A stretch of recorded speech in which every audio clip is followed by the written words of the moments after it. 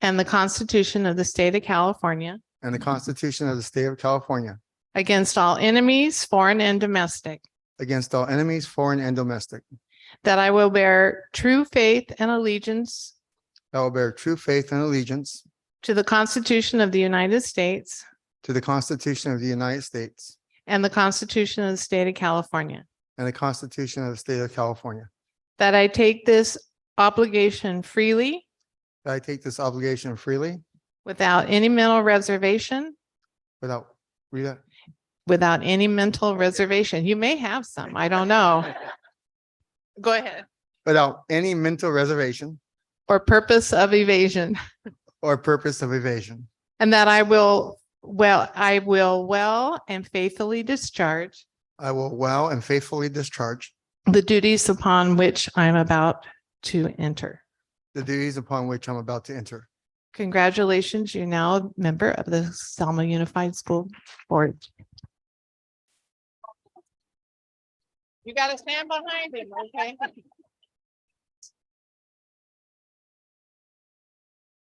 So I'd like to introduce Mr. Fedor, if you would bring your microphone, please, and hand it to Mr. Orozco, who is going to swear you in. And Mr. Orozco, you're welcome to use mine. Ashton, you're going to help him out? That's great. Yeah. All right. Get your kids in there. Yeah, get your, yeah. All right. Oh, Yep, ready? Yeah.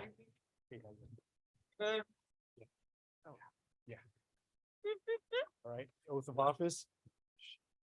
I, Joe Fedor, do solemnly swear or affirm that I will support and defend that I will support and defend the Constitution of the United States the Constitution of the United States and the Constitution of the State of California and the Constitution of the State of California against all enemies, foreign and domestic, against all enemies, foreign and domestic, that I will bear true faith and allegiance that I will bear true faith and allegiance to the Constitution of the United States to the Constitution of the United States and the Constitution of the State of California. and the Constitution of the State of California. All right, That I take this obligation freely that I take this obligation freely without any mental reservation without any mental reservation or purpose or purpose of evasion, of evasion, and that I will well and faithfully discharge and that I will well and faithfully discharge the duties upon which I am about to enter. the duties upon which I'm about to enter. That's it. Thank you, Mr. Fedor.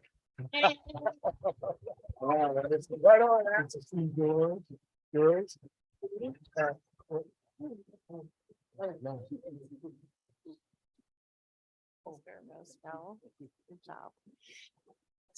Oh, you can take yours. So Mrs. Kessler, would you come up, and Dr. Tushu is, I saw, there he is. Hi. And would the Kessler family like to join her? Please come. That's okay. Thank you.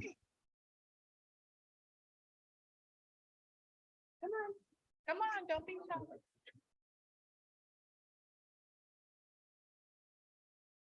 shy. In front with Maria.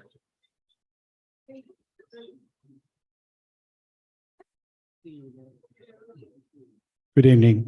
Thank you for the privilege. Thank you for the privilege. Will you raise your right hand, please? I, Estela Kessler, I, Esther Kessler, do solemnly swear do solemnly swear or affirm or affirm that I will support and defend that I will support and defend the Constitution of the United States the Constitution of the United States and the Constitution of the State of California and the Constitution of the State of California against all enemies, against all enemies, foreign and domestic, foreign and domestic. that I will bear true I will be a true faith faith and allegiance to the Constitution of the United States and allegiance to the Constitution of the United States and the Constitution of the State of California, and the Constitution of the State of California, that I will take this obligation freely that I will take this obligation freely without any mental reservation without any mental reservation or purpose of evasion, or purpose of evasion, and that I will and that I will well and faithfully discharge well and faithfully discharge the duties upon which I'm about to enter. the duties that I am about to enter. Congratulations. Thank you, Dr. Thank you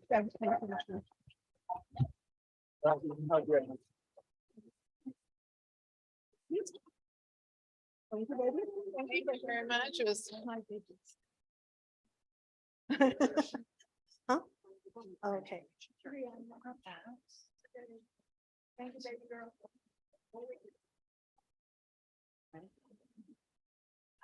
Yeah, sure. Yeah. You do a resolution or you want me to?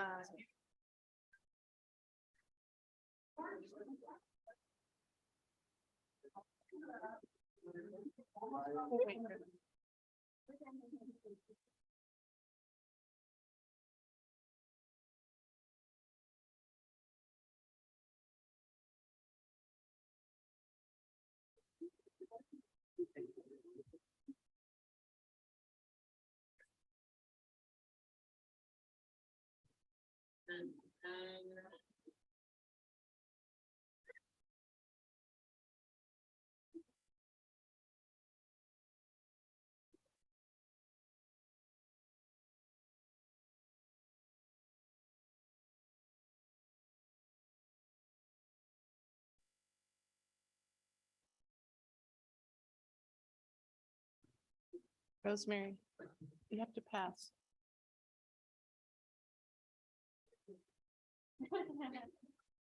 I'm gonna do this right here, and then I'm gonna do this. Yeah, and then I'm gonna turn it over.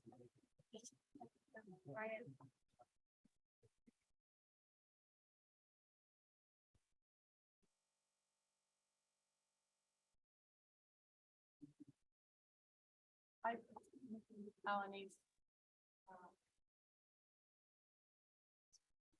I know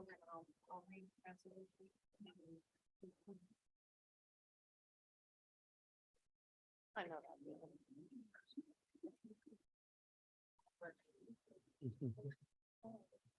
Item number 3, resolution FY 23-28 in the matter of unopposed and insufficient nominations of governing board elections.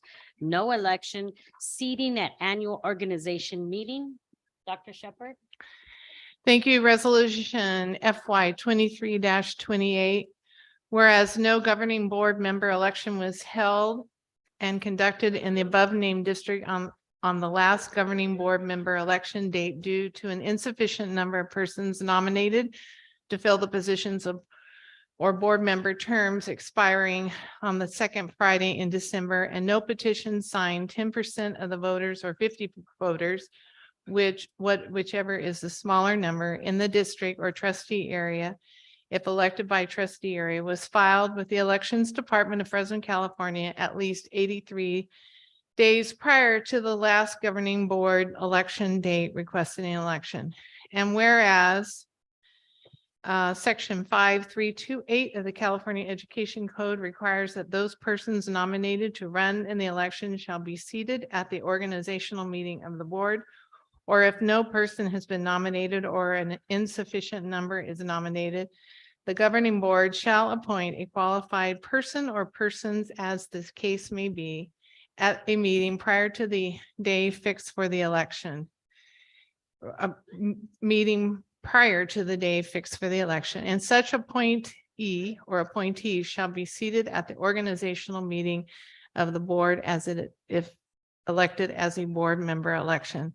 Now therefore be it resolved that the governing board of the above named district, Selma Unified, hereby submits that the following are seated either by operation of law because they ran unopposed for the office or appointment of the governing board. Trustee Area 5, Mark Medina. So you need to take a vote on that. The foregoing resolution was adopted this day, December 12th of December 2022 at the duly called annual meeting of the governing board. I make a motion to pass resolution FY 23-28. Do I have a second? I'll second. All in favor? Aye. Opposed? Resolution passed. Thank you. Next, moving over to approval of agenda. Do I have a motion to approve of the agenda?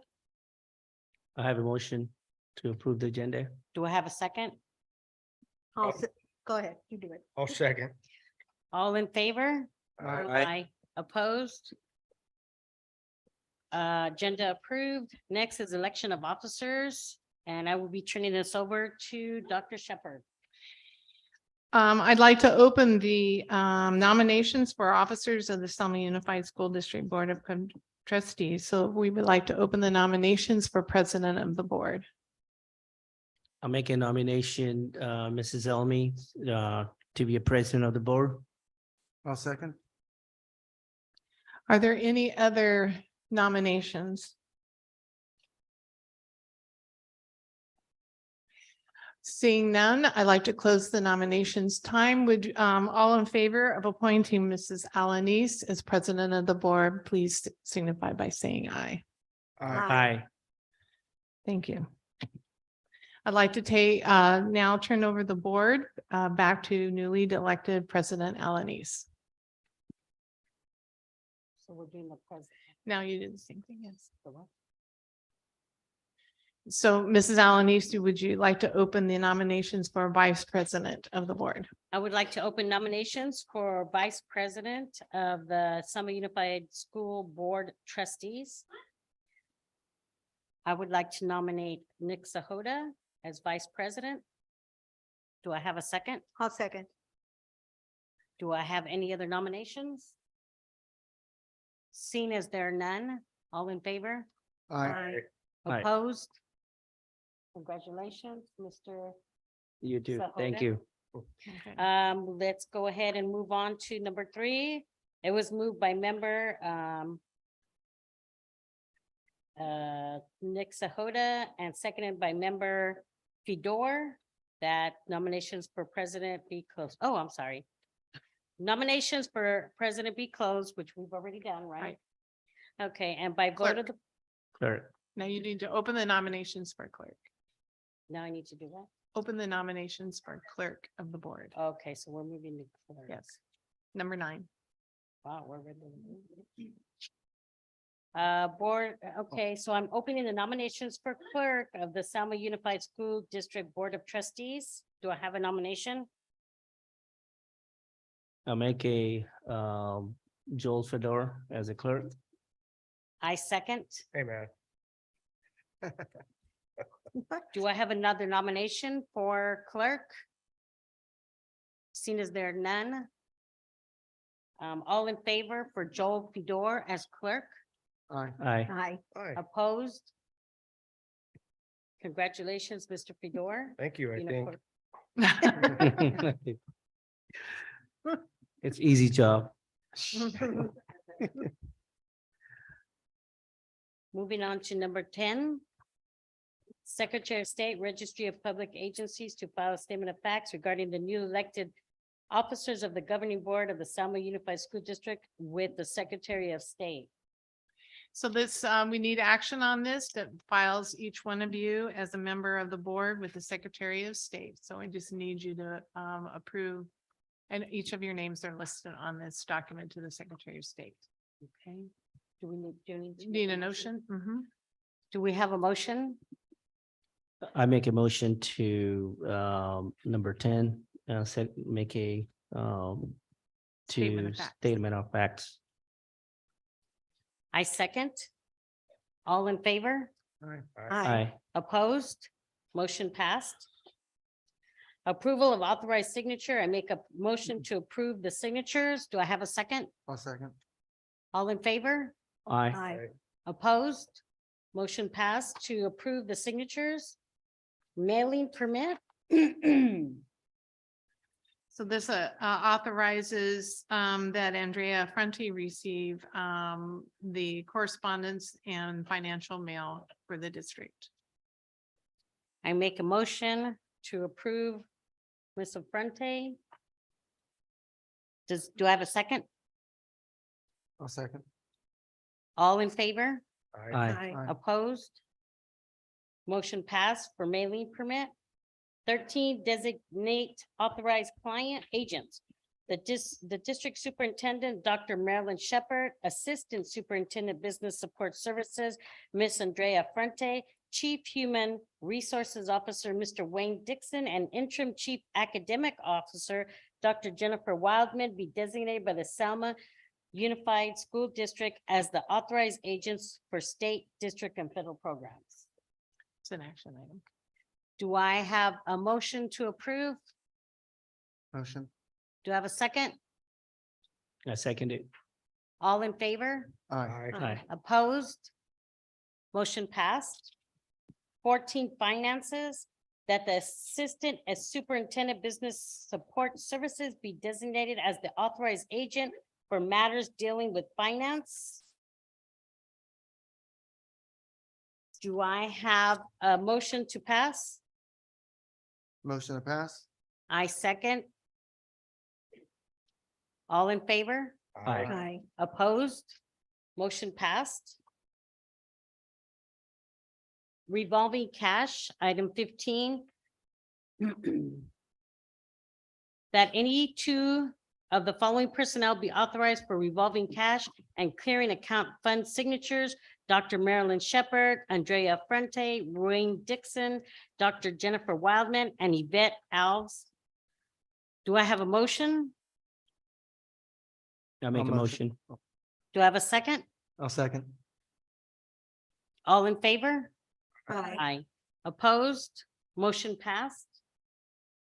16, cafeteria fund, that any two of the following personnel be authorized for cafeteria fund signatures. Dr. Marilyn Shepherd, Andrea Frente, Wayne Dixon, and Dr. Jennifer Wildman and Jason Hoops. Do I have a motion? I'll motion. Do I have a second? I second it. All in favor? Aye. Aye. Opposed? Motion passed. Secretary. Dr. Marilyn Shepherd, District Superintendent, be designated Secretary to the Board of Trustees. Do I have a motion? I'll motion. Do I have a second? Second. All in favor? Aye. Opposed? Motion passed.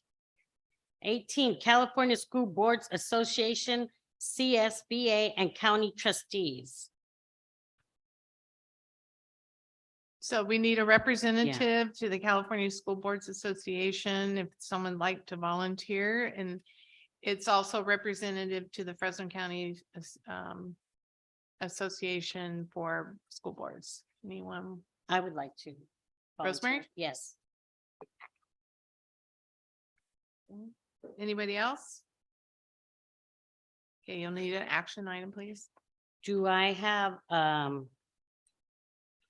a motion to approve Rosemary be designated as the representative to the California School Boards Association and to the Fresno County Trustees Association? I'll motion. I'll second.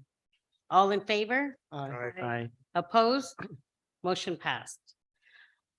Let's see, and the District of Government. 19. 19. Yes. So we need, I- one representative and an alternate for the Valley Regional. I'm making a Occupational. motion to have Nick Sahota be the Okay. member and the alternate Joe Fedor. And the district superintendent, Dr. Marilyn Shepherd, be designated the representative to the Valley Regional Program. So we'll have Nick Sahota and Joe Fedor. I'll second that. All in favor? Aye. Aye. Opposed? Motion passed. Legislative Network. Does anybody volunteer to be designated as a legislative network representative? I'll volunteer. Want to go. Well, do we have a motion? I make a motion to be Mark Medina as a designated legislative network. I second it. All in favor? Aye. Opposed? Motion passed. Mark, you're now the designated legislative network Wow. representative. Congratulations. Committee district organization. We need a volunteer to be designated as the voting alternative representation to the Fresno County Committee on School District Organization for 22 and 23. I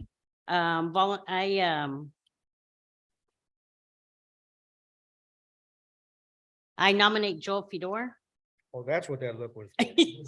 Oh, I see. And Nick Sahota, are you up to it? No, if you, I nominate Estea. Are you up to it? Yeah, so I'll be okay. Okay, so we have Joel Fedor and Estea Kessler be designated as the voting alternative representative to the Fresno County Committee on School District Organization for 22-23. All in favor? Aye. aye, Opposed? Motion passed. Congratulations. Fresno County Self-Insurance Group, Agency Board, Self-Insured Schools of California, and Organization of Self-Insured Schools. I need a volunteer to be designated as a representative of Fresno County Self-Insurance Group, Agency Board, Self-Insured Schools of California, and the Organization of Self-Insured Schools, and that Ms. Andrea Enfrente be designated as the administrative representative with Dr. Marilyn Shepherd to serve as the alternate. Do I have, I'll do it. okay, Mark? Does anybody else volunteer? All in favor? Aye. aye, Opposed? Congratulations, Mark.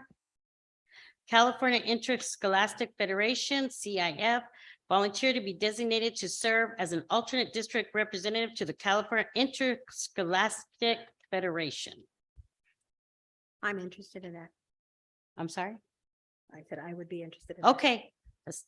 I second her, yeah. Okay. Who, okay, all in favor? Aye. Opposed? Motion passed. Congratulations.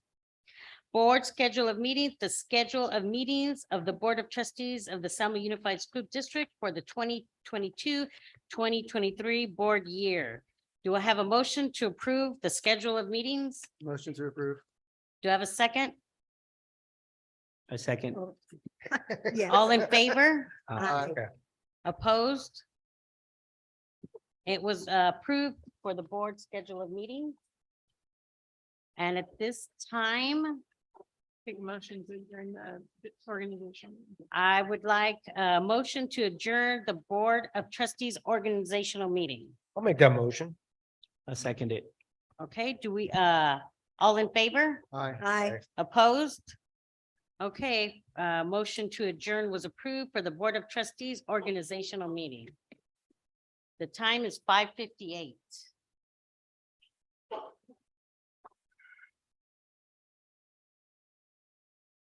Moving on to our Selma Schools Financing Corporation of Directors. The time is 5:58.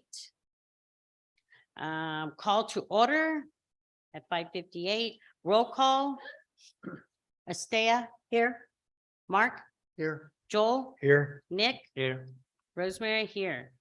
Do I have a motion to approve the agenda? So moved. So moved. Okay, do I have a second? I second. Okay, all in favor? Aye. aye, Opposed? Motion passed to approve the agenda. Resolutions, resolution FY 2023 and 2027 election of officers. Be it resolved by the directors of Selma Unified Financing Corporation, that the following persons are elected to the offices set forth opposite their names below as the officers of the corporation to serve until the election and qualification of their successors as provided in Article 4, Section 4.02 by the bylaws of the corporation. President Rosemary Alanis, Vice President Nick Sahota, Executive Director Marilyn Shepherd, Treasurer Andrea Frente, and Secretary, do we want to appoint somebody, well, Mr. Fedor, since you're the clerk of the board? That work? The following resolution was adopted by the Selma Unified School District of Fresno County as a regular meeting of said board held on December 12th, 2022 by the following vote. This is a roll call vote, please. Mark Medina. What, a yea or nay? Which one? It's Just Either one? yes or no? Yes Yes. or no? Yes. Estea, Yes. Joel, Yep. Nick. Yes. Rosemary, yes. Motion passed, approved. Resolution FY 2023-27. Resolution FY 23-29, appointing time and place of the organization meeting, Selma Schools Financing Corporation.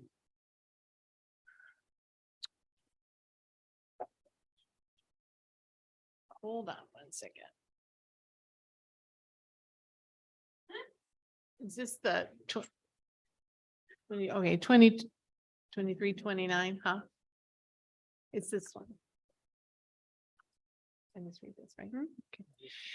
The County of Fresno, I, the undersigned, do hereby certify that the foregoing is a true copy of a resolution duly and legally adopted by the governing board of the district at a regular meeting thereof at said time and place by the vote stated, which is the vote that you just took, which resolution is on the file and on record in the office of said board on December 12, 2022, and that said resolution has not been revoked. And the clerk, Mr. Fedora, will be signing this document should you pass this resolution. Is this a roll call resolution? Yes. Okay, motion to approve, Mr.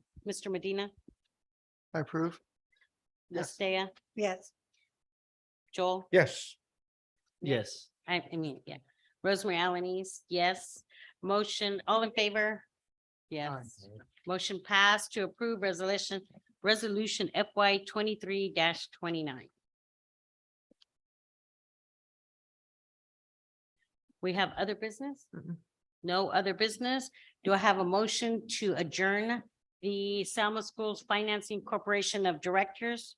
I make a motion to adjourn at 6:02 PM. Do I have a second? I second. All in favor? Aye. Okay, it's approved. 6:02, we're adjourning.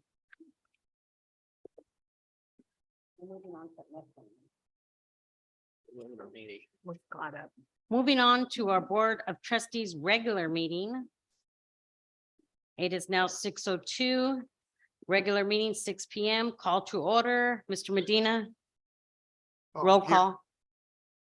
Estea, Here. Joel, Here. Nick. Here. Rosemary here. Flag salute. Mr. Medina, would you like to conduct the flag salute? Okay. If we're all rise.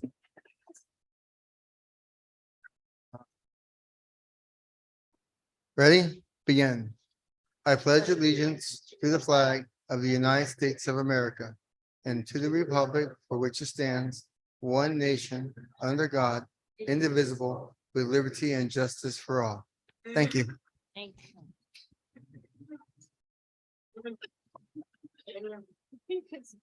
Moving forward to item number 5, we have approval. I need a motion for approval of the agenda. Do I have a motion? I motion. Do I have a second? I second it. Okay, you got it, all right. All in favor? Aye. Aye. Opposed? Approval of agenda passed. 6, recognition of guests and visitors. So we'd like to, I don't think well, first of all, I like to recognize all the teachers. Would all the teachers stand up, please, and all certificated employees? Welcome to our meeting. We're so glad you're here. Give them a round of applause.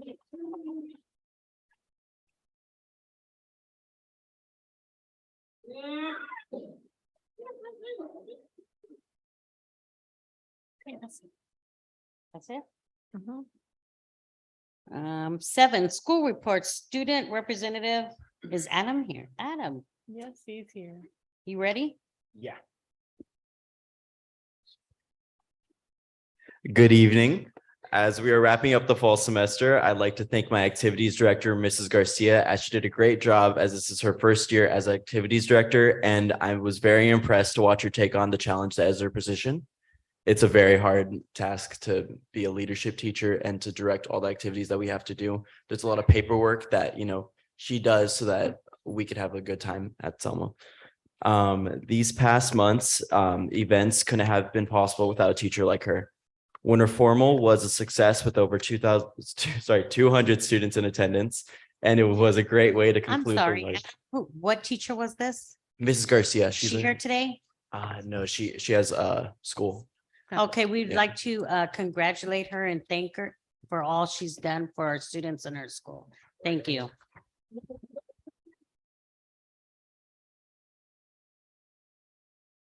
Winter Formal was a success with over 200 students in attendance and was a great way to conclude the large events for the first half of the year. These past few weeks have been great as we look towards the future of next semester. We can't wait for the events we're able to put on. Sports report, the boys basketball team is 7-2 and is playing at a really high level with some big wins. The Bears played in the semifinals in the Inuba tournament and are preparing for conference play in January. Nick Esparza Thursday night scored his 1,000th point versus Washington Union to join an elite club of 1,000-point scores in Selma High history. Lady Bears are 4 for 4 and play home tonight versus Mission Oak. Boys soccer is off to another outstanding start with a 7-1 record and will compete for another league title this year. Lady Bears soccer defeated Sanger West 9-1 and is preparing for league play as well. Wrestling, both Lady Bears and men have started their young seasons and both are preparing for some very big tournament invites over the break. Our winter athletics are working really hard and are fun to watch. Come out and support our Bears. Leadership would like to thank our staff, parents, and students and wish a very happy winter break. We deserve it. Thank you. That was great. Thank you.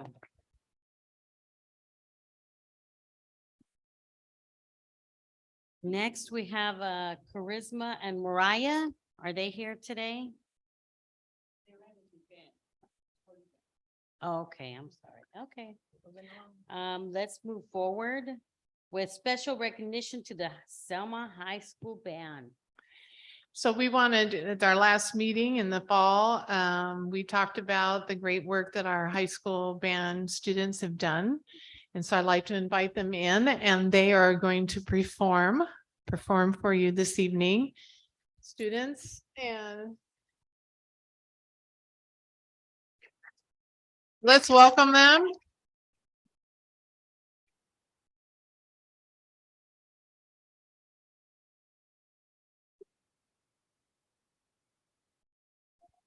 Back over there. Okay, for the audience, it's fine. So Mr. Lima, while your students are coming in, would you take a few moments and share with the board and our audience the different activities and the recognition that our amazing Selma High School band has received this year? Awesome. Hello, everyone. Thank you so much for inviting us here tonight. The group that you see before you today is the Selma High School Field Show Ensemble. This is the competitive element of our marching band. It is one of many, many, many parts of our band program. Here at the high school, we have a color guard class. We have a concert band, parade band. We have this field show ensemble. We have a percussion ensemble. We have a jazz band, a guitar ensemble.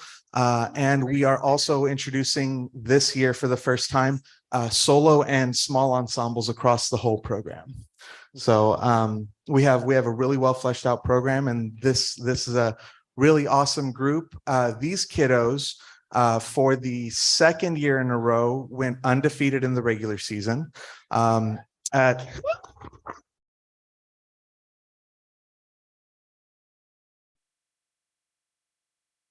At all of their competitions, except for one, they took all 5 high awards. So that is for percussion, color guard, music, visual, and general effect. These students placed second in regional championships.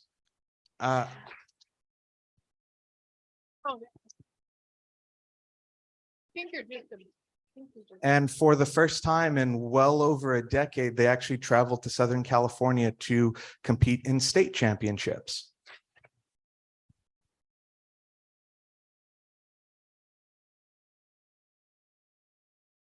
So without any further ado, we're going to go ahead and perform what was supposed to be their Christmas parade march Unfortunately, that didn't work out, but we're going to take this opportunity to perform it for all of you. And that is the Royal Christmas Parade by Gary P. Gilroy.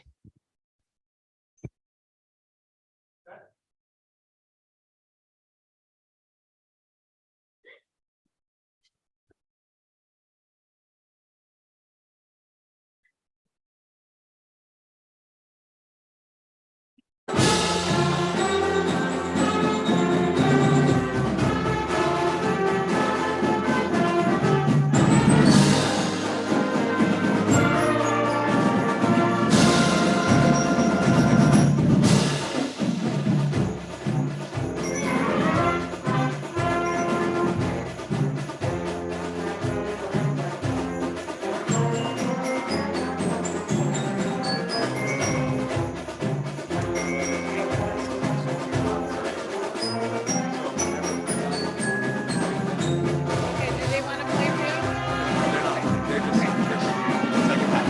And when they're done, bring them in.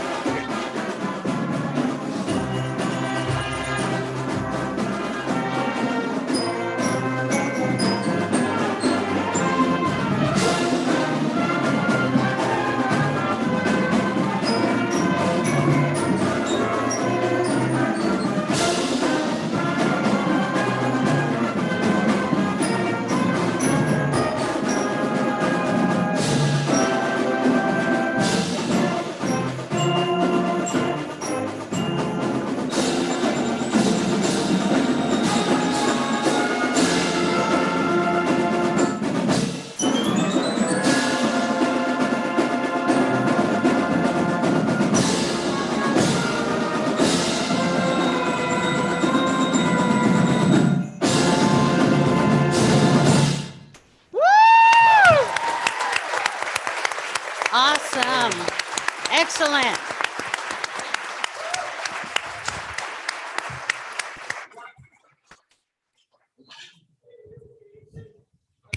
There we go. All right, we're gonna take a quick second. These guys got a bunch of equipment. I'm gonna run them outside real quick to go drop it. And while they're doing that, we're gonna bring in the ALMS band. They're here with us tonight as well. And I'm gonna hand over the microphone to Julia Lucero and Miss Jimenez.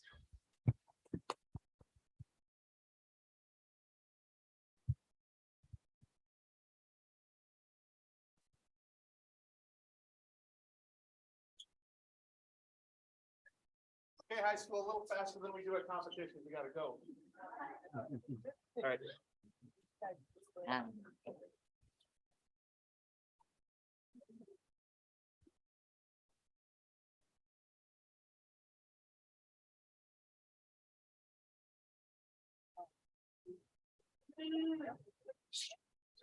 Let's go.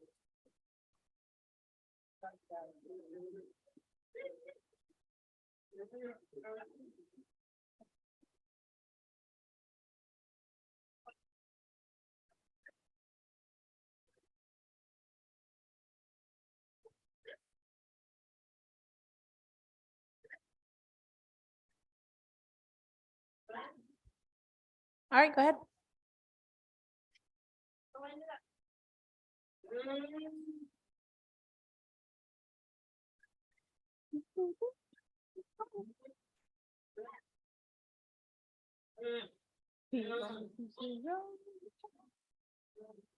Good evening. I'm Julia Lucero. I am one of the ALMS band directors. This is a portion of our marching band. We had rehearsal tonight, so a lot of our kiddos barely got out. We just wanted to let you guys know of our awesome season that we had this year. This was our first year competing since COVID. We competed in, I believe, 3 parades. Our last one was our biggest one. We went up against 6 middle schools and we placed second. We were 1.5 points away from taking first.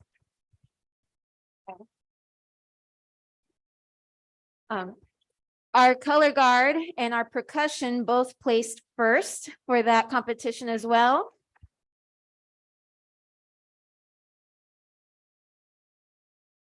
And our drum major placed second. So we are very, very proud of them all.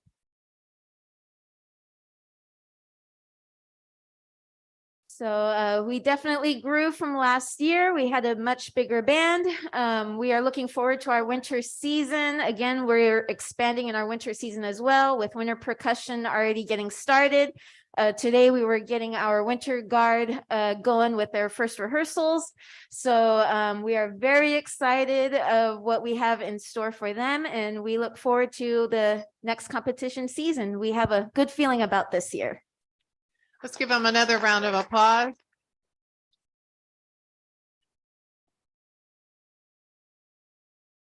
So we wanted to take this opportunity, the board, students, why don't you turn around and look at the board? Turn around, about face, right back here is the school board. And we're very proud of you, and we will have certificates for each and every one of you. And we want to thank you for coming out tonight and representing Selma Unified so well. We're very proud of you, and I'm so happy to see that we're growing. That is very awesome. Another round of applause for all our band students and our directors, please.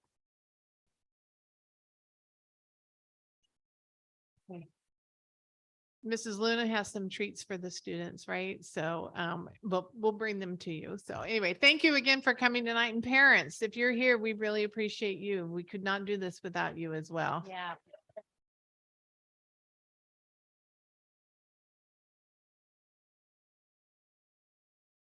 He's going to direct you out the door. It's like, yeah. Very nice.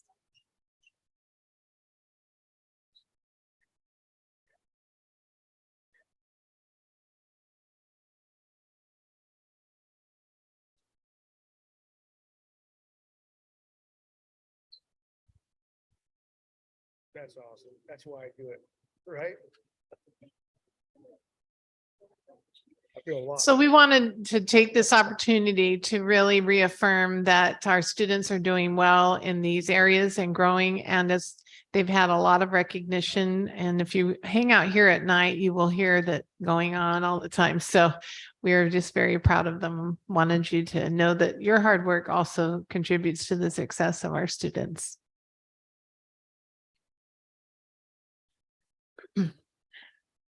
Moving on. Site leader report. So since we ended with the middle school, I'll have Mr. Lane come up and give a brief report of what's going on at ALMS.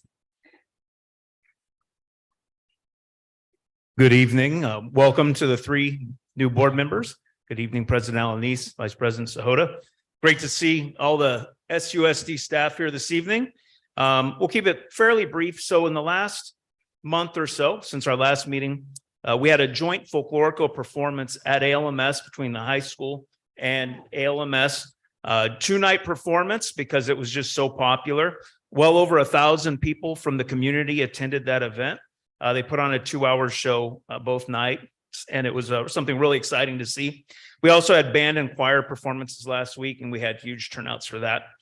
Currently, what we're working on, one thing is we're going into the looking into the future. We've contacted all the elementary schools to start to prepare for a 6th grade in-person orientation that we'll do over 3 days at ALMS to introduce them to the campus, give them a tour, and then give them a chance to meet with some of our electives teachers so they get a kind of an idea of what their options are to see what might appeal to them most, as well as introduce them to the different sporting events and sport teams that we have available to them.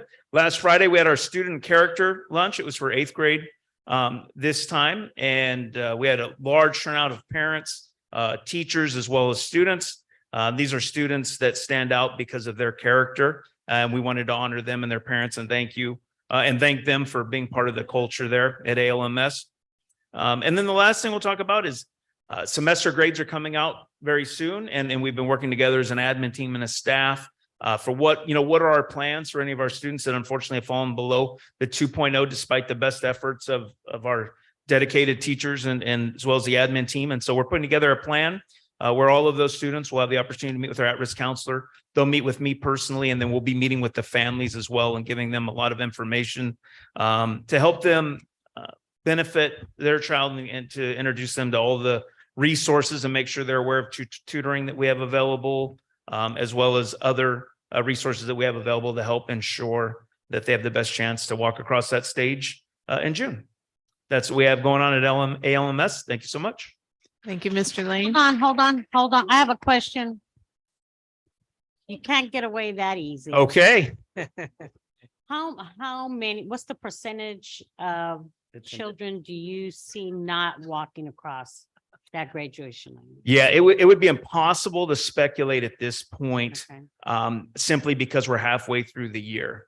I'd say right now we have about 16% of students that are right around 2.0. A large number of them are between 1.43 and 2.0. When we look at the data closely, the students who are between a 0 and a 1.0, attendance is a major issue, and we're implementing some things at the district even as early as recently as last week, I should say, to help increase the communication that goes home when we have excessive absences, to make sure we're all on the same page with that.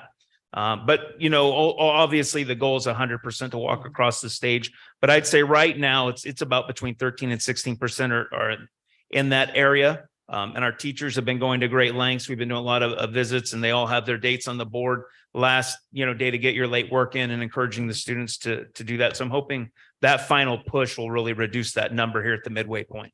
So when you say pushing communication, how are you pushing communication? Which way? So in terms of attendance, there'll be letters that are automatically generated to go home. And this is with tardies as well as absences, even excused absences, because it's important, even though they're excused, to let parents know, hey, this is how many absences we're at. And it helps to address, this lost minutes, lost instructional minutes, just to ensure that we're all on the same page. Do we do any calling? Yeah, we definitely, a call goes home when children are absent. And then for the students that will be under the 2.0, they're going to get communication, written communication, electronic, and then they'll be getting calls as well. And my goal is to meet with 100% of those parents at the administrative team to make sure that we have that face-to-face meeting. And then teachers will be invited to be a part of that as well, if they'd like, and we'll get them a sub, or if it's after hours, pay them for their time. So we do have social workers at your site, right? We do. Do the social workers, if the child doesn't attend so many days in a row, does a social worker go to their house to see if they're okay? We will do wellness checks if it's really, if there's a large number of days and we haven't seen a child, the call will go home, so we can ensure that we know, is there something tragic that's gone on? Are they still at the address? Are they still in the district? So yeah, our social workers do a really nice job of making home visits to ensure that that communication is going forward, and that we emphasize the importance of school and finding out, hey, why is it that you aren't coming to school? And it kind of goes to ALMS climate survey that we took, and I kind of shared at the last board meeting. We want to know how our students feel about the campus and the culture, and got really positive results from that survey. Okay, thank you. Okay, thank you. Appreciate it. Thank you, Mr. Lane. Dr. Pickle, would you like to give an overview of Selma High?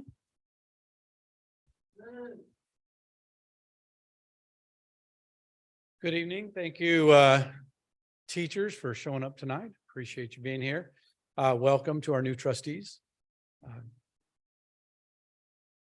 Events at Selma High School have been we've been pretty active at Selma High. As Adam has said, the winter formal took place right here this last Saturday night. 236 kids were present. They had a blast. Place didn't look like the dining hall. Certainly didn't. The kids transformed it into definitely a different scene. It was very classy, which was a very good thing. Right now, the push on campus is getting ready for finals, which starts Wednesday, Thursday, and Friday semester finals. It's a big time because grades in high school matter. They go on, posted on the transcript, so everything matters. So staff is focused on getting reviews done, been out in the classrooms. They're reviewing, getting kids ready to take these tests so they can do really well. Our counselors and our PBIS aides have been meeting with students on the at-risk list to make sure that we can get them prepped and ready. Attendance calls, to piggyback off of that question, attendance calls are going out. Home visits are being made. Attendance right now is up. We're up from where we were last year. So last year we're actually beating our last year number by 5%. So we're right now tracking at 93%, which is not where I want to be. I'd like to see us up higher than that at 100%. The goal would be to to get them up in the second semester, but right now we're tracking at 93%. Sports are going wild on campus. We have boys and girls basketball, boys and girls soccer, boys and girls wrestling, active, all the way up through tonight. Then they take a break for finals so we can get the kids. What we try to do is not schedule kids any activities during their finals so the kids can focus on their academics and not have to worry about a late game out till 9:30, 10 o'clock at night. They get some rest, come in ready to take those tests. You heard band and winter percussion. I really want to give extra kudos to the band and their fall season. They really did well. They are the amount of time that these kids put in, and the extra hours of practice, and then all of the evenings and all of that. It's really phenomenal. And those kids don't miss a beat. Once they finish field show season, they move right into the winter percussion and guard season, which they're in right now. And if you haven't had an opportunity to come into the gym to see one of their winter percussion shows, it's pretty amazing how they interpret the music and move around that gym floor. So that is currently going on. It'll go on through February for winter guard and winter percussion, which a lot of students don't even know that that's happening. So we really want to highlight the band. And then, of course, right now the staff is prepping for LPAC testing, which is coming up in February, our WASC visit, our accreditation visit in March, and then, of course, state testing in April. Those three big events are successful because we have a staff that plans meticulously for the success of those events. We must remember that nothing happens by chance on a high school or any school campus. It happens because you have people that care and plan meticulously for their success. That's what's going on at Selma High School. Any questions? Thank you.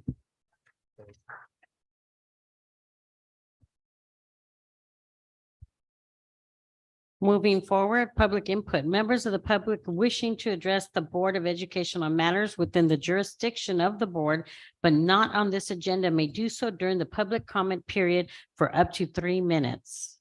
Public comments on specific agenda items are heard under that item. For the public record, please state your name. So I'd like to invite up Eleanor Esqueda.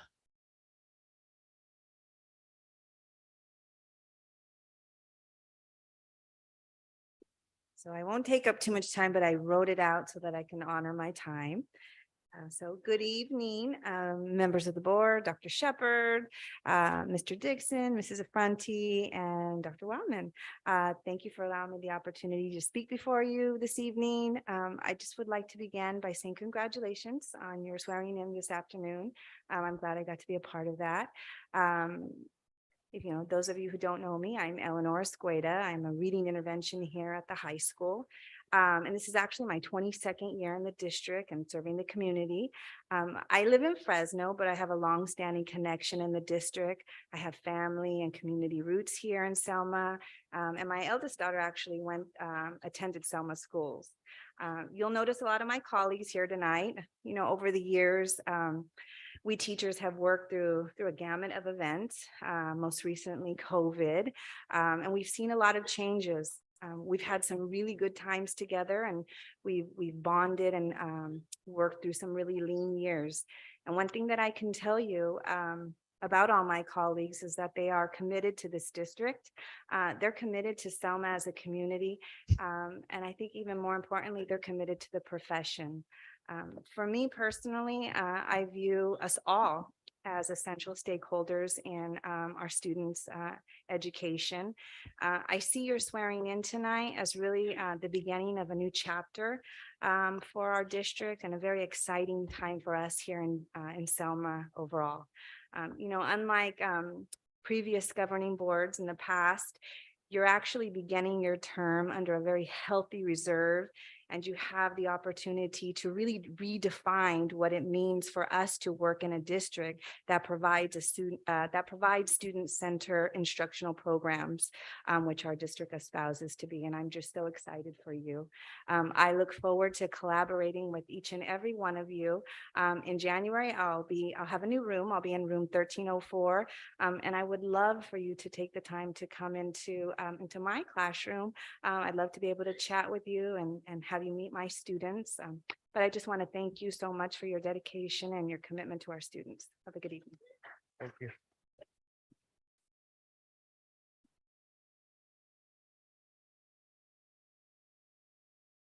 I would like to invite up Sylvia Emerson. Hi.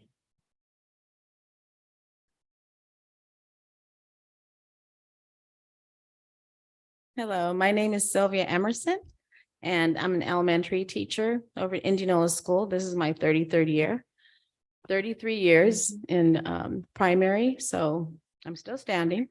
But I just want to say a couple of things. The first thing I want to say is seeing all the kids in the band here with the Black Bear Brigade was tearjerker. I just looked at so many kids from Indianola, just like, Adam, just a lot of leaders and kids that participate. And I think, wow, you know what, teachers, if anything, kids will remember. Maybe they may not remember a lesson you did, but they're going to always remember how you made them feel and you make a difference. The other thing I wanted to say was I'd like to, this is a statement made by Caesar Maciel, a coworker of mine at Indianola. And he said he'd like to welcome the new board members, and he'd like to cordially invite everyone to Indianola School for the Christmas program, which is going to be on Wednesday, December 14th at 9 a.m. for the primary.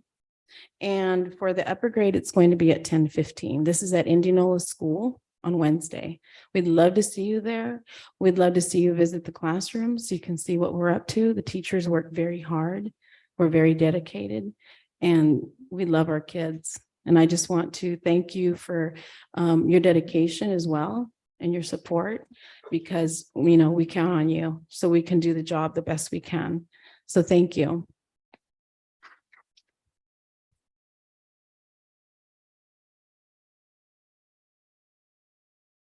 I'd like to invite up Ricky Morales. Ricky Morales. There he is.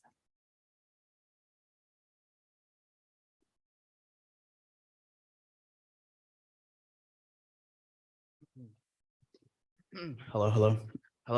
Thank you guys for your time today. My name is Ricky Morales. I am the sibling of a current Selma. Sorry, it's been a while since I publicly spoke. Brother of a current Selma High wrestling athlete. What we're here to talk about today is a designated space for the Selma High and ALMS programs. The Selma High wrestling program has a rich tradition. If you obviously in town, we hear about the program and the successes it has, but bigger than the city itself, bigger than the school itself, we are recognized throughout the state and nationally. One of the talking points I have here is just the success of the girls wrestling program alone. In the 11-year program that in the 11 years that the CIF state championship has been sanctioned, Selma High women's wrestling has won it 3 times. We are the winningest women's program in the state. Thank you. Our girls are tough, but our boys are also just as tough. The boys program has produced state and individual medals at our state tournament for 20 plus years that it's been a sanctioned tournament. We currently have 13 college athletes that are alumni of Selma High that are wrestling in college currently. We had 2 Selma alumni wrestlers win a state title this weekend for Fresno City just recently. But the designated space we're looking for would be something that would elevate an already elevated program. I think it's been due for a long time. I feel like we deserved it, and everything we do, the program that we put out here is with the intention to represent not only the school district but the community of Selma. We are a small, close-knit town, and for us being the small program that we are, we compete at a D1 level. We are the only sport on campus that competes at a D1 level, that competes on a state level competition every single year. And that's part of the culture we've built, the culture that we have. And I know we'll have other speakers up here to kind of fully elaborate on what I'm saying today, but that's what we're looking to prove to you guys and speak to you guys about, and fully give you guys a little bit more introduction to Selma Wrestling as a program and as a culture. So thank you guys. That was wonderful timing. Good job. Nancy Alvarez.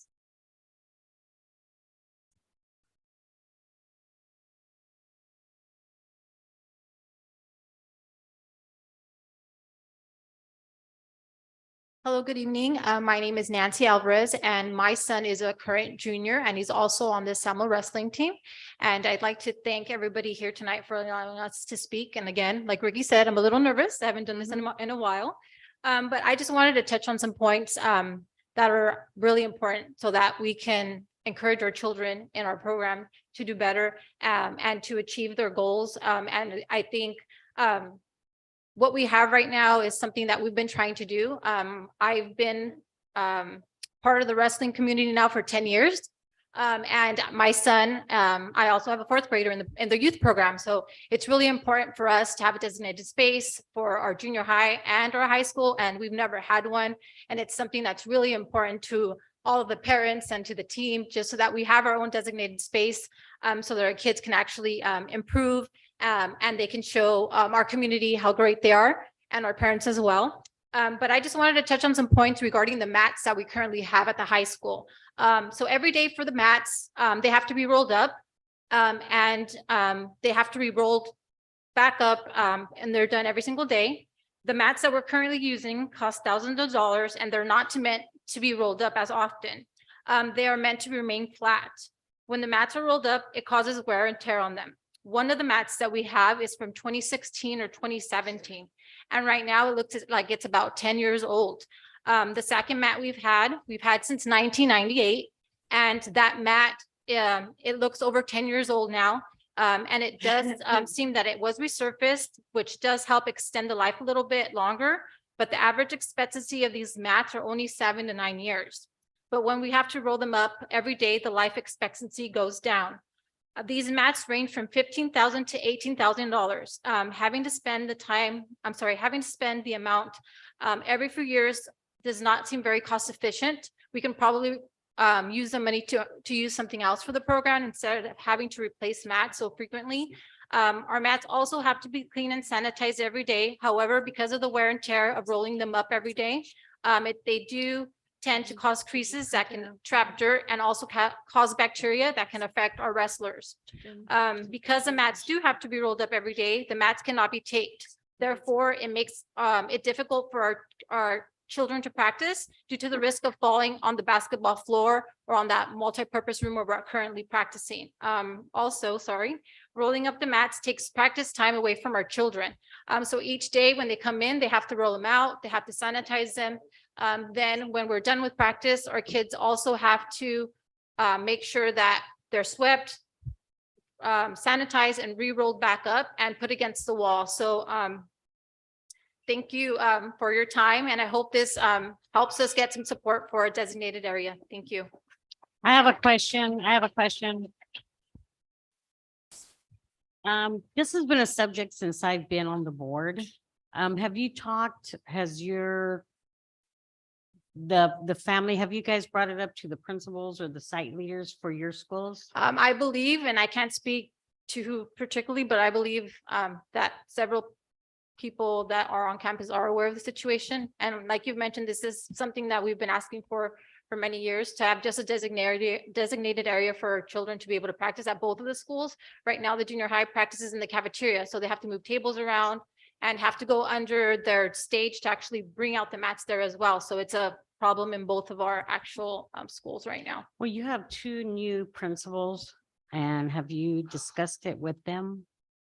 I can't speak on that per se. Our coach is actually at practice right now, I believe, our wrestling coach. So I'm not sure. I can definitely ask him if Can he you has. ask? I mean, you guys are parents and, you guys are our bosses, actually. So you really need to bring it up with your site leaders, and then your site leaders will discuss with Dr. Shepherd, because Dr. Shepherd is amazing. So your voice is heard, and your site leaders, you should be speaking with them. Okay, thank you so much. Thank We will. you. Let me whip out a wrestling room somewhere. Well, good news. We're going to hear about Measure L, so that could be some help there. Mr. Sepulveda, Robert Sepulveda, is he here?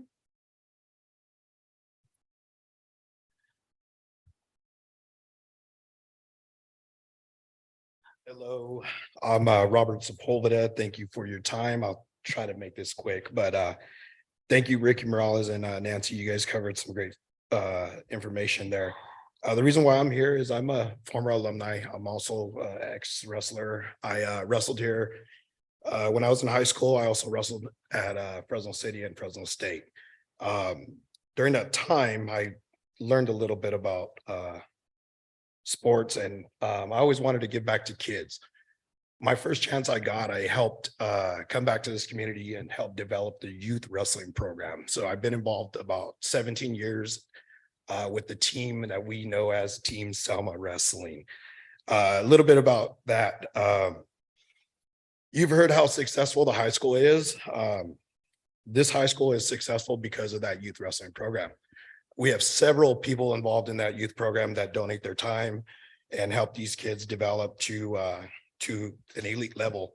I don't know if you guys know this, but Selma is one of the most concentrated area for world team medals. We've actually have 7 world members or 7 world medals that actually sit and live here in town. That's more than any like metropolitan area. And it happens because the community really does care about the sport. In years past, I've seen, people address these issues that we're speaking of, the mat issues, the designated space, and it's always seems to get brushed aside. I can't really explain why. I don't have an answer to that. I have an older son that wrestled here, and I seen the same issues happen at that time. Now my concern is I have a younger son coming. He's a 13-year-old at the Lincoln Middle School. And I really do fear that when he gets here, there's going to be these problems. And, there's a good chance that we could be facing some, some things that may affect where he goes to school or post high school.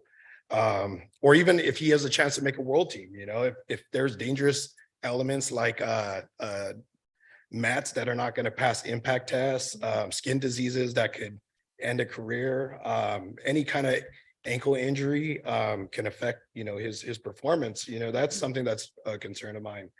So if you guys can just, if we take the necessary steps, if you could please take the time and consider a designated space for the wrestling program, either at the high school level and the junior high, it'd be greatly appreciated. There is a history of wrestling here in town. Everybody knows a wrestler. Everybody is related to a wrestler. This is one of those cities where it means something, and so I appreciate your time. Thank you guys. Thank you guys for your time, and I really appreciate it.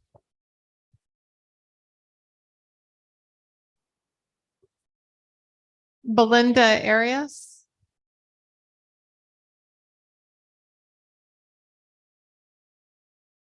I think she's going to talk about wrestling. Yes, I am. Welcome. Hi, my name is Belinda Arias, and I myself have a daughter here that wrestles. She's a senior this year and a state champ. Oh, wonderful. We worked really hard. we work really hard. These Yeah. all our kids, they work hard every day. And I heard also like a lot of these athletes are gonna take a break from their finals. We don't take breaks. We work. Our kids work hard for what they do, and it's a great accomplishment. And I would love to see a wrestling room for these kids, you know, they deserve it. They work hard. My daughter started wrestling 10 years. And I also have a son who wrestles for Fresno City. He placed at state, so very proud of him. And I know they all said what we want, you know, a wrestling room. We would love to see their own wrestling room, a wall of champions on that room. It would be great motivation for these kids just to see that. So thank you. Thank you for your time. You're welcome.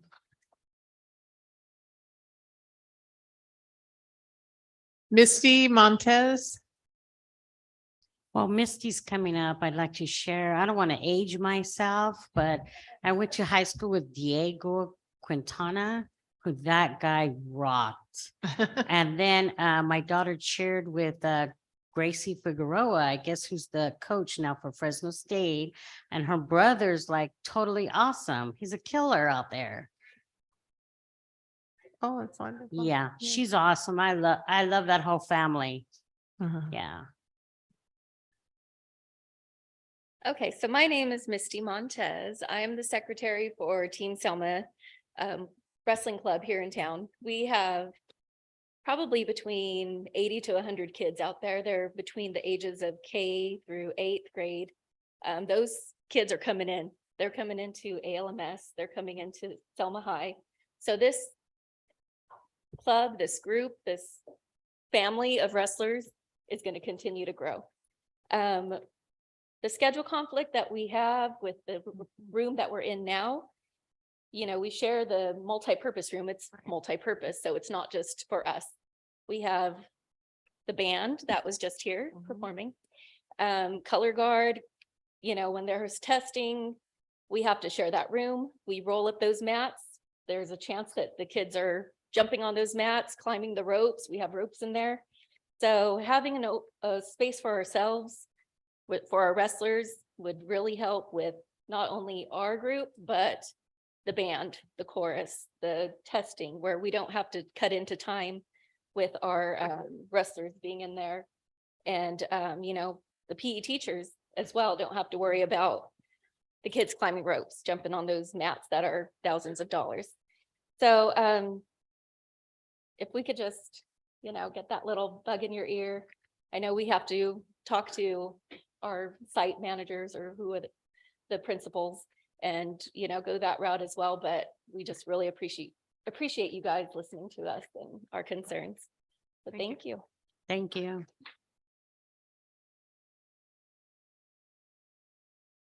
So before I call up the next speaker, who's not going to talk about wrestling, this is a common issue in many districts. And in every school district where I've been superintendent, it's been an issue trying to find space for wrestling, the rolling. It's so it takes time, but fortunately we may have some ideas. So, but thank you for coming tonight. And I've heard great things about the wrestling here. So, all right, I'd like to invite up Lizette Salgado.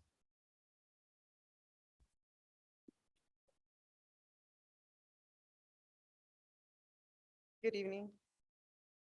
I'm Lizette Salgado, and I am a Selma resident, Selma High alumni, Selma Unified School District parent, and I'm a current board member at Centro de Flocod here in Selma. And I'm here to address an invoice that's on your agenda for tonight. It's an invoice that's titled number 1 to Manuel's Folkloric Dance Company. And the invoice for the amount is $6,000 for a winter camp. For several reasons, this invoice was flagged. A few concerns to our board members at Centro de Flocod. First, the company's name and mission statement and the image on the invoice. The image on the invoice is a picture of Amalia Hernandez's Ballet Folclórico de Mexico image. If you Google this worldwide famous dance company, the image is seen. It's the first one that's popped up and seen on this Google search. Also, the mission statement that is stated on the same exact invoice is almost verbatim to our mission statement at Centro de Flocod that's stated on our website. Lastly, if you Google Magnus Folkloric Dance Company, there are no findings that it exists. And I question if this company is valid, who recommended this organization. And I asked the school district to be fiscally responsible for the invoices presented to the board and the payments. And also, who are your consultants? I asked that it be more transparent. I would ask that you consider a bid from our Mexican folk dance studio that's located here in downtown Selma, which has been serving the community since 2016. We are a nonprofit organization. Our mission is to cultivate the love of Mexican folklore and the folklore of our community through traditional dances. We also encourage our own stories to be told through dance. We have built an inclusive and an emotionally safe space at our studio. We have highly trained instructors who have studied the dance and curriculum from several professionally trained teachers within the United States and in Mexico. Our students at our at our dance center are Selma Unified School District students. All the funds that are raised at our studio go directly back to the students and to our community. We are currently working towards adding money to our scholarship fund to be offered to our high school seniors that attend Selma High School at the end of this year. We also provide scholarships to low-income families to pay for their dance classes when the opportunity is granted. We would also like to be considered for the workshops at Selma Unified School District and collaborate with Selma Unified. We have the knowledge of California Common Core Standards, the new framework for visual and performing arts. We have staff that are trained with special needs, English language learners, and children with trauma due to adverse childhood experiences. We hope you consider our bid and that you table it in, and I thank you for your time and consideration.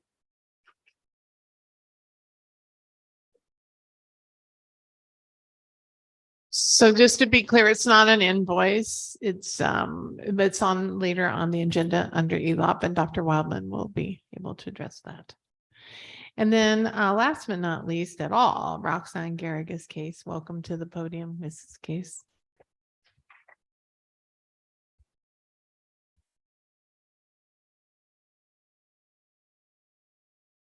Well, good evening, Board of Trustees and our district leadership.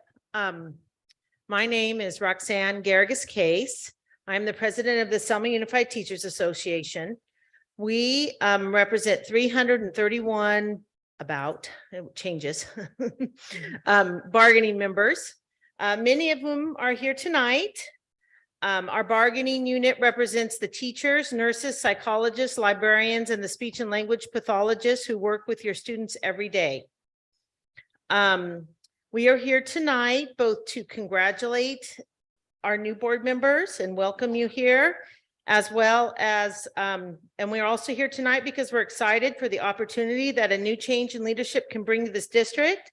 We are here tonight to make our commitment clear to building relationships with our board, our new board members, our parents, and our community partners to build the best district that are for our kids that is possible.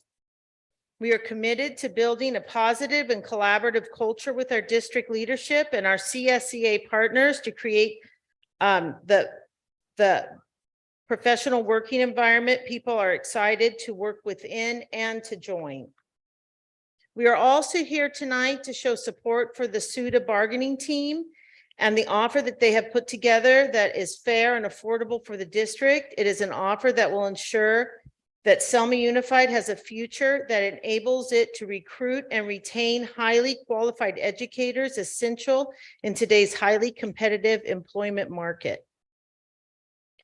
SUDA leadership is always open to questions or discussions on topics or issues.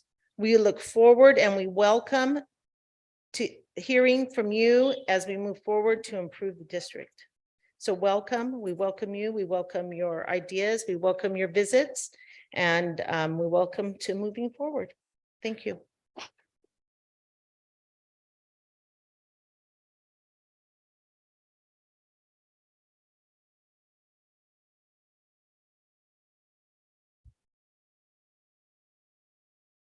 Moving right along.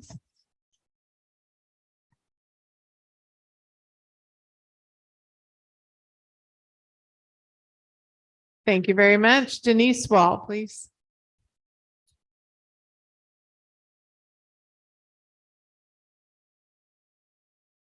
Hi, I'm Denise Wall, and I think I should have gone before Roxanne. So. You better have something really good to say, huh? I know, I'm a first grade teacher at Indianola. This is my 23rd year, and I want to say congratulations. I recognize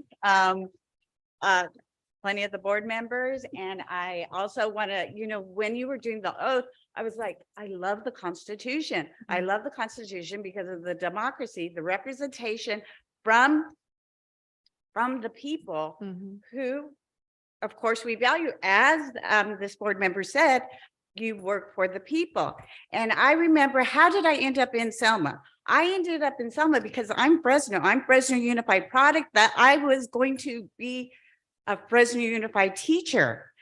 But I came under the leadership of Jennifer Looney. And I know some of you remember Jennifer Looney, and she was wonderful, wonderful.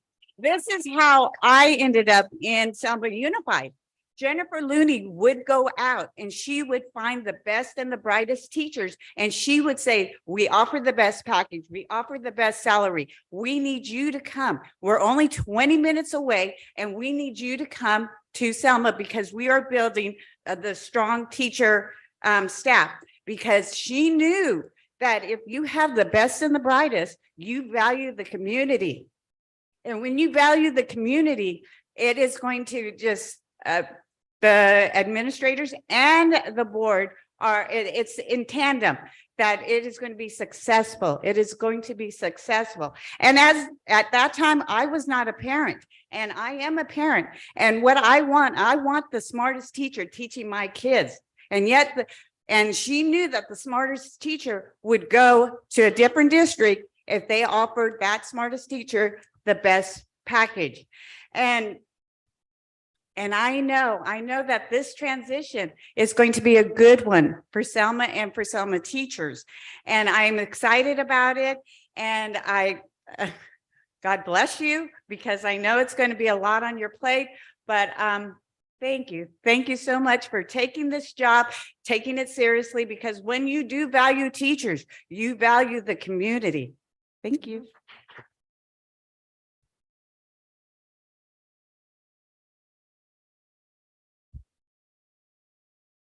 That's it. Rosemary.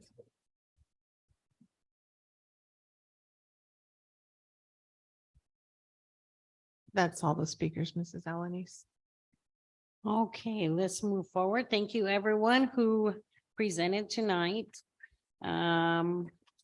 Discussion and action items, Dr. Shepherd, Measure L, school facilities bond passage. So I'd like to invite Chet Wing, our financial advisor from Kegent. As you know, our bond measure passed at just over 56%. We're very thankful for that, because without the bond measure, we have no options for additional facilities. Mr. Wing, I asked him to do a brief overview of what it means now and where we're at and how to move forward. So Mr. Wing. Thank you. And good evening, President Alanis, members of the board, Superintendent Shepherd. He has a remote for you there, Mr. Wing. This hurts my feelings that Okay. everyone is leaving. I know, Mr. Wing is so hurt, it got his feelings hurt because you all left. But as Dr. Shepherd mentioned, we've got a quick presentation here on Measure L and the next steps. So if we could flip to slide 1, please. Okay. There we go. Okay, so just a quick overview of Measure L. Microphone, gentlemen. Voters passed Measure L for $36 million on November 8th. It was a nail biter watching the results get finalized, but the most recent result has you at 56.74%. So congratulations to the district, the community, and the students of Selma Unified School District. And I think it's the only bond measure in the Central Valley that passed. That's right. So. And there's several of our board people that I know Ms. Kessler and Mr. Fedor and Mr. Medina both talk highly about that. So we want to thank you for campaigning as well as everyone else. And so when voters voted to approve Measure L, this was the 75-word statement, which listed, amongst other things, the various projects such as upgrading school safety and security, classrooms, providing safe drinking water, It listed certain of the financial parameters, such as the $36 million bond measure amount, the tax rate of $60 per 100,000. And it also stated some of the audit and some of the oversight requirements, which I'll go into on the next slide. So the actual ballot measure was filled with a lot of text and primarily focused on how the district would spend $36 million, such as removing hazardous materials, upgrading school security. And a big component of Proposition 39, which is the measure under which Measure L was approved, is fiscal accountability. That includes citizens' oversight, independent audits, and ensuring that bond monies are only spent on legally authorized projects. Those are capital projects. Does not include administrator salaries, teacher salaries, or operating expenses. And that's a key component, that the bond proceeds are spent for the capital projects approved by the voting community.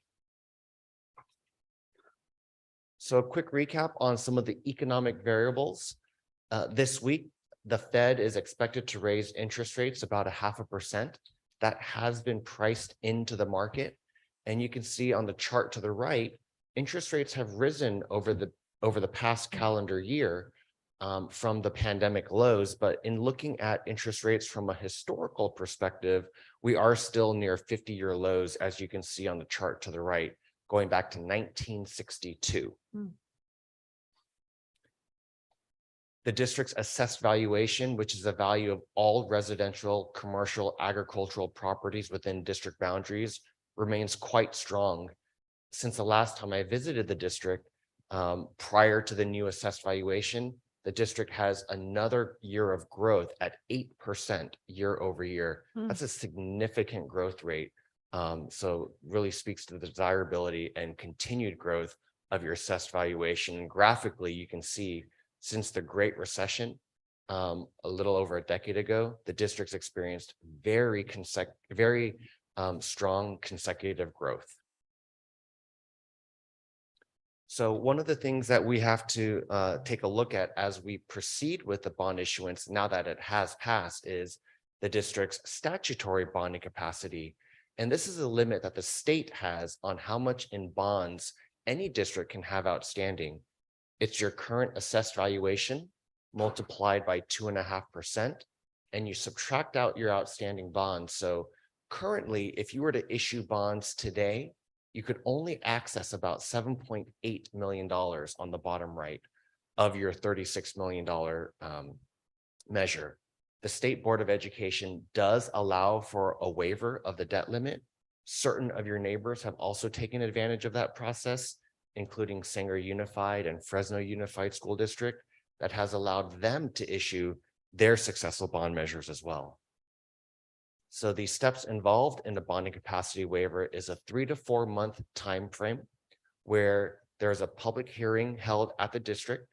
The district board would approve the submittal of a waiver application to the State Board of Education. We work directly with the staff there, and it takes about 3 to 4 months rather, for them to approve the district application.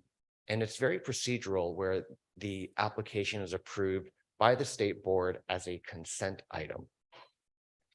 With that approval of the waiver, if the district wanted to issue an access measure L, we'll work closely with Dr. Shepherd as to what the first issuance of measure L might be, whether it's $9 million, $6 million, or $12 million, for example, to meet the district's first set of needs under measure L.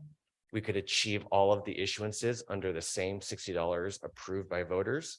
And even though you've been growing 8% most recently and long-term above 4.5% on average, we'll continue to be conservative and assume a 3% growth rate to make sure that we maintain that $60 promise made to the community. Here's a hypothetical timeline which starts in the new year for 2023. We could have the public hearing and the board approval of the bonding capacity waiver in your February meeting. And assuming if that is approved, we would submit the application to the state board. The district board would approve a separate set of documents for the first issuance of Measure L.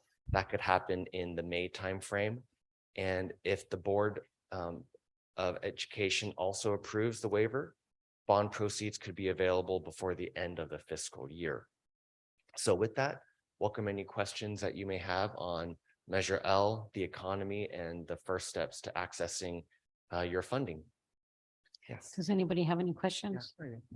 So just to be clear, so I understand this correctly, and according to what you're telling us, on Measure L, the monies can be used for a capital project, but cannot be used for stuff like salaries for administrative teacher salaries, correct? So That's 100% correct. And Right. it was, in fact, this on the bottom of page 2, this is the actual ballot language. So it does say no administrator salaries. And in the very bottom of that paragraph says, you can only use it for the furnishing and equipping of school facilities and not for any other purpose, including teacher and school administrator salaries and other operating expenses. And that's part of the IRS rule, where tax exempt bonds can only be used for capital versus working capital or operating expenses.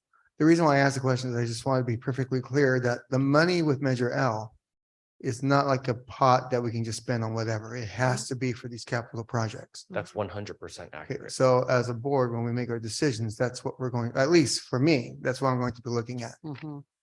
Right, thank you. Correct. Thank you. Mr. Wing, could you give examples of some of those capital projects? That way the people's knows. I know we have a people's wanted the restrooms repair and so forth on it. And what other capital projects that can be included? Great question. So again, looking at this project list, certain examples, removing hazardous materials like asbestos and mold, providing safe drinking water, so upgrading certain of your facilities to provide safe, clean drinking water, fixing deteriorating roofs, upgrading school security. And if I go back to the 75 words that were approved by your voters, upgrade school safety and security, upgrading classrooms, providing safe drinking water again, fixing deteriorating gas lines, electrical, roofs, plumbing, repairing sites, facilities, equipment. So you can see that these are all very capital in nature. Thank you. So just to remind you too, that the previous bond that you had, the district had, didn't, I mean, and I'm going to tell you right now that $9 million will go very fast, because just in the 18 months that I've been here, our costs have quadrupled for everything. So, so I want to point that out, but yes, we were not able to complete all the things from Measure O, which our restrooms are in dire need of repairs and such. So that's really a focus. But then, Mr. Sahota, we do have a master facilities plan that we're working on, and we'll be asking people to on the oversight committee to kind of, before it comes to you, but really prioritizing what facilities need to be addressed and in some cases built, but this is a very limited amount of money that we got with the bond. Could you explain the bond rating process too? Because we will have to go through that. Mr. Wang, explain that. Certainly. So part of the financing, much like when you apply for a mortgage, you are rated on your credit profile. So we'll work very closely with Dr. Shepherd to present the district's credit profile. And on this timeline here, do I have this included? Oh, I don't have this on here. But in between the approval of the documents, we will be visiting Standard & Poor's, which is one of the major credit rating agencies, and they will assess the district on 4 major factors: the local economy, the district finances, the district debt, and also the district management and the strength of the board's policies and procedures. So that is about a 40-page presentation that we'll work with Dr. Shepherd on to present the district's best foot forward in being able to get us the best credit rating. Because again, much like your own mortgages, if you have a higher credit rating, it would give us a lower cost of borrowing, and that's a lower impact to district taxpayers. Thank you, because that's really important as you view the next agenda item on the multi-year, the first interim, and as we do budgeting, that's a real critical piece to our taxpayers, that we have a very strong bond rating, which will be looking at, how you as Board of Trustees manage the finances of the district. And we've overcome quite a bit in the last 18 months. So we need to just keep that track to ensure that we get the most bang for our buck for the community. I have a question. What is under security? What is what's the definition of security in the bond measure? So what I don't have in here is the detailed listing of the project list. I have a sampling of it, Okay. but it could include fencing. It could include security cameras. Again, things that are more capital in expenditure, the nature of the expenditure versus like a security personnel that would patrol the community. That's more operational. So that's something that we would work closely with bond counsel to review the line item expenditures to make sure they fit within the project list that was approved by the board. Okay, perfect. Thank you. And that also, when the bond oversight, as we currently take items to the bond oversight committee to make sure it fits within the language. We are responsible to make sure that occurs. Thank you for clarifying that. Thank you. Mrs. Alanis, any more? Oh, does anybody have any more questions? No, thank you. We really appreciate it. Thank you. and Congratulations. All right, thank you.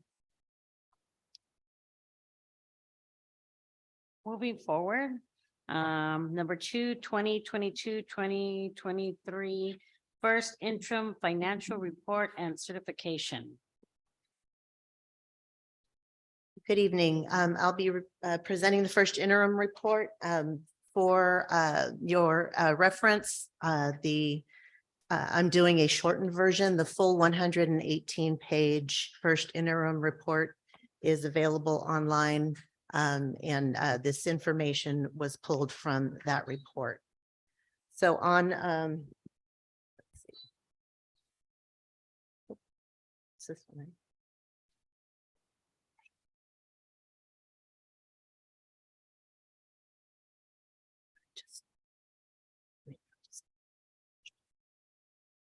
Oh, there it goes. Didn't like me. Okay. So we'll go over the budget assumptions first. So in the first interim, the local control funding formula revenue was updated using the most current FCMAT LCFF calculator that came out just a couple weeks ago. Our ADA, I'd like to take a minute to talk about that. For the 22-23 year, the state allowed districts that are in declining enrollment to utilize a one-time yield. They called it like hold harmless yield calculation. Our enrollment has been declining. Our attendance rate last year was at 89%.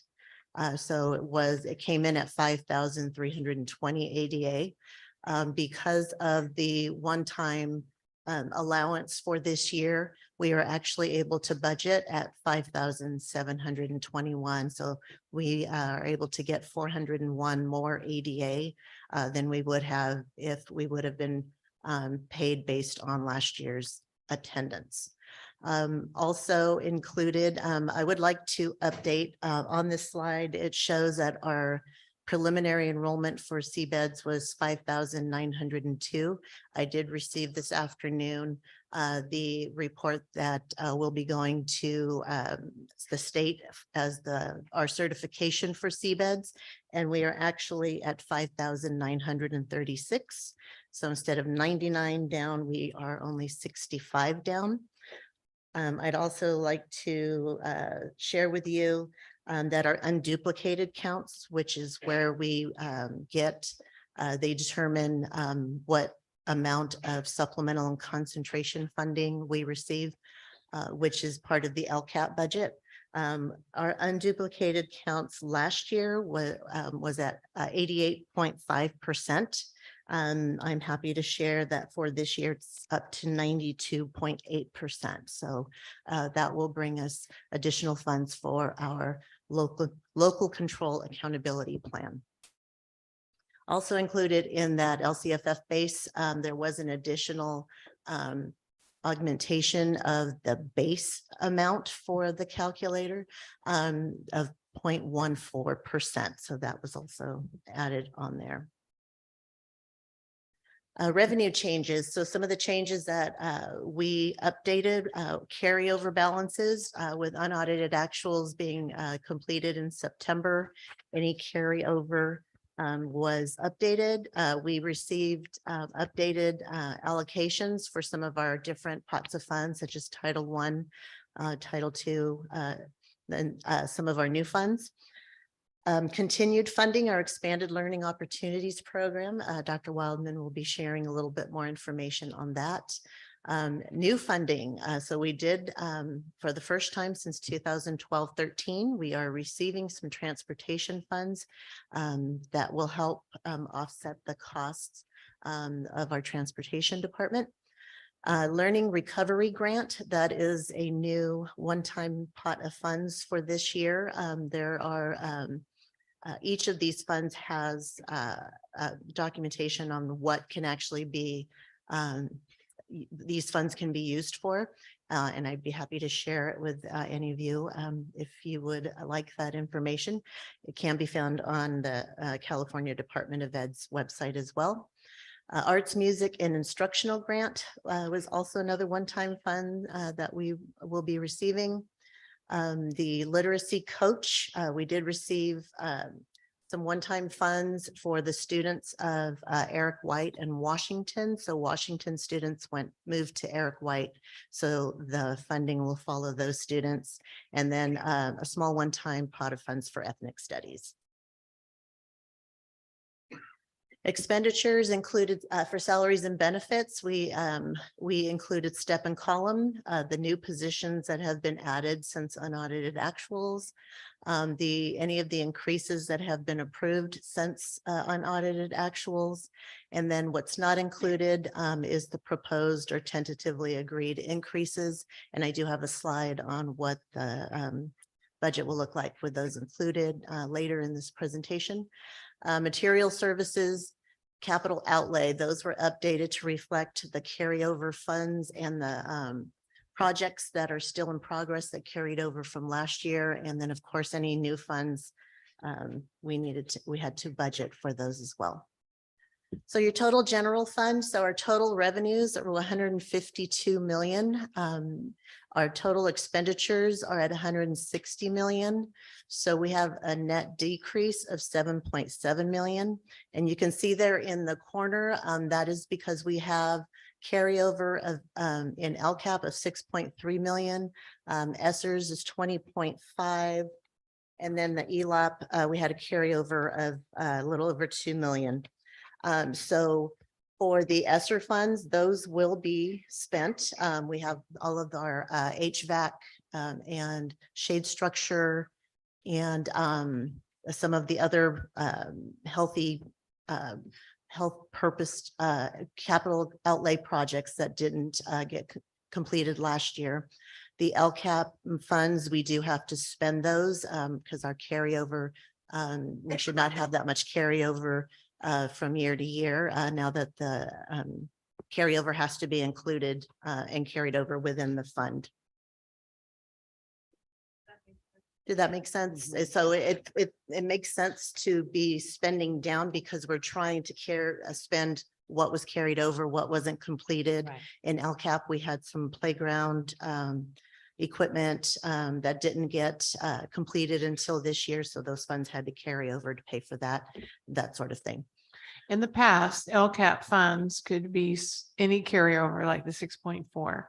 You could sweep them into your unrestricted. You can't do that anymore, starting in 21, 22, correct? 22, 23. 22, 23, yeah. Okay, so. Oh yeah, 21, 22 carried over. Yeah, Yes. so 21, 22, you have to keep it in those designated pots and spend it, and it has to be carried over. In the past, for your information, the previous administration used to sweep those, and that's how they balance the budget and to get their reserve of just over 3%. So we don't do that. We can't do that anymore.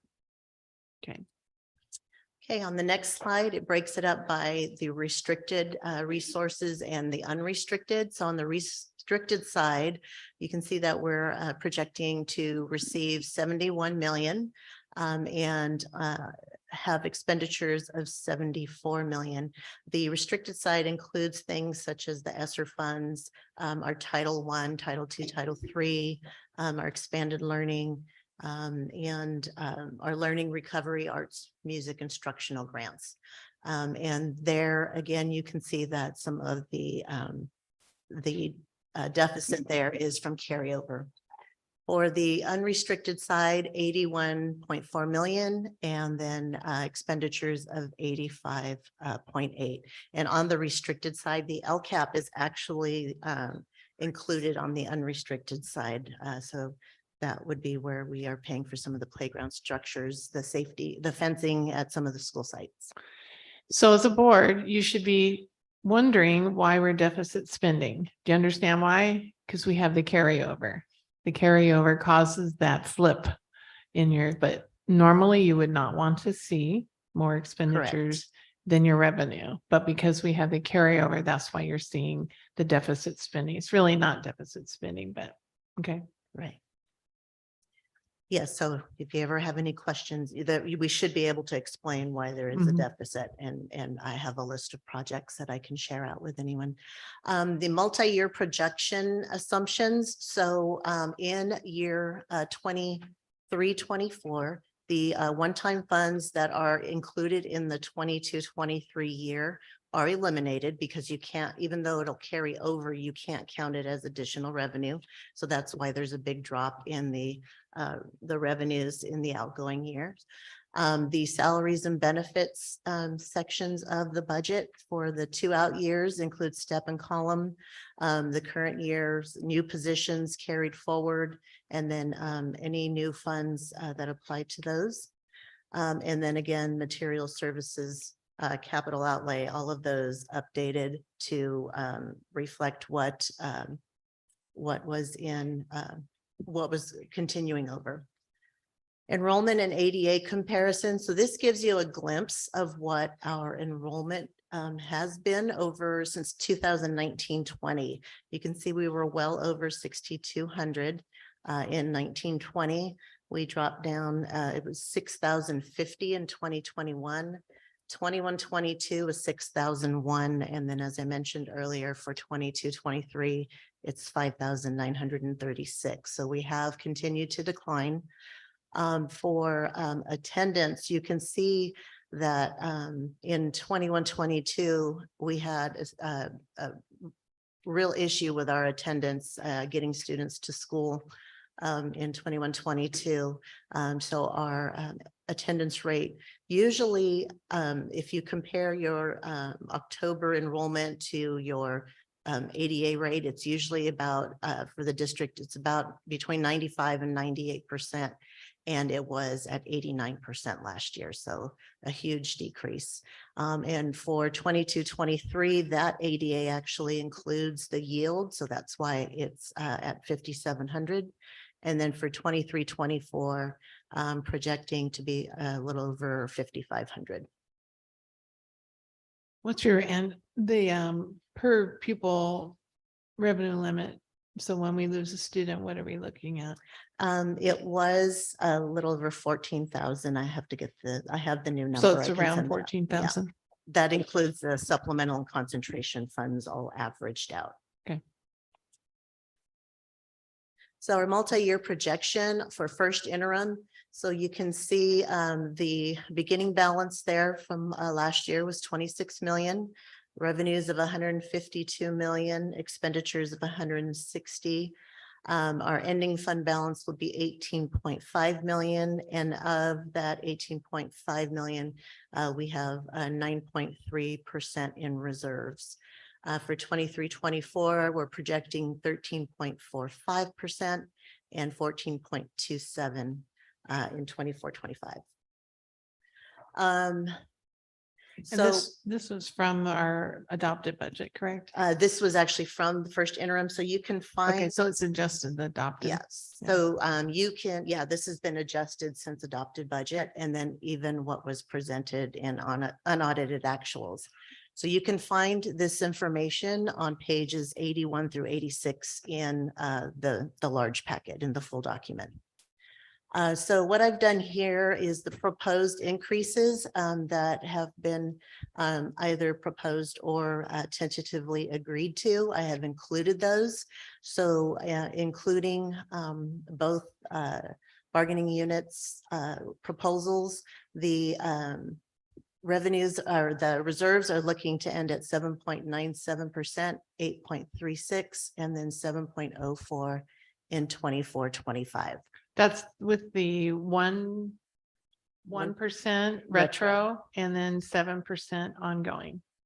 Yes. So, and actually retro, so it's a total of 8%, 8 points. 8.07. 8.107. Can I make a comment on it? Yes. Yeah, I mean, most of these, the money we got for last few years, but for the COVID is Lara coming in and those funds are going to be running out pretty soon. Mhm. The states, I was at the conference and talking to them, pretty soon the state's going to be not going to giving us the money that we got last few years. So that's why a reserve is very important for us. And also we need to be remember, maybe you could explain to the new members that 80% is basically the salaries and benefits and supplies. Is that correct? Maybe if you could, Yes. maybe a few words that way the new members knows. So one of the things, I'm glad you brought up reserves. Again, I wanted to share that the state minimum for a school district our size is 3% of our total general fund expenditures. So unrestricted and restricted total expenditures, 3%. So if you took 3% of our 160 million, that's 4.8 million. That's the minimum. However, you have to take into consideration 1 month's payroll is 6.5 million. 1 month's operating costs, including payroll, is 7.5.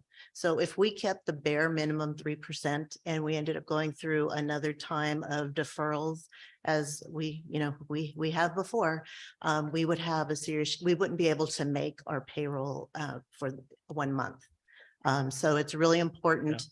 We cannot, beginning 22-23, we can't carry over. We are not supposed to have more than 10% in reserves. So this puts us in a good spot where it's not it's not too little. We can actually cover our operating costs and we're not exceeding that 10%. Yeah, and then as Mr. Sahota mentioned, our salaries and benefits cost, depending on the year, because some of these one-time funds don't allow for salaries and benefits. So it makes the salaries and benefits costs go down to about 76%. But in a normal year, it's about 80% of our total costs. And then on the last slide. Did you guys kind of understand that? Like, do you guys need any more clarification? What did I do? It's clear as mud. Clear as mud. So the 10, we can only have 10% reserve. Less. Anything over that, where does it go? So we can be penalized and have to return it to the state. We can use it to set aside for capital outlay projects or future. It just has to be committed by a board resolution for a specific purpose. And that will help us be able to, if we happen to go over 10%, we can actually commit whatever the excess is to another purpose, such as future projects. Is it then tagged for that project or purpose, or can it be? So we did for the 22-23 year, we did have 1.4 million that we committed to Fund 40. It's a different fund for any future projects that wouldn't be covered by a bond, under the bond requirements. So should we need that 1.4 million, we would have to uncommit it by resolution again. So it would have to come to a public meeting and So it's kind of in a savings account that we can still access for. yes, but it has to be committed by board resolution or it counts as over the 10%. And you give it back. And you give it back. Yeah, the county actually, they knock on your door if they see that it's over 10%. So in short, it's best for the district and all the stakeholders that we have above 3%, not quite 10%, but enough that if things get worse, we can afford to kind of cover ourselves for at least a few months while we scramble and try to find a way to get everything back on track. Correct. Yes. And so it's probably prudent to kind of think in terms of trying to safeguard that reserve to keep that ready for it. Yes. So in 2007, after 2007, 8, and for many years you had deferrals. That costs money because when the deferrals come, often districts have to go out for a temporary tax revenue. Anticipation note. Thank you. Yes. Which is a loan, which you pay your percentage and so forth. So that's what you want to avoid because you don't want to pay the cost for a should we have deferrals, which we did for many years and Yeah. probably in 2008. And then even in 1920. Yes, Where there were- was one yeah. deferral for June. Right. So to give you an example for those who haven't been around as long as we have, the first round of deferrals the first one was June apportionment. You weren't going to get until July. So you had to go that whole month without a big portion of money. The following year, it was, I want to say it was 50% of February, 50% of March, all of April, May, and June. You did not get until July, August, September, October. So that really, that's why we have to really be cognizant of where our reserves are. And that leads me to this next slide. So our enrollment could continue to decline. I have a question before Yes. you move on that reserve. If it's over the 10%, does it have to be designated to a specific, very specific? No. Or can it be used for other things? It can be set aside for future projects. You don't have to Only designate. projects? No, you can designate it for a specific purpose. If you're saving money, you have to Pay debt or something. yeah, if you want to save to pay a debt in the future, or you can keep it there. You don't even have to spend it. You can just keep it there. And then in the event that we need to move it back, we can move it back to help cover So anything we are so short if- cash flow, for Could you instance. use it, for example, for salary? We could, but if it's a one-time pot of funds, then Yeah. it's only a one-time Right. resource. We can't pay for ongoing things with one-time funds. Thank you. It'd have to be factored into your ongoing. If you pay salary and ongoing salary enhancement, you would then need to build in your budget. So that's going to impact your reserve multi-year. But it could be used to pay down debt, Yes. which in turn would make us look better Yes. at our credit rating when we go to sell our Oh, bonds. yeah, that's all got to be looked at. Yeah. Good point. Yeah, so reserve is very important that even 10%, I think we should be over 10%. That's the way I look at it. And some of those other school districts, they have way higher. And so now we are restricted to 10% and we wasn't before. Yeah, no, this 22-23 because of the whole, I don't know if you heard about the rainy day fund and the state was putting money aside. Once there were four requirements that had to be met before this rule came in, and we met it last year. So 22-23 is the first year that you cannot carry over more than 10% unless you're a district whose ADA is under 2,500, which we're well over that. So. Yeah. So if I understand this correctly, if I'm looking at this right. No, I have a couple more highlights. Okay. So there's no proposed language to continue that yield protection. So we could see another drop in our ADA, depending on how well our attendance is for this year and next year, because you get paid So next year we would get paid the higher of whatever our attendance rate is this year or next year. So we would need our attendance to come up. And then the state legislative. I'm and- sorry, I can't hear a word you're saying. Excuse me, I can't hear. Thank you. Okay, so last week, the state legislative analyst office at the state level projected that we are looking at a $2.6 billion reduction in education funding.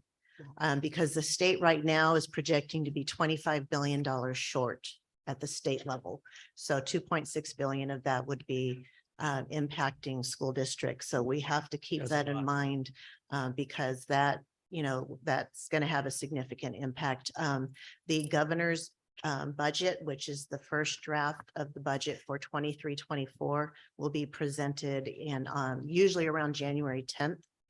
So we'll get the first glimpse of how that's going to impact schools in January. And This that, January? yeah, Yes. yes, every January is the first proposal for the following year's budget. Okay. She included in your packet, yes. the LAO projections, and it said So- Newsom begins signaling caution for next year when he vetoed bills in the fall. This fall, Yeah. that would have required future spending. So, So this is an article from the California Association of School Business Officials that just came out last week. And then also included is the multi-year projection, which I mentioned is on pages 81 through 86. This version actually includes the proposed 7% and 1% retro in these numbers that you saw on the last slide.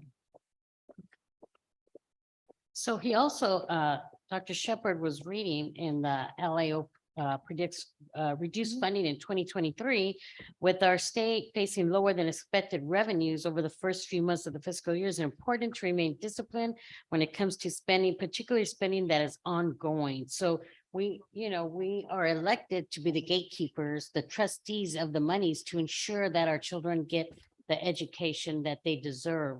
So as a board, an elected board, we have to maintain and be disciplined on what our spending is. And, Dr. Shepherd's really great and Andrea on making sure that we stay within our limits, but we're really going to have to hunker down and make sure that our spending doesn't exceed our Yeah, income. because there was at least 1 year where reductions actually took place in the year that we were working in, which, that's huge because awful. you're planning on having these funds and then suddenly they're not there Yeah. and you have to figure out how to pay for those things you've already put in place.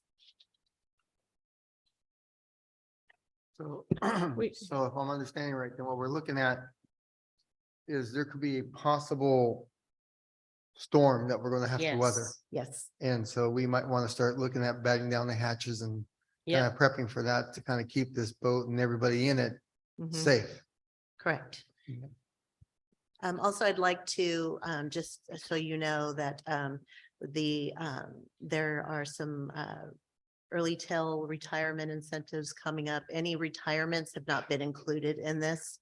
I don't know that it will be a huge savings. It just depends on the numbers that come in. But that would also help give us a little bit more, put us a little higher at the 7%. The other thing that we're already starting at this with the school sites to talk about staffing for next year. So looking at our, students in attendance and how to project that.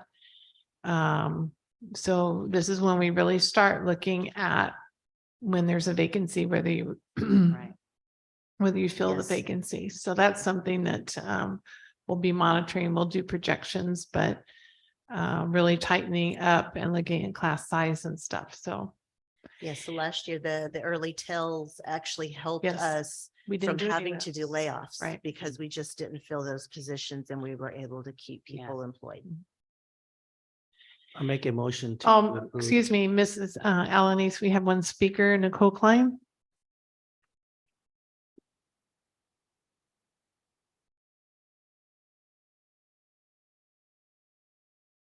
Hi, Hi, Nicole Klein, teacher here in Selma. And I sit on the bargaining team for SUDA. I had a couple, I only get 3 minutes? Yes. Yes. Okay. I had a couple questions. What is the projected COLA for 23-24? You can keep talking. We don't interact. We won't. But this is this an action item? Yes, but you can ask your questions and we'll respond. Okay. Okay. So. Okay, so I'd like to know what the projected COLA is for 23-24. And I also would like to know about the budgets that the district has taken a stance to drastically over budget, like materials and supplies. Typically, we spend about 3.5 million and it's budgeted to be over 15 million this year. So what is the plan for that money?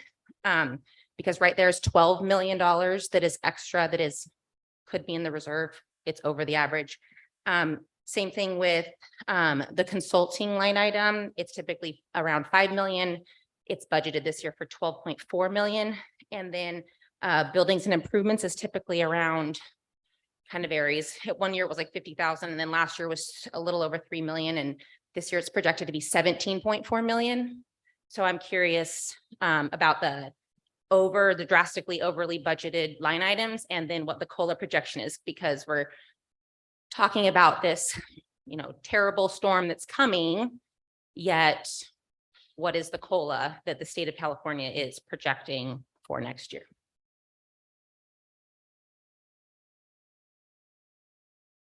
Are you done? Yeah, right now. Moving on. No, we will action. respond because this has come up before. So I'll let Ms. Sofrenti talk about why those numbers are the way they are so that you understand. Okay, so as I mentioned before, we have new pots of funding. We had new pots last year. We have other pots this year. So when you receive a pot of funds, for instance, a perfect example, the Learning Recovery Grant is $11 million. We have until 2028 to spend it, but we are going to receive most of it this year. We have to budget the $11 million. And if you have the revenues, you have to put in a budget for expenditures. So we put the expenditure funds somewhere in, usually it's the materials and supplies and the services, until once, I know Dr. Wildman is working on a plan. So once we determine where we're going to spend those funds, then we move it into the appropriate lines. But we have to have a holding spot for those funds. We're not planning on spending $11 million on services and supplies, but we have to budget it somewhere. And then whatever is not spent for that pot of funds is rolled over. That pot of funds, even if we have 10 million left over, that does not count towards our reserves because that is a restricted pot of funds. So even though we would have 10 million in our carryover balance, the only thing that we can use for reserve funds is our unrestricted monies. So you have to include the restricted and unrestricted total expenditures to calculate your reserves, but you can only use unrestricted funds to make up the reserves. So all those one-time pots like this COVID dollars, all of that is put into supplies, consultants and equipment and such. Because we have to put it somewhere until we come up with the plan. And as we've explained in the past board meetings, we have, I think, like 8 million in ELOP. We have, what is learning recovery like? Learning 11? recovery, we had 2.2 million, or no, learning recovery is 11 million. Expanded learning is 2.2 from last year plus 6 million this year. So right there. So we have around what, $40 million in pots of money that we have to put somewhere in the budget to show that that is accounted for. But that doesn't mean we're spending it there until we pull the plans together and so forth. So that's why looks that way. Okay. Same thing like a consulting and. Correct. Yes, so services covers the consulting, Right. professional development, utilities, repairs. Yeah. Yeah. I mean, when you have a 2.6 billion in cuts going to be in the state, our school district's probably going to be pretty big chunk. Well, Prop 98 is a big portion of Yeah. the Yeah, state big budget. portions of it. Yeah. What did you calculate in for the COLA for next year? School Services of California projects, has a dartboard for us to base our projections on. Right now, it was 23-24, it's 5.38. 24-25, 4.02. But this was all well before the current state of the state budget. So But you're factoring in what? What's your COLA that you put into this budget? For Or 22, 23 No, 23-24. for 23-24, I did use the 5.38. 5.38. Okay. But adjusting it for what our current projected attendance rate was going to be. The attendance rate is a huge deal. Yes. And so, It is too. had we not had that factoring last year, it was a formula of ADA enrollment, or last 2 years. It Last was 3 years, it was a whole messy thing. But had we not had that, we would have been looking at $7 to $8 million worth of cuts. But because of the formula the state allowed, declining enrollment school districts such as ours, it saved us. That is not on the docket yet.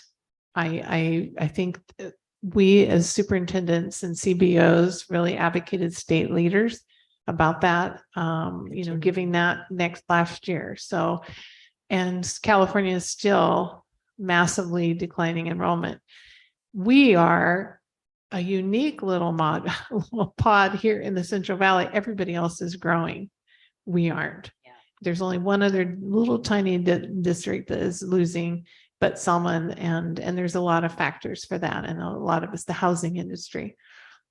So with that being said, we're one of the few in the Central Valley that are declining enrollment. But that calculation last year kept our district from having to face $7 to $8 million in cuts. So we're not sure where that's going to be.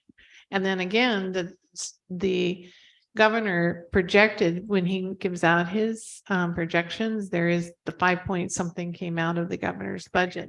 That is all going to be up in the air, and we'll see in January what his projection for COLA is going to be. Any questions? I do. I have a question. When you're doing the budget the way you explained it, how do you then, once you figure out what you're going to put it into, what you're going to spend it on, how do you put that out so everybody will know it's happening? So people don't go back thinking, wow, how come it's so much in this account, and then never hear back? Or is that the case? Do you put it out? So some of the pots of funds require a plan to be shared out and approved by the board. The expanded learning opportunity is a perfect example. Arts, music and instructional grant is another one. The budgets are adjusted based on, whatever we determine we're going to do. For instance, ESSER funds were updated to reflect the projects that didn't get completed last year, rolled over into this year. So it was updated, as well as the carryover. Generally, we don't do like a detailed listing of here's what the plan is. We share during board meetings when we do our cover memos. Here's the item, here's what pot of funds we're going to use it for. I have sat down, and I'm happy to do it with the three of you. I have sat down with Rosemary and gone through each of the pot of funds and what it can be used for and how much we have. So I'm happy to share that information with you as well. And I can send you the summary sheet. It just needs to be updated. If they have a specific, if they're required to have a plan, we bring it to the board. Otherwise, as we discuss in cabinet, or we determine what the needs are of the students based on Dr. Wildman's department's recommendations, we move the funds from whatever object it's in. If we're going to do, for instance, expanded learning opportunities, even though you have to bring a plan. Once we determined we were going to have a winter camp, well, now we know we need to move X number of dollars in for the salaries and benefits, and we're going to need X number of dollars for the activities that the students will be participating in during that camp. So it's adjusted that way. And then the next budget update will come to you in March for the second interim, and that goes through January 31st. So any other updates will be brought at that time. Maybe an easier way to say it is you're seeing one big hunk of money, but you know, expenses allocated to this one line item. But in reality, at any given time, she could tell you what budget each one of what that represents, broken down by each of the pots. Does that make sense? So for the purposes of this, it's all grouped into one, but when we can pull it out and show you what each grant or what funding resource has allocated to it. Does that Yeah, make so sense? during this process, we have to go through every single one. resource, look at all of the salaries and benefits, make sure that sufficient funding is put there, look at make sure it's balanced out to zero if it can't have a carryover balance. So we have to take a look at every single one. pot of funds, make sure things are coded correctly, make any adjustments if their allocations have changed. So we have to go through that entire process before we upload it into the state's system. And then they look for specific other details, and we make corrections as needed until it passes the state's requirements. Then the county office looks at it. So the county office will be reviewing it. We have to turn it in by the 15th. And then once they review it, then they submit it to the state. Mr. Fedor asked me the same question about when we bring things to you, we do check the budgets within that. So each one of those items, when we give you a budget number and a funding source, that's already been checked against that budget. But for purposes of first and second interim, it's all lumped together in one amount. Any questions? I think that was pretty self-explanatory. Thank you. Welcome. Dr. Shepherd? We need Yeah. action. I made a motion on 22, 23 first intern financial reports to approve. Do I have a second? No second. All in favor? Aye. Aye. Opposed? Motion passed.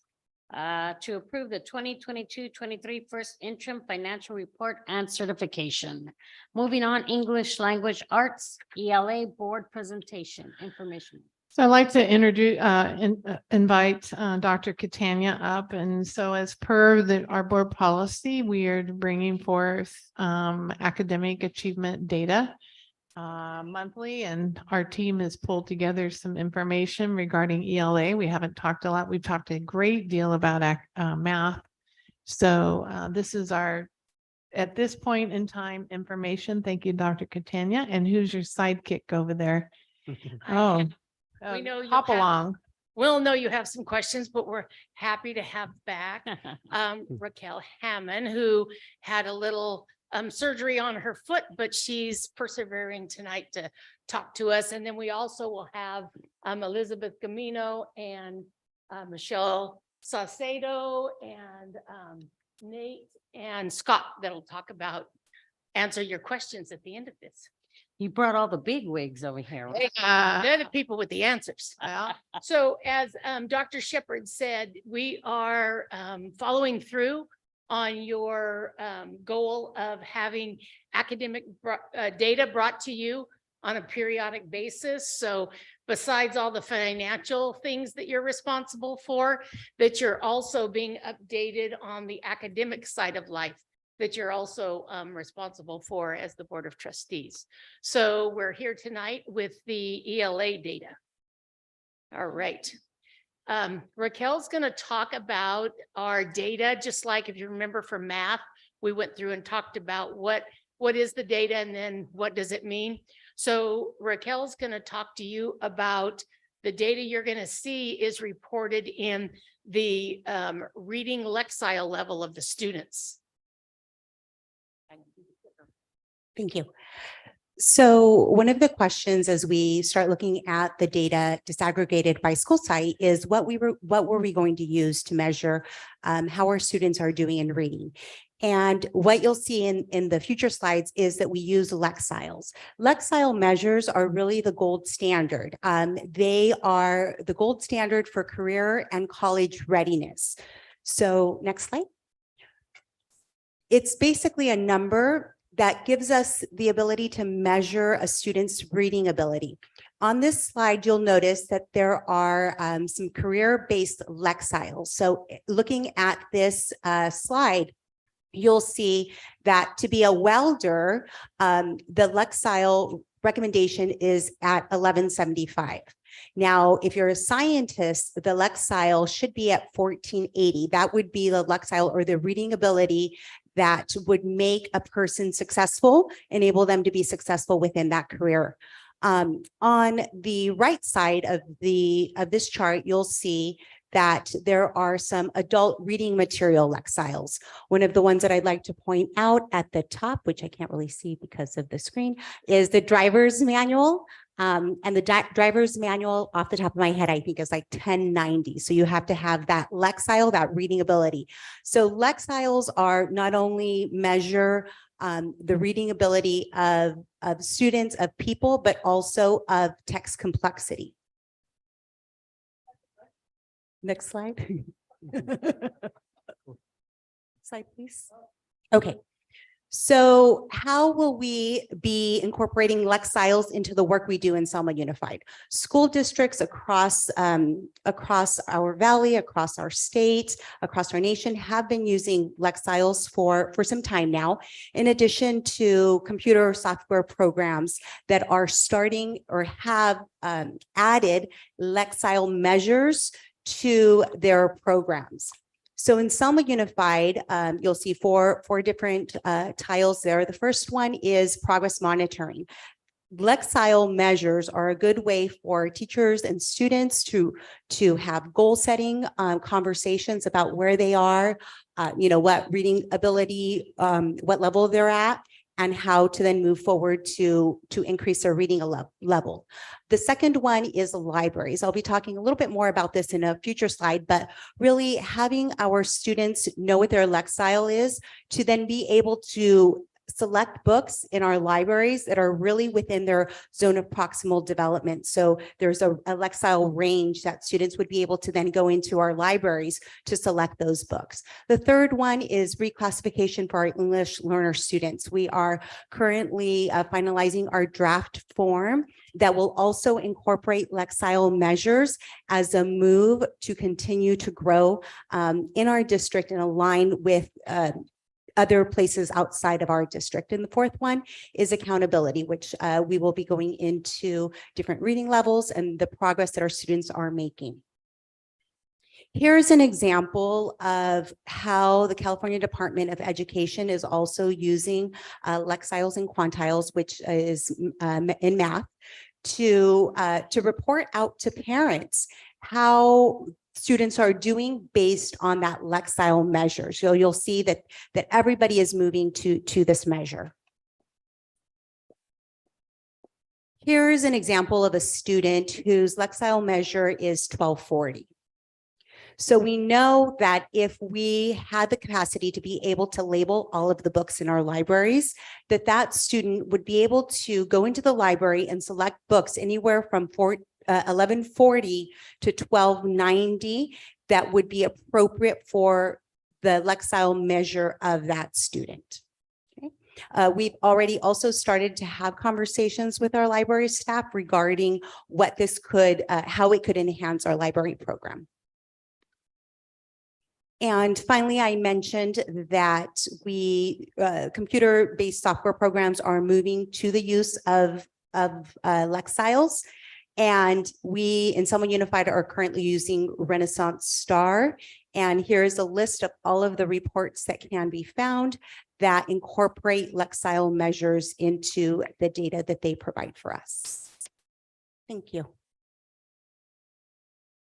If you remember during, as COVID started and the California Department of Education halted the state CASP testing process, we had to look here at Selma Unified for an alternate test so that we could continue to measure our students' progress. And so the district selected the STAR test that we would use. And the STAR test, as Raquel said, has the ability to give you the Lexile level out of that STAR test. So the good thing is, if you notice at the bottom there, we use Achieve 3000 at the middle school and the high school, which also yields a Lexile level. And we've just begun as a intervention, Read 180, which also keeps track of the Lexile levels and Imagine Learning. So it's a way that we can look at a student's progress or lack of progress over time. And then, like we said, it helps us to look at students that aren't making the appropriate growth that needs to be made year by year, and helps us focus on what support does that student need. So it's very important in a district that you have these kinds of matrix and data, because otherwise you're just guessing who needs help and support. This way, we know who needs help and support, and we know the magnitude of the support that's needed. So it's very important. Now I have to pause a minute and say, I don't know whether Roxanne left or she's still here, but admittedly, this is on reading. And so the other measure that we need to take a look at and find an appropriate way to measure ongoing is writing. Because although reading and writing we know are connected, this is specifically in regards to their reading levels. So I just wanted to add that point. All right, so the elementary data, the data we're going to be looking at was the STAR, their Lexile level on the STAR exam a year ago to date, so last November and this November. And then we're looking at the students that are also on target to be on grade level at the end of the year. And then at the high school and the middle school, they're using Achieve 3000 as the way to obtain the students' Lexile level. And it'll say that in slides as we go forward here. So you're going to notice here that first school up is Eric White. We try and go alphabetically. So you can see now kindergarten and grade 1 uses a measure called DRA. And it's a little bit different in how it's administered, because we're really at the early literacy right now. So we're really focusing on grades 2 through 6 here as we're going forward. When you see a level that says BR, that means it's such a low beginning level that they really don't get the norm referenced Lexile scores. So you can see here the growth that has been made by grade level from November to November at Eric White. So they're definitely moving in a very positive direction. And then this is Garfield. And you have the PowerPoint that was emailed to you. So, oops, I don't want to skip anybody. Here's Indianola. And there again, you can see from one year to the next, we've had very significant growth moving forward. Here's Terry. Oops, let me get to the summary in a minute. And then Wilson. So you can really be proud of your teachers that they have made such significant growth with these students in trying to recapture that almost year of learning that was lost, that didn't happen, and to be helping the kids catch up. Now, this is a summary slide, and I'm going to take a minute so we can really look at this. So this is all the students across the district. So 2nd, 3rd, 4th, 5th, 6th grades, right? And how many students we have in each one of those grade levels. Now, in 2nd grade, there were some students that were still on the other test that I said, the DRA, and in 2nd grade, by January, they all get moved over to take the STAR test. So that's why you have a few less 2nd graders. You can see the percent of kids, we have kids that are exceeding, they're beyond where they need to be right now. We have students that are meeting and really, because we're looking at we're trying to predict where they'll be at the end of the year. So meets, those kids are in great shape. They're going to do better than they need to, I guess you would say. They're going to exceed at the end of the year.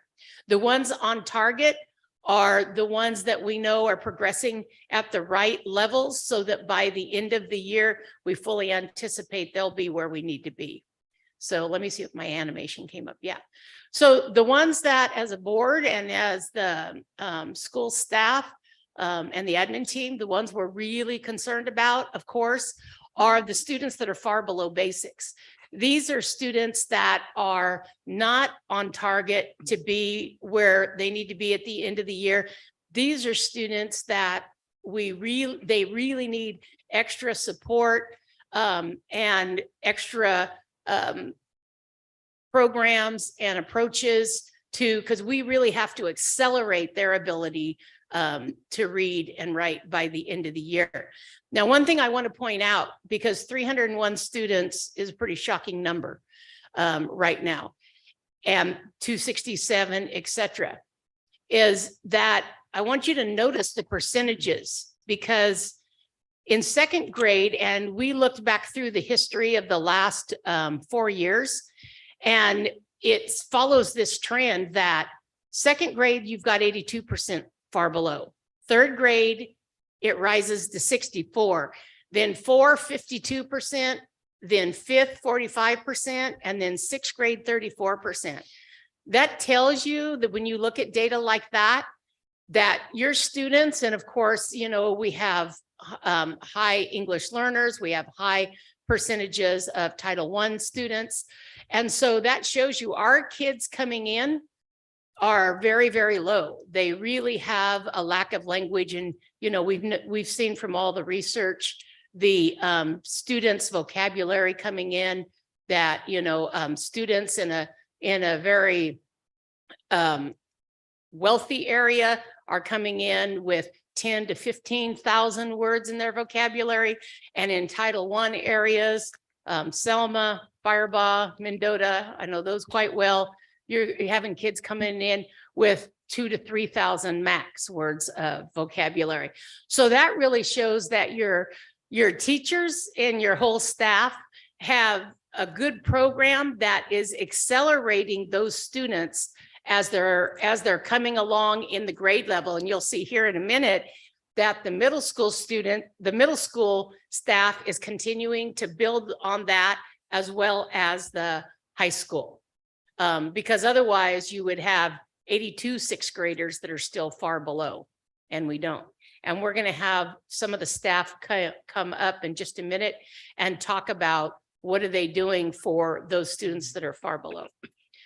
This is Abraham Lincoln Middle School. So again, you can see the number of students at each grade level. Those that are exceeding, met, nearly met, is on track historically to be where they need to be at the end of the year. And so now you're looking at 14% and 16% that are in that percent not met, which is the same as far below. So you'll notice those percentages are decreasing. And then at the high school, we have there again, you can kind of look at the numbers with the students, and then those percentages of exceeded, met, nearly met, not met. And historically at the high school, we see the not met numbers decrease by at least 50 to 60% historically. So if it continues to follow the trend this year, those percentages in that last column will go down by 50 to 60% by the end of the year.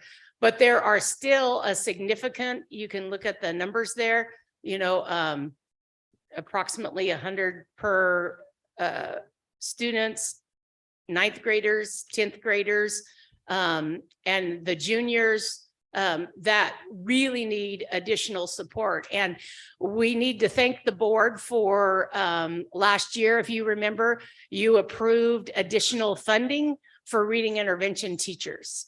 And they are, Elizabeth Gamino is going to come up in a minute and talk about those reading intervention teachers and what they're doing. Because we're hearing from the teachers that they're making a difference and they would, of course, like more intervention teachers. So we'll look at that given the state of the economy. But with that, I would like to ask Elizabeth Gamino to come up first and talk about what the reading intervention program is at the elementary level.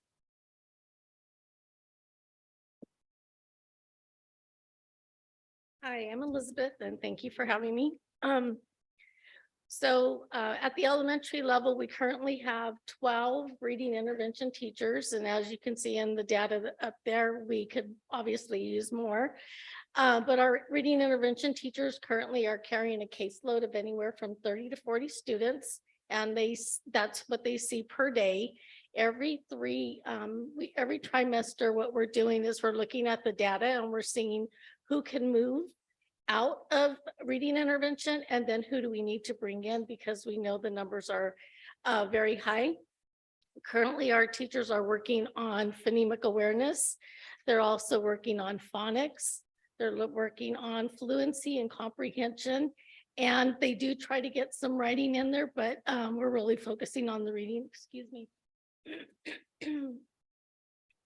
At our school sites, the teachers, my reading intervention teachers, they are looking, they are also having opportunities to go into the classroom and observe to see if what they are actually doing with the students in small group instruction is having an effect on their classroom performance.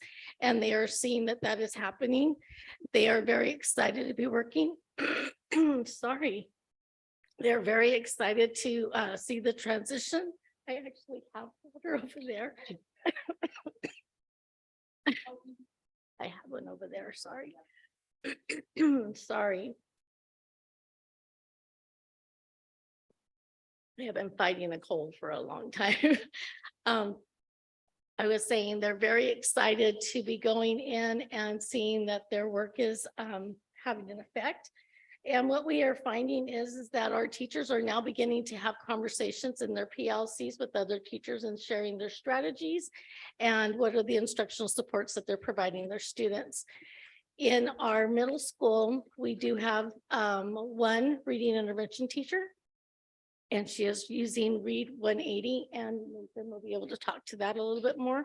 And we also have the same thing at Heartland and over at Selma. One of the things that we do look at when we're looking for children to come to see us is we are looking to see, we look at their STAR data, where you saw some of that information come from. We're looking at the DRA, and we're looking at also phonics skills, sound word recognition. And then we also have them assess doing an oral fluency assessment to see how many words they can read per minute. Does anybody have any questions? Oh, go ahead. Somebody else. I have a question. You know, some kids, some students do perfect in their homework and they get A's and B's. And then when they get to the test, they're like, they zero out, they freeze, and then it lowers their test scores. Right. Do we take that into account? Well, when the Is that something teachers- that happens with little kids too? It happens across all grade levels. Good. So one of the things that we do talk about is having test anxiety and how can we lower that affective filter so that when they are in space in front of us or having to be on a computer for the assessments, what can we put into place so students are going in feeling confident, they have an open mindset, and they're feeling successful. Yeah, because I know I had that same problem. I was like, I did okay. And then when I got to the test, I kind of fizzled out. I mean, it was kind of sad, but I'm like, I wonder if anybody else does. Right. And then also having conversations with students. A lot of the teachers are having those conversations about this is how you scored on the assessment. What are some reasons? Why do you think that happened? And so students are being able to articulate where they actually do freeze, and then also telling us where they stumble so that we can better support them. I think that's awesome. Thank you. Any other questions? I got about 2, 3 questions. So my first question is, on these assessments, on these tests that you're conducting, on the student body that you're conducting them on, how much flow or how much change in student body count? In a sense, not necessarily the numbers, but more like, we know that some students leave the district, some students come in. On average, what's the percentage of that occurring per year or per class? Because if I'm looking at this for elementary, okay, and we're seeing that far below starts to sink down a little bit, starts to get a little bit better, then we go to AMMS and then high school. Then we notice that instead of far below, we have a far below and almost makes it, which in my book is still the same thing. If you're not making it, you're below. Right. And that number seems to be consistent or gets bigger, which means there's something else going on. Now, if we have a bunch of kids coming in and out, I can see that. But if the kids going in and out are a consistent number, percentage of maybe 10%, then we shouldn't see that same set of numbers occurring, which brings into the other question. Why? What would be your opinion as to why we don't see the kids learning? Because we can throw all the interventions Thanks, people we Adam. can, but what would be your opinion? I think some of that has to do with, as the students are moving through grade levels, the complexity of the text in which they are presented is higher. And so when students have holes in their learning, we need to think about some ways that we can bridge that, but we also have to think that as they move throughout the grade levels, what they're being asked to read is getting more difficult. And we know that in grades kindergarten through 3rd grade, students are learning to read. And then in 4th through high school, they're actually reading to learn. And so that also changes in the complexity of what we're asking them to do. So then a follow-up question to that one would be, what would be your personal opinion as to remedy that? I think one of the things that we need to look like is what is happening within the classroom for first good teaching before they actually come to intervention. And so what are some strategies that we can put in place so that the teachers have opportunities to work in small groups or to look at the students' skills where they're deficit and to help promote that in the classroom within the context of their grade level standards. Okay, so in plain terms, because I'm not, according to your level up there in reading. Sorry.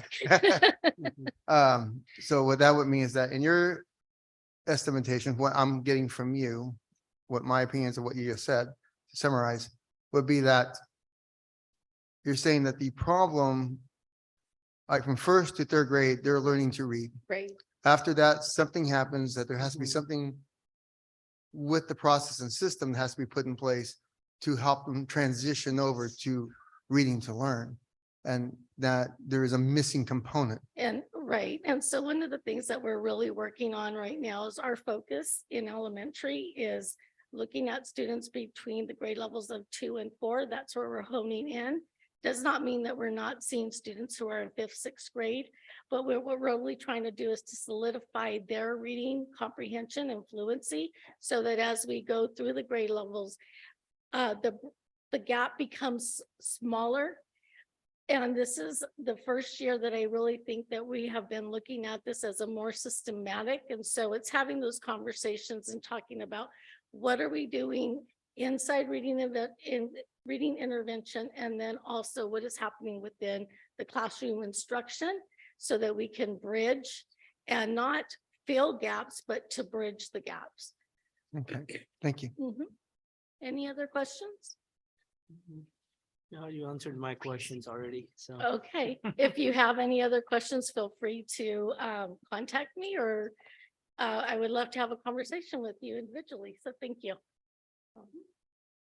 And just one other point to that. Michelle Sacedo, who's the principal of Eric White's going to come up in a minute. When you have at those lower grades, as they acquire English more, then their reading's going to get better too. So if you take like a second or a third grader that's learning to read, they're also acquiring English. Her school is 60% English learners. So what they have to do is they have to read it in English, then they have to, in their brain, translate it into Spanish. What are they saying? Come up with their response for the test, and then translate that response back into English to do it on the assessment.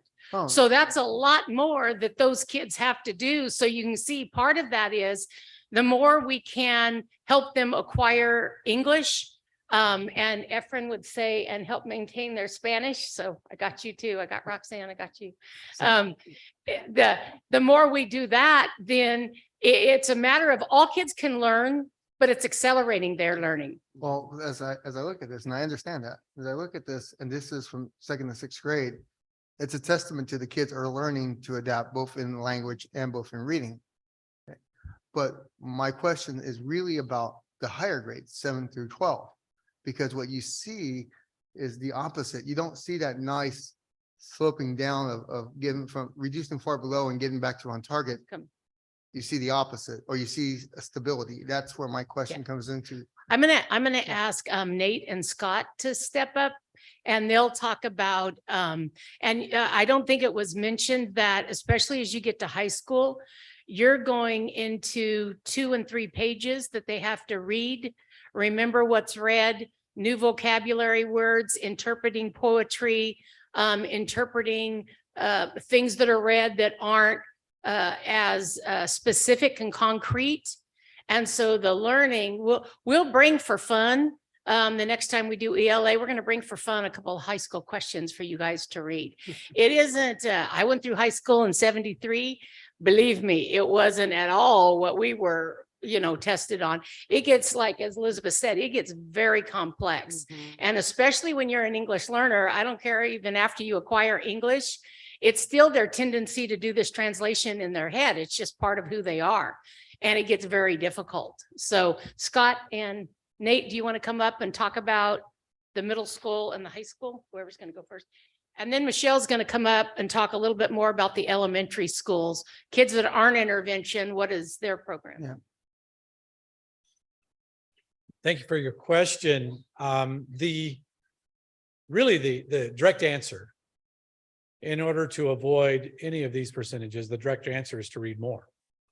The data shows us that the more students practice in reading and the more that they read, the better their lexile improves. And so the challenge with that is the time factor, in that as they get older, the students spend more time independent reading, doing high school level curriculum over the 6 subjects, spreading their reading time becomes what would be devoted in the classroom begins to get smaller and smaller with all the activities that students get involved in. So that becomes our challenge, to look at those students that have these reading challenges and get them into the proper programs where we can get them reading during the day. Because reality is, if it's important to us, right, we'll put it in the day, during the day, because once the students leave us and go home, we don't necessarily know exactly how much they're going to get done. Think about your days in high school and how much reading you did at home, and how the level of that reading. So also, when a student is, for example, reading, they come to us in high school and they're reading at a let's say a 650 lexile, which would be a 6th grade level.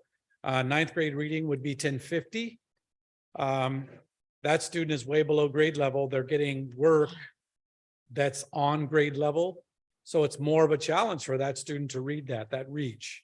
So it's very important that we get them into a leveled reader program, such as Achieve 3000, which we do, our students are involved in that across the curriculum in our language arts program.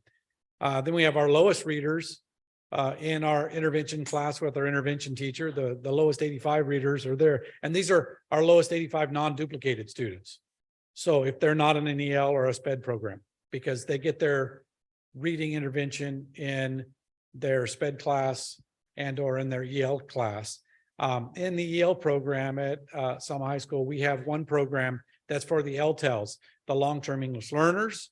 We enroll those students in also a reading intervention class that will help them do that translation. It's specific to the long-term English learner to get them up in their leveled reading. And then, of course, we have in the language arts classes, which are the close reading strategies, the DBQs, which are those document-based questions.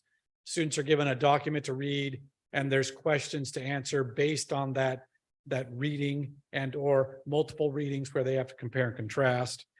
And then explicit vocabulary.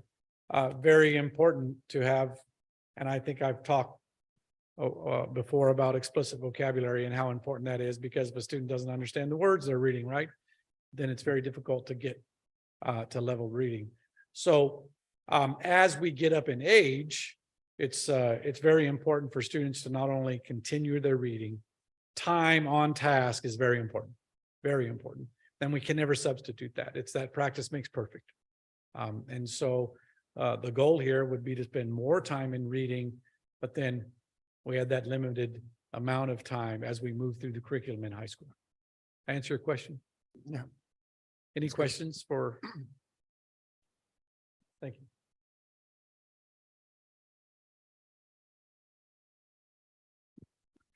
So to reiterate, I mean, one of the keys is to read more, right? So Mr. Tovar's here tonight, and we had our academic council today, and he shared with me our newcomers, right? New to the country, or there's a number of parameters there, but English is not the first language. And our newcomers have read over 1,200 books so far this year. Okay, and this is a class. It's not 200 kids; it's under 20 kids, and so one, having an expectation that reading will take place on a regular basis, and then having high interest books and things to read as well. This data comes from Achieve 3000, which, as Dr. Pickle mentioned, it's a leveled reading, so it meets them at their level, which is exceptionally helpful because once they gain a mastery of the level they're at, each week they'll take a test after they read a piece of literature, and after they get a number 75 4 times in a row, then they bump up to the next level. So it's always right where they're at, and then a little bit challenging, and then they bump up from there, and then that's how they can continually grow.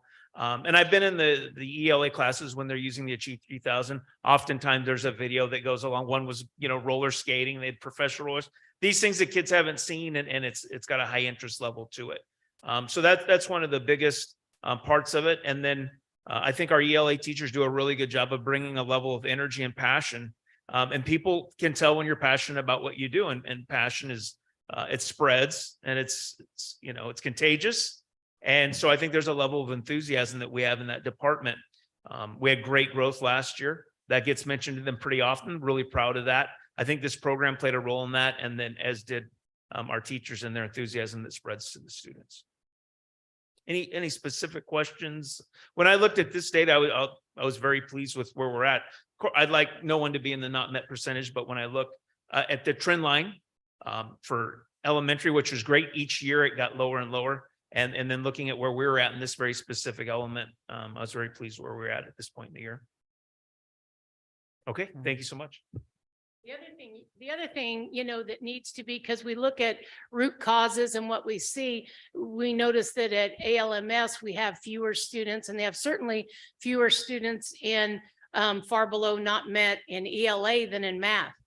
The schedule for students at ALMS, they have 2 periods of ELA, which is how many minutes, Nate? So it's 98. They have 98 minutes of ELA each day. And like Scott says, you have to spend the time and instruction to help students' reading levels rise. So they have 98 minutes. How many minutes do your students have, Scott, in ELA? 52. So at the middle school, they have 98 minutes a day, and at the high school, they have 52 minutes specifically to work on reading. So we recognize that they need more time in reading. And so we're working on that, Scott, and expanded learning, the intersessions, the summer sessions. You can read no matter what you're doing, whether you're folkloric dancing, you can do some reading in there, right? About the different regions of Mexico. I come from being a principal and fire boss, sorry, so I know about that stuff. But the different regions in Mexico and how those dances evolved and all that kind of stuff. All right, not to be left out here, and then Michelle's going to come up for just a second too, but we also have Heartland. Now you remember that we looked, and for the new board members, we looked at the students that were going into Heartland. Of the, I'm going to try and remember by memory here, of the like 12 students that entered in the fall, we had, for instance, a junior that his freshman and sophomore year had only passed one semester of one class. He had 5 units completed going into the fall of this year, and so was transferred to Heartland. So these students by nature are students that are starting out, just like they said, very low. Can they learn? Absolutely. But they're starting way, way, way behind the start line. And then we also have the students we're continuing to measure that are in the independent study program. So here, there again, you can see 7th through 12th graders are currently there. And you can see the predominant number there, of course, are 11th and 12th graders. And with those students starting, some of them, well, Norma can talk more about it, but at such low reading levels, it's taken a long time to bring them up. Do you know what reading level the Fresno Bee is written at? They're great. 6th grade. 6th grade. 6th grade. They propose that their writers write at a 6th grade level. Maybe we should run it through the Lexile calculator or something. But Norma, do you want to come on up and talk about your reading intervention programs for both your seat time and your ISP?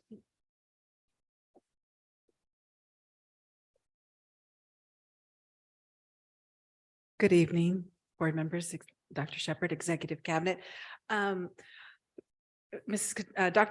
Catania spoke about our students coming over and having to work further up that scale in terms of making up credits.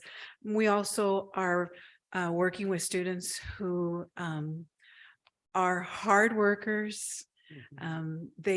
They're struggled in one area at their comprehensive site.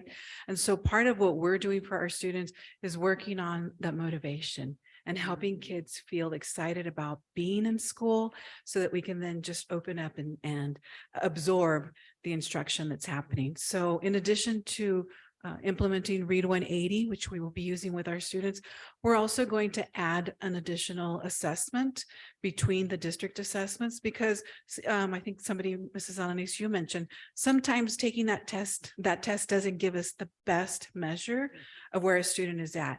So we're working with our classified staff so that they're available to have students come in and take that STAR test again. It can be given more than the times that we give it at the district level. And as we get more assessments, we get a better picture of each student's reading abilities and what they may need. We're also going to, we're working on having our library open in after school, and Dr. Pickle and Nathan both spoke about how important it is to read in order to become a better reader. So right now, 3:30, our kids go home. And so we're going to start to work on encouraging students to hang out on campus, visit the library, use that time to enjoy reading, to develop and further their reading skills. And then the other thing that we're also working on is using what we have in terms of Edgenuity. We use a hybrid model so that we have direct instruction from teachers and then using Edgenuity. Again, our students are hard workers. They want to meet those goals. And so as a unique campus, we are working on unique strategies to help our students with motivation, help our students with goal setting, and then to help our students with reading, because we know how important reading is to their future. And last but not least I'm going to ask Michelle Saucedo to come up to just talk about the students and their reading programs that aren't in intervention, but are in first instruction with their regular teacher. Good evening, Dr. Shepherd, Executive Board, and first and foremost, congratulations to the brand new board members. My name is Michelle Salcido. I'm the proud principal of Eric White Elementary, serving my Eric White scholars and the community. Literacy is a vital skill in adults and young adults. Therefore, it is critical at the elementary level. And I'd like to share all of the actions that we are implementing and teachers are implementing to ensure literacy success for our elementary students. And I'm representing all elementary schools and hopefully our principals as well. So teachers are taking time to conference with students to analyze their reading scores, the current states, and calculate how much growth needs to happen so that students can see what those good growth goals are. Students are aware of where they are and where they need to go. And this action of conferencing and goal setting with students helps them to take charge of their learning. Teachers are targeting the area that needs to be strengthened and ensuring they are receiving focused intervention. We are aiming right at the skill that students need to improve in. And it could be phonemic awareness, reading comprehension, or fluency. Teachers are also providing small group instruction through a deployment model. And what that means is students are grouped by the area that needs to be strengthened, and teachers provide small group instruction on the area of focus. This is a great way for teachers to use their skill set and to build their own capacity. It's where they use their strengths that they have and they learn from each other. And it's also a great way to develop professionally together. Teachers are providing students with extended opportunities to learn by holding after school learning sessions specific to the area of literacy need. Each student is guaranteed a 90-minute English language arts block where they're focused primarily on reading and writing, listening, speaking as well. They also receive additional literacy support outside the classroom with the reading intervention teacher. At our school site, it's 30 minutes per day, 5 times per week. And this is in addition to the 90 minutes of ELA instruction they receive with their classroom teacher. What we know is that attendance matters. Being in school matters. It is difficult for students to learn when they are not present. And therefore, the actions that we are taking at school and in our classrooms are vital. Teachers are helping principals. I know this year, all the principals are really focusing on improving attendance, and teachers are helping. They're providing incentives, they're giving rewards, they're calling parents, they're talking to students on a daily basis about how crucial their attendance is. And what we also know is that kids learn best in environments that are conducive to learning. They learn best when they feel safe, where they feel like they can make mistakes, and where they can be engaged. And our teachers really work hard on this and in creating those trusting and safe environments. So these are many of the actions that we are implementing in our elementary schools to ensure literacy skills for all. So any questions? I have a question. This is a really long meeting tonight, and I'm sorry to keep asking all these questions, but how are you guys enticing, or how are you guys, because the kids nowadays are different. This is a different group set. Absolutely. They're different. And we all know that, and we have to think out of the box. So in order for them to enjoy reading, like, what are they reading? Like, is it interesting? Is it exciting? Does it take them out of their, like, does it just use their imagination, or is just like in 1952, you know what I mean? Like, well, memorization, or as opposed to something that actively engages them. Well, first of all, they are engaged in whatever literacy or literature that's in the English language curriculum that is adopted. I know that teachers also bring in novels, and they do novel studies like Read Wonder, or just interesting, high interest. They like graphic novels and not that are appropriate, of course, but teachers do a really good job at finding out what students do like to read, and they bring those in. And today I was subbing in a class and I was reading Holes with them, and the kids were excited and into the literature. So they are getting high interest literature when they're in class. Does anybody have any questions? I know it just extends every time I ask a question. So aside from in school, because there's only so many minutes a day, and like your principals were saying, and the doctors were saying, it's, we only have so much time. Yeah. And we know that the more we can read, the better. What are we doing to incentivize them to read outside of school? We have reading logs that go out each month.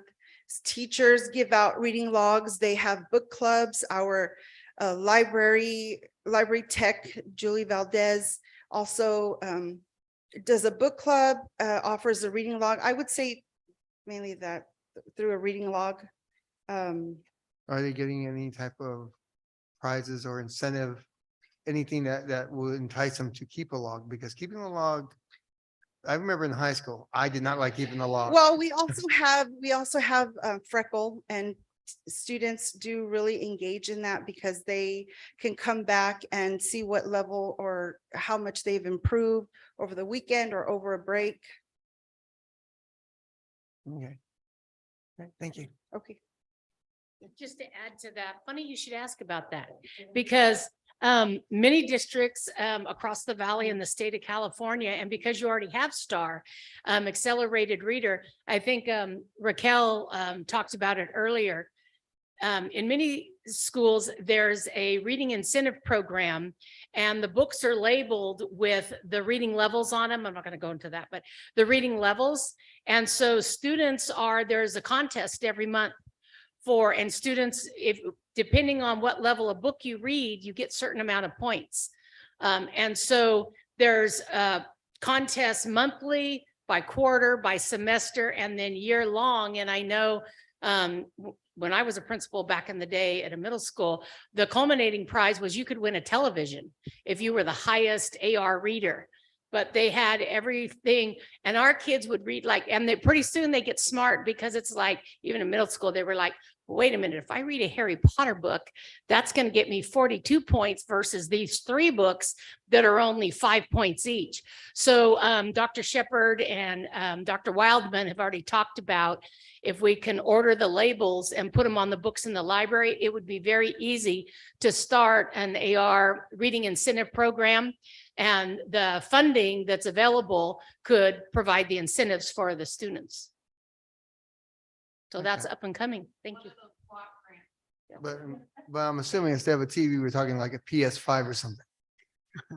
I just wanted to mention that having a granddaughter that is at Eric White at the dual immersion, I've sat with her and read with her and had to sign that paper that said she read to me. So I do my part. Thank you for sharing. If you guys don't mind, can we take a 10-minute break? Please. Okay, This is a fun 5. group. We'll be back at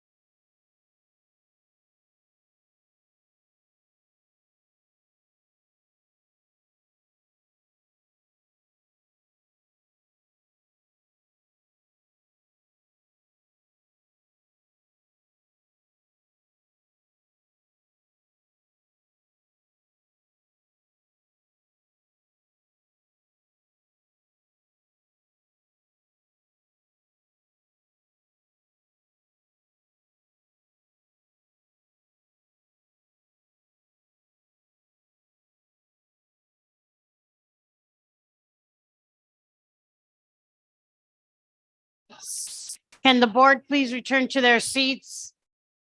Moving on to number 4, support for Selma High School teachers to acquire master's degree to provide dual enrollment courses for student advancement funding source. So,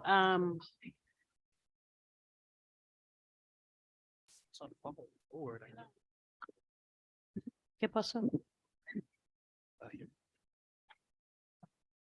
Sorry about that. So we do have we still have quite an agenda, but we wanted to bring this up tonight. We're not asking for approval because we have more work to do.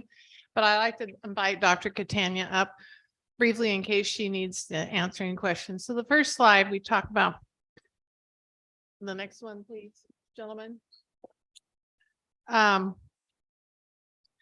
enrollment is actually concurrent enrollment is another term you'll hear, where a student is taking a high school class as well, and then serves to count for a community college course. So in order, wow, that's tiny. So what is that the first slide after? Sorry. Okay, yeah, go ahead. All right, next one. So again, we do have some, we have very few, but we are working collaboratively with Reedley College, and we're trying to creating some pathways. We currently have AP courses, but for students, students must pass an AP course with a year-end assessment with a 3 or higher to get awarded a college credit. Whereas dual enrollment or concurrent enrollment, they can do it. I mean, the whole course is taught that way. They also dual enrollment also qualify for additional grade points when you start looking at GPAs at the high school. And what we're learning, and Dr. Catania can attest that we are learning that colleges and universities are going to be phasing away from AP courses because it's so subjective, whereas dual enrollment courses, the content is determined at the community college level. So it's at a higher level of rigor and such. So one of the problems we have is, and so we want to expand. In fact, we have 2 teachers. I think there's 2 now, right? You have 2 teachers now doing dual enrollment classes with Reedley College, and we want to expand that. And someday this spring, I'd like to have Dr. Buckley come and share with you an amazing presentation that he showed me and Dr. Pickle. And then he came and presented the high school, because when you see what our kids are able to do in dual enrollment, how much it saves them in time and money as they move into the college.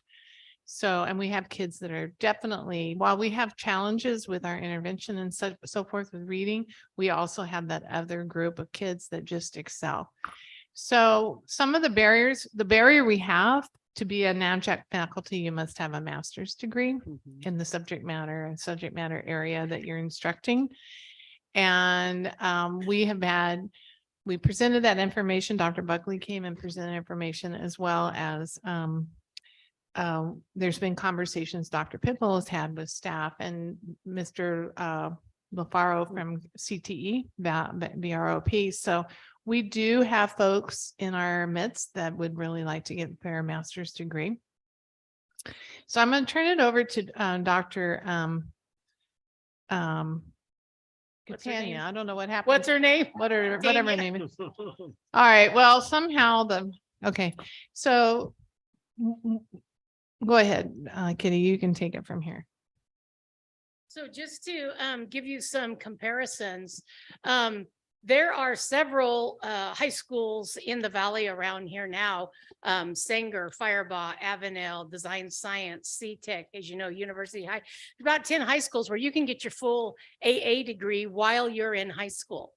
And working, we know that students that come from our area, who's a lot of parents can't just write checks for them to go to college here on Firebaugh, Mendota, Orange Cove. Saving them 2 years of college equates to about $25,000 a year for those families. And also once they get out, once they graduate from high school with their AA, then if they choose to go right into college, then it's just 2 years to their bachelor's. So for only 2 years worth of tuition and books and money, they can have their bachelor's degree.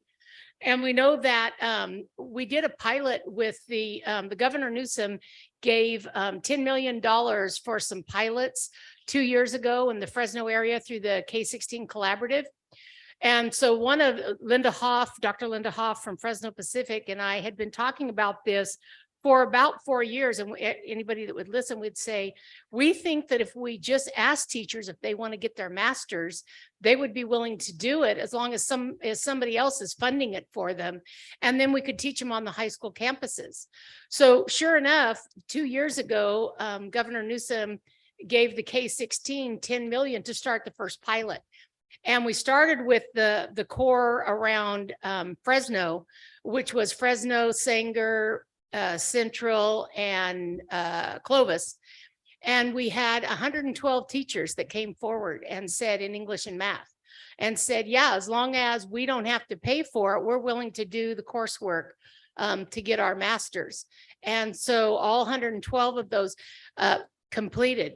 Now, the interesting thing was, and we were just having a conversation about this, we have to work with some of the universities that have give us a little more flexibility in doing online courses, Friday and Saturday courses, because the teachers still work full time while they do this. And so so what we're hoping to do is we just had funding that Newsom gave us the money, Governor Newsom gave us the money to start a pilot. But we knew that some school districts were using some of their American Relief Fund funding to do it based on learning loss, because if teachers upgraded and made more current their skills, especially in like engineering and biology, and there might have been some different innovations since they went through school and got their degrees, that they would be even more effective teachers for their students. So there were some funds that were being spent that way.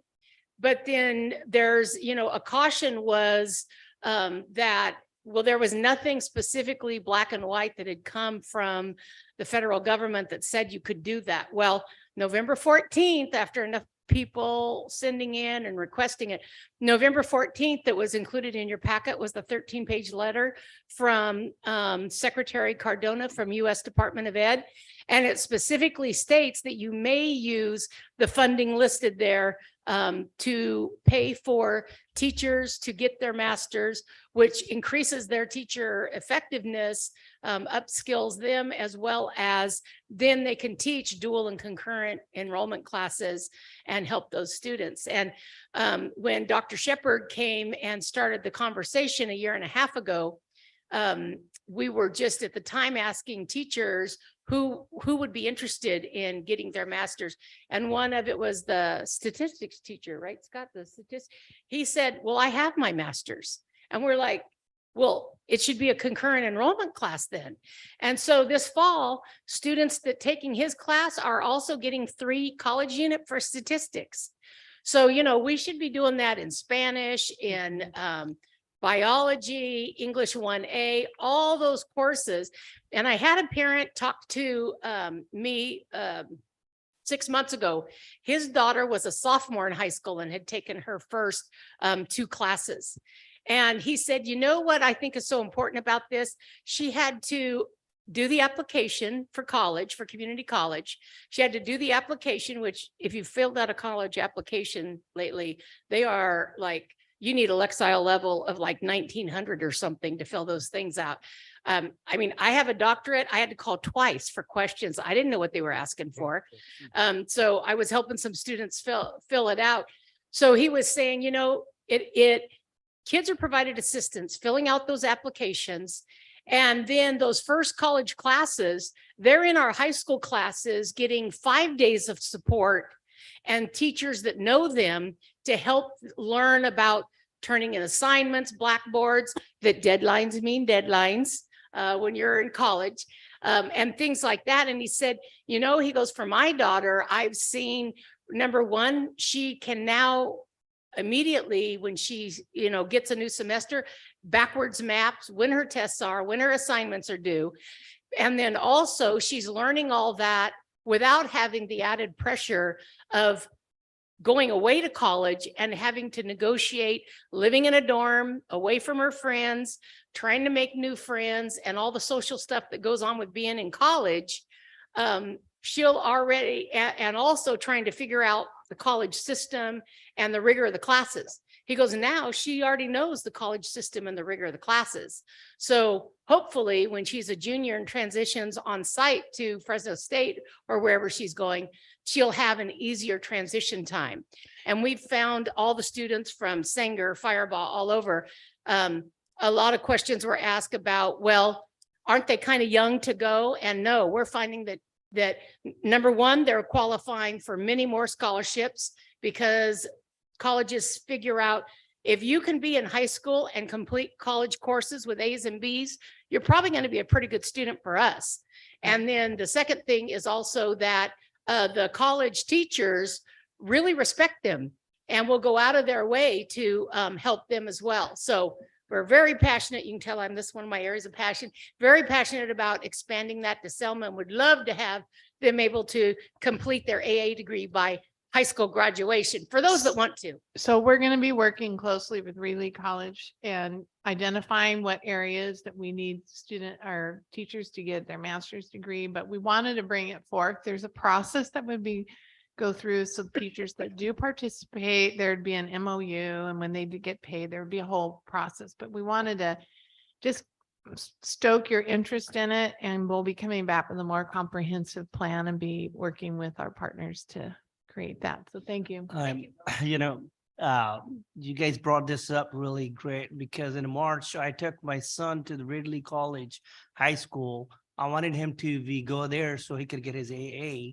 And what they said, he needs to be in a 10th grade in order to qualify. So I'm filling up an application, and in January, they're only choosing 40 students every year. So if we have it here in the school in ours, that would be a great program. A lot of kids, would get benefits and finish their AA while in the high school and get their bachelor in a two years degree. And there's more opportunities. So this is a great program.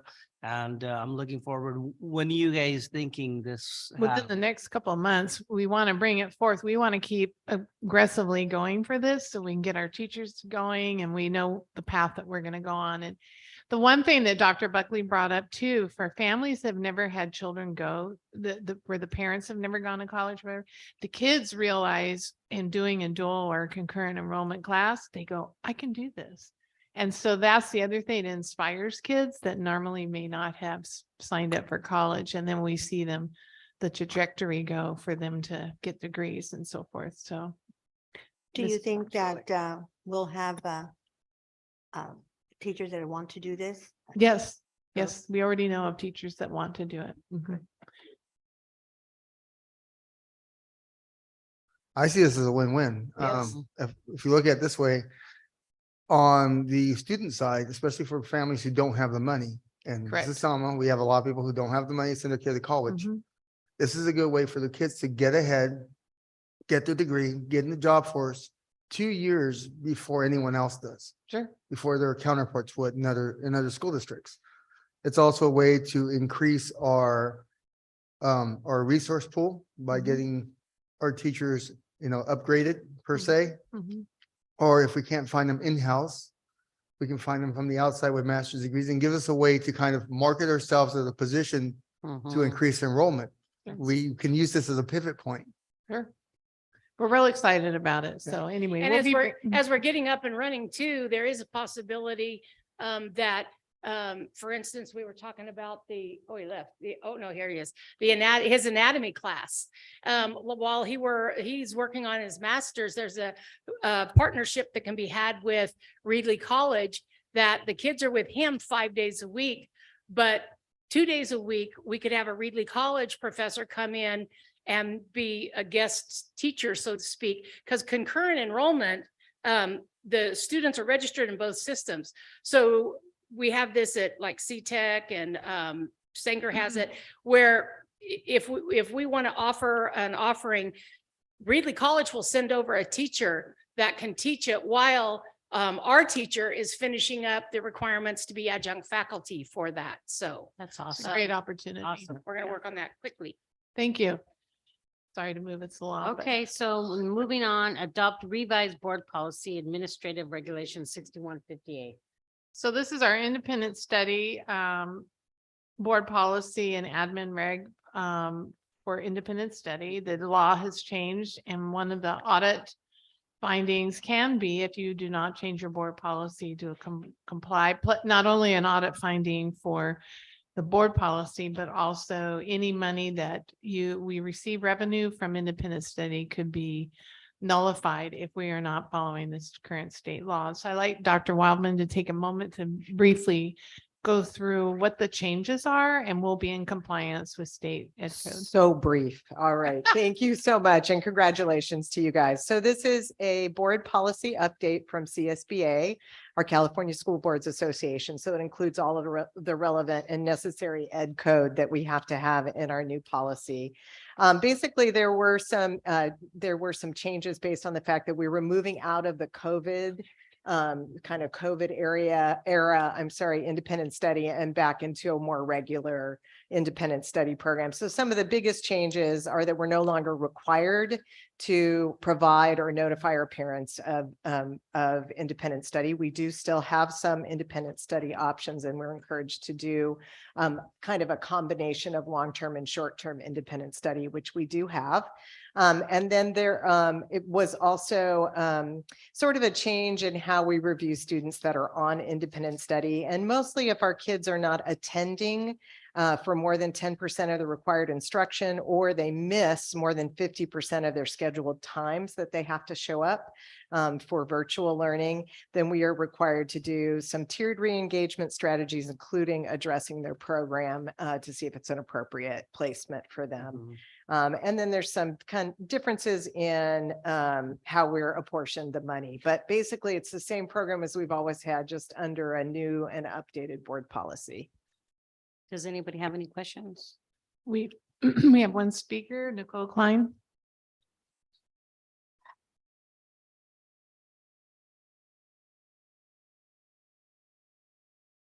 Hello again, Nicole Klein, and also congratulations to you all for getting on the board. We are excited to work with you. Hello, my name is Nicole Klein and I've taught in Selma for 19 years. And this is my 10th year teaching independent study. Independent study has a longstanding history in Selma of helping our students succeed and is also a program that helps to increase the district's ADA. My concern about this item is that it was the only action item without an attachment on the agenda that was posted online on Friday. And because of this, parents, the community, and teachers like myself who have an interest in seeing this program succeed have no opportunity to review the proposed changes so that we can give input to U5 before you vote. The proposed changes may be needed and amazing, but no one knows besides you guys because you have the proposed changes. Nobody has seen them. They're not online at all. As an independent study teacher, I know I've not been made aware of any changes. And so my ask to the board is that you move this action item to a future meeting after giving the parents and community a chance to review the changes and comment to you so that you can make the appropriate decision. Well, I was just made aware that it wasn't online. Was there an error in posting this? Does anybody know? It was attached. Was it attached Friday? Okay. We don't have to do it tonight. It's not, but it is in compliance with ed code, just to be clear that if we don't do it, then we have the potential of losing revenue, but we could most definitely put it off. It was an error. As you notice, we have a pretty big agenda, so those things happen. Can we table it Sure, we can table it. to the next? Not a to the problem. next? No, but. mhm. We have to make a motion. Yeah, that's and fine. approve, We can, or- do we as have long to- as we do it. Andrea is concerned about the audit Yep. because for us to maintain the apportionment, from these, but as long as we get it done, we'll be. And just as a heads up, there are no, the district made no changes to this board policy. We took it verbatim from CSBA. CSBA. So if it comes on the next meeting, we're okay, we're still within the, Yeah, okay. yeah. Do we have to make a motion or anything to table We can it? table it. Okay. That's fine. Do we need to do a? No, We're just gonna table. we just pull it. Yeah, not a problem. Okay, moving on.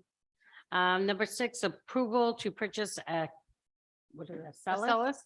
school master license 23-24 school year. So this item is for the Acellus, this the online program. If you'll know, we're using this with our more challenging students in both the primarily the secondary level, but you'll see it start coming down into other areas as well. And what we are going to be doing some, Dr. Pickle's already using it at the high school, and now ALMS will be utilizing it as well to teach students that are in our opportunity program, kids that are really struggling. So if we do the license for 23-24, the schools can start using it now for no additional costs for 6 months. So we have some need and that's funded out of their site, Title I. Anybody have any questions? Other than, what's Dr. Pickle's assessment of it? Is it working? How well is it working?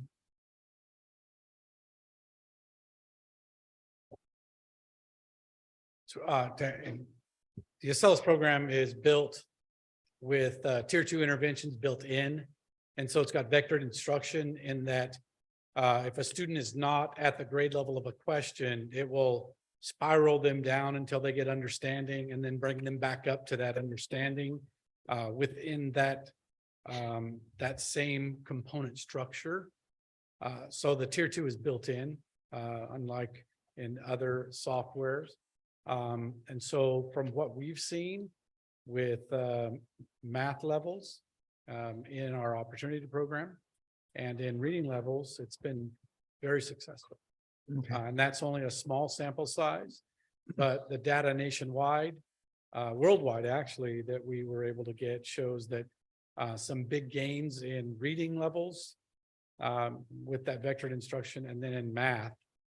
So we want to implement that across the curriculum so we can get that tier 2 instruction and let the students access that. And it helps our more struggling students. Does anybody have any other questions? I make a Um, motion to approve it. Okay, I'll second it. All in favor? Aye. Opposed, motion passed to approve. Moving on, approval of Assistant Superintendent Business and Support Services, Chief Academic Officer and Chief Human Resource Officer contract revision. So for all of the employees, the employee groups have been offered in CSDA, and it's later on this agenda, but we did provide the 1% retro and 7 to our management team. This particular group of individuals, that the salary schedule for them to be paid has to be reflective of the addition for them to have the increase. Okay, So the salary schedule reflects the addition along with the increase in health and welfare. I make a motion to approve. Do I have a second? I'll second it. All in favor? Aye. Aye. Aye. Opposed? Motion passed. Moving on, Educational Services Expanded Learning Opportunity Program. I'm excited. I'm excited. Would like to invite Assis Harrison up to the podium. And I wanted to speak on something that happened earlier in public comment and kind of explain why the board agenda looks this way too. There were so many contracts needed for our winter program because Assis is about to tell you how many students we have enrolled in our winter camp, and it's kind of amazing. And so she got together this program in a very, very short amount of time. And that included us working with people that we're very familiar with. So in this case, the folklorico dance contract is actually a volunteer who's been working with the Eric White students for a really long time. So this is not a complete list of the contracts we'll ever need.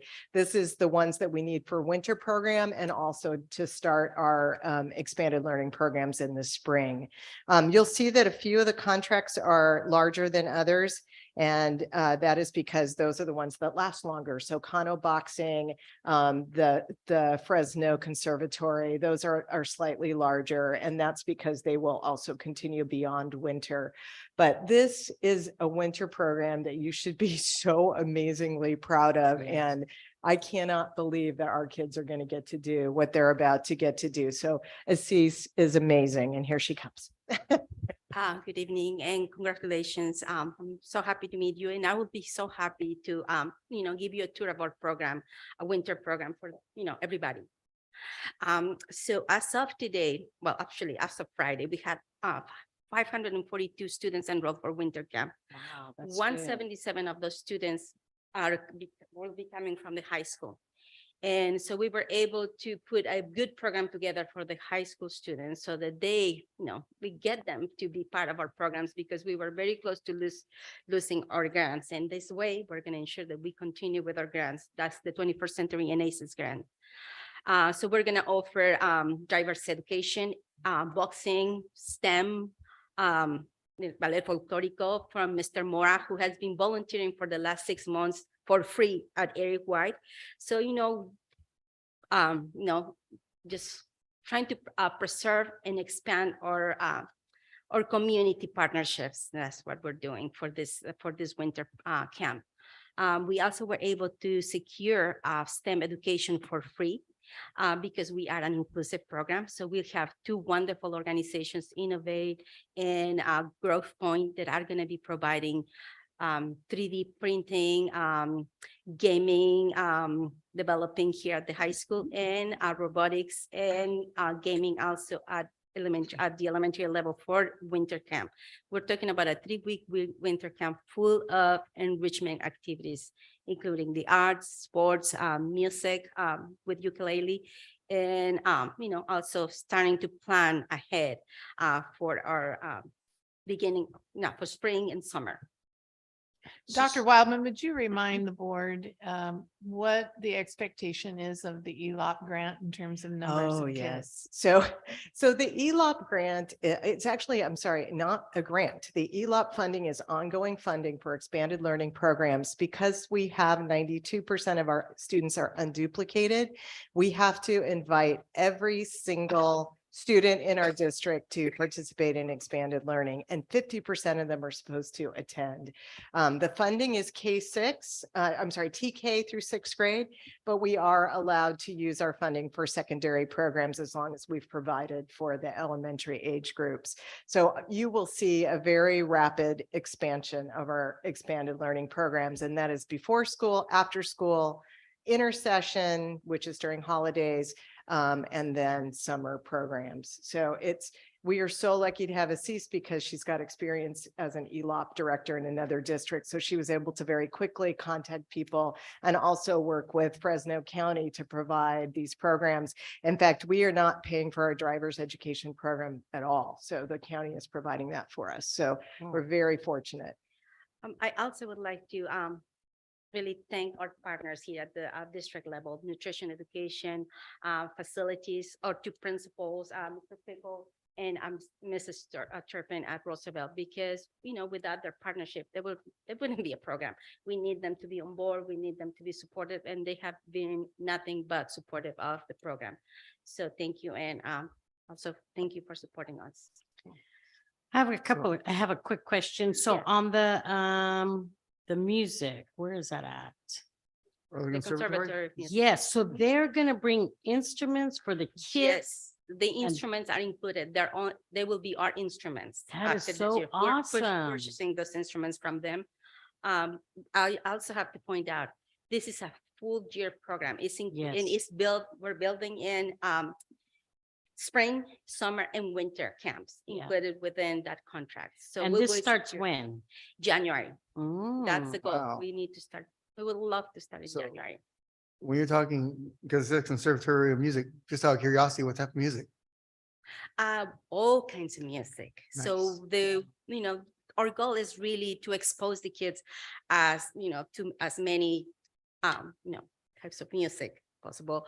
We're going to bring strings, instruments, piano, ukulele, and voice and choir.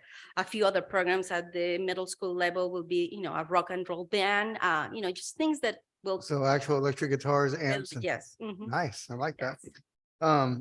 So quick question on the, because we had the lady before that was from the other folkloric center here in town. Now, you were saying that Manuel's folkloric dance fiscal, he volunteered for a number of years. How many No, he years? volunteered for the last 6 months at Oh, area. for the last 6 months? Yes, and has done a really wonderful job. You do amazing job. There's- Well, So, but I wanna reassure you that, a goal of this grant is to build partnerships. And this is not the end of our building partnership, especially with our partners, in town. So I will be reaching out to the community organization so that we know we can collaborate. There's going to be more Yeah, opportunities. absolutely. Yeah. Absolutely. So because when I hear volunteers, like, okay, we have a longstanding relationship with them for about 6 months. And it's been good. The Yes. relationship's been good. Absolutely. Miss Salcido can also speak to that. So wonderful Good. person working with our kids on his own time after working a full-time job. So- The Aquarius Aquarium, is that the one supposed to be up in Fresno? Yes. Mhm. They're coming to visit our winter program twice during the 3 Okay. weeks we're gonna be. I think operating. this is amazing. This is what I'm talking about out of the box. This is what our kids need. Because there's some kids that financially their parents can't afford to do stuff Right. like this for them. And music is so important for them and just to think out of the box, I think this is really great and I'm impressed and I'm happy No, and good job Yeah. to get it together in such a short period of time. Well, I thank think you. we have a Thank you for the representative support. here from the, Yes, we Would have you- our director Oh, of the there Music he is. Conservatory. and he's Oh, been come on. sitting here patiently and thank you Step for up being to the here. podium, sir. Come on up for a second. We can introduce you. Yes. I'm very excited to hear this. I think also when we're talking about attendance and trying to get our kids to come to school, you can't come to after school if you're not in school. So this could really Yeah. be very motivating for a lot of our Yeah. students. Hi, Hello. hello, members of the board. Thank you for inviting me. Yes, we're glad you're Do you here. want to introduce yourself? Yes, my name is Chris Shearer. I am the owner of United Conservatory of Music. I started the school about 7 years ago because I've been studying music all my life. My mom took me to a music school like the one I have, and then I saw a kid playing violin, and then she asked, "Do you want to play that?" And I thought, I could do it better than this guy. And so and so I started on my violin journey. And I know I am really honored to be able to bring this program to you guys because without the support I had with music lessons from the beginning of my growth as a musician, I would never be where I am today. And to be able to give these kids that opportunity, that's like a dream come true for me. Yes. I Thank you. was just really excited. I'm a violinist too. Oh, you We are? used to be anyway, yeah, through What? college. So, That's nice. That's the Yeah. best in She's town. gonna have to perform for yeah, us, no, right? no. Yeah. And I'm so excited to have you aboard. No, I mean, thank you I for being can't even here. Express myself enough. Yeah. I want to also mentions that Proposition 28, I believe the state passed it for the Yes, music. that's right. And that's a $970 million that our school's supposed to get chunk of that money. So maybe Andrea needs to look into Oh, it we- and, yeah, how much? I are we got it. getting? We get a lot of money. Is it? It's, I actually just put our allocations together. They haven't been formally released yet. So there's just some estimates of how much each site will get, and how Yeah. much the district will get, but we definitely will get somewhere around $1 million for music education. And the VAPA folks, you saw the music teacher. They're all chair for- sitting in the back. Are they making still here? sure they don't They're get so left. dedicated. They come to all of our board meetings, by the way.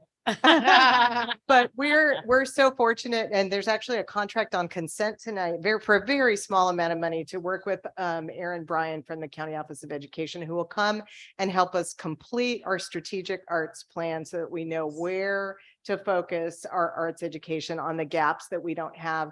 And one of the really great things about Assis is when she first came, I said, one of our gaps is in elementary music up until 4th grade. They don't get any really structured music. Yeah. And so she found, of course, the conservatory and a number of other programs. So we're trying to make sure our kids have the opportunities that all kids have. And we're so excited to be working Yes, with we're you. very, so have you decided what kind of music, or you're just gonna? Yes, so we're gonna have at several choirs, a lot of piano lab Alright. classes. We'll have a mixture of percussion classes, and I know we're really looking into that rock band for the middle school and the string program as well. And so That has violins, violas, cellos, Yes. and we're providing all the instruments, and they're be yours to use. Yes, thank you so much. I'm excited. The money is 1.1 million 1.1. That's a estimate. Yes, we already got it out. Awesome. Thank you. We look forward to seeing. I have more a of you. question. Thank you. Okay, yes, I do have questions as well, okay. but how is, not for the music, but for how is the boxing going to work? Yes, that was the The question. boxing, so the boxing, we are also just expanding. So they were also an organization already working with AWARD, and they're working in many districts. One of them is Fresno. So we were able to secure their time for not only for our winter camp, but you'll see two contracts. One is for winter camp, the other one is for the rest of the year. So it's a non-contact boxing, it's technique, is as you know, having the kids being active, Right. and just learning the art of boxing. Say, but it's not contact, not no, yes, not push, no, yes, not really any contact with anything. Does anybody have any more questions? I guess first time I ever heard non-contact boxing. Yeah, they don't. Oh, but I did have another question for the conservatory. What about like synthesizers and loops and keyboarding and hip hop? I mean, if we want to get enrollment back in, we should kind of look at that because that will bring a lot of kids in who usually wouldn't even look at music. Sorry, I'm gonna stay closer. Could you repeat the question, please? So what about hip hop? Yes, What about so rap? I love hip hop, I love rap. I have a lot of people that can do that. I just hired a few instructors actually that can do rap. So that's something we can bring in. It's initially, I want to start it as a music foundations class. Yes. Piano is the best instrument to learn the basics of music. I mean, the whole thing is laid out. So they'll get the fundamentals of music theory, of harmony, of ear training. All those basic things gets layered onto that. We can also offer the ability to mix sounds like, hey, like you want to like create your own music on the computer. We can also do that too. That can be something we build out later in the future. Yep. Awesome. Anybody else have any questions? No, I make a motion to approve item 1A through I. I want to second that. L. Through L? A Oh, through it's I. A through L, Yeah. sorry. Yeah, All of them, yeah. second that. All in favor? Hi. Opposed? Motion passed. Congratulations. Thank you for being here. Thank you. Okay, let's move on. Number 2, I know, I'm educator. still effective- going. Huh? This is going to be a very quick item also. So this is basically the same plan as you saw last time. We're required to present it at 2 board meetings. I did make some changes based on some feedback from, I think it was Jerry that got up from CSEA that recommended that we reallocate some of this funding for training for our classified staff. So I did move some money around in the plan and put that in, and also some money for our newer principals to collaborate during the summer. So they have a little extra time together. But otherwise, the plan is the same as last time. It's focused on standards-based instruction, re-engaging learning, restorative practices, and ELD. It's mostly professional learning money totaling $1,570,000, and it has to be spent by 2026. Okay. Does anybody have any questions? Do I have a motion? I'll make a motion to approve item 2. Do I have a second? All in favor? Aye. Opposed? Motion passed. Moving on, community day school. Go ahead. Okay, so we had spoken last meeting about our community day school program, and at the time we were going to continue to plan for the current school year.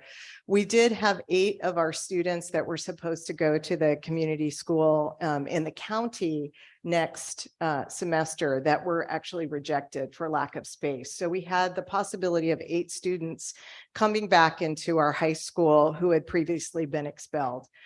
We have students have a right post expulsion to attend school, and so we have a responsibility legally to provide schooling for them, and they may not attend a regular school program following certain expulsion criteria. So we have to figure out how to offer an alternative educational placement for expelled pupils, and these 8 students do need a space to be. Luckily, Dr. Pickle was in the midst of getting our community day school plan approved. So we had already a completed plan. We have a provisional location that we can separate on the Heartland campus.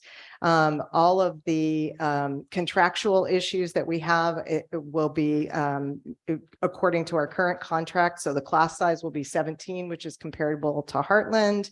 All of our hiring and salaries, graduation requirements, stipends, all of the things that we've negotiated for all of our teachers will remain the same. If there are any impacts from this new program, we can continue to negotiate those, but we do have a responsibility. The District of Residence, under all circumstances, continues to maintain responsibility for developing a plan for expelled pupils, and this is kind of an urgent situation for us. We do have gaps in the district in terms of not having another option beyond Heartland, and independent study cannot be part of the instructional day for these students. So we are kind of in a pickle. Oh, sorry for that little, but we are lucky because we did locate a contracted person who is an expert who will help us develop a really good program. And we did in our board memo provide what we think is a more than adequate staffing ratio for that class. And it includes a teacher, a behavioral specialist, mental health clinician, an instructional aide, and increased CSO time. And we've been working with Ms. Barajas Ruiz over at Heartland also to make sure that the program could be incorporated safely and well onto the campus. I think Dr. Pickle did bring up something earlier, which is really kind of profound when you think about it. The reason to do this overall, not to do it in a rush, but to do it well, is that these students will get a chance to stay in Selma. We won't be shipping our kids off to the county program in Fresno. They won't be riding on a bus all day. You know, if we get the right program in place and the right teacher and the right circumstances, then we can really impact these students' lives and make sure that they stay really productive and successful members of our school community. It also helps us figure out a way to bring them back into the system. And talking to Dr. Tarosian, we also want to create within our community schools some restorative justice practices so that students that they could earn their way back into the comprehensive school sooner than later, given certain circumstances. And I like to introduce Mr. Ray, who we're recommending a contract for, and he's coming from up to us as retired from Hanford area. And if you want to say a few words, his expertise will really help us get this launched in a really positive way. We're really excited to have him. Thank you. And I have been involved with Alt-Ed and community day schools very closely and worked very closely with programs, both when we used to ship students to county programs and after we made the decision to bring it on site or into our district. And I can tell you from my standpoint, from what we did and the way the program ran before, it was much better for students when we brought it in-house, much more personalized. We were able to control the kinds of things and the interventions that we were able to incorporate into their lives. And it was the right thing to do for students. And I don't believe you'll be sorry if you decide to do that. So. I have a question did you mention how many students can be in the classroom? Or We will limit class size similar to what we have at Heartland, which is 17 according to our SUDA contract. Ideally, I think we would, have a lower. smaller class, and we are starting quite small with these 8 students. And the grade levels? It'll be high school currently, it's and I believe the plan is 7 through 12, 9 through 12. I'm sorry. So 9 anybody No, that- no, we sorry. revised the plan To be 7 through 12. 12. But that gives us the flexibility is if we need to add another class for middle school Okay. down the road. That's the one that the board approved last month, and we're going forth with the State Department. Yeah, So, I have one concern, I know we did those expulsions on those students, not behavior good or fighting and so forth. This community program that the day school you guys are talking about, I want to just make sure that we needs to have those students what they got punished for. So I just want to see it after 6 months if possible, that how we are results coming up on it. If we're gonna end up with the same thing what they done, then I'm not good with it. And we want to see how positive it comes out or negative it comes out. That's the whole purpose of the board. Did those those kids so they could learn better and come back. And so being as a new program, I'm looking forward with you guys to your results. expertise that make sure these kids are back on normal track. That's what we wanted. Thank you.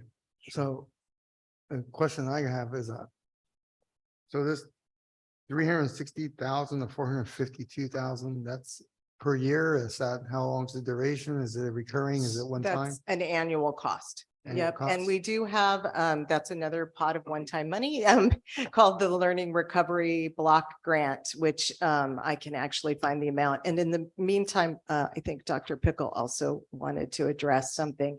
I can look for the Learning Recovery Block Grant. 7 million, I Did you think. get it? Oh, you're so fast.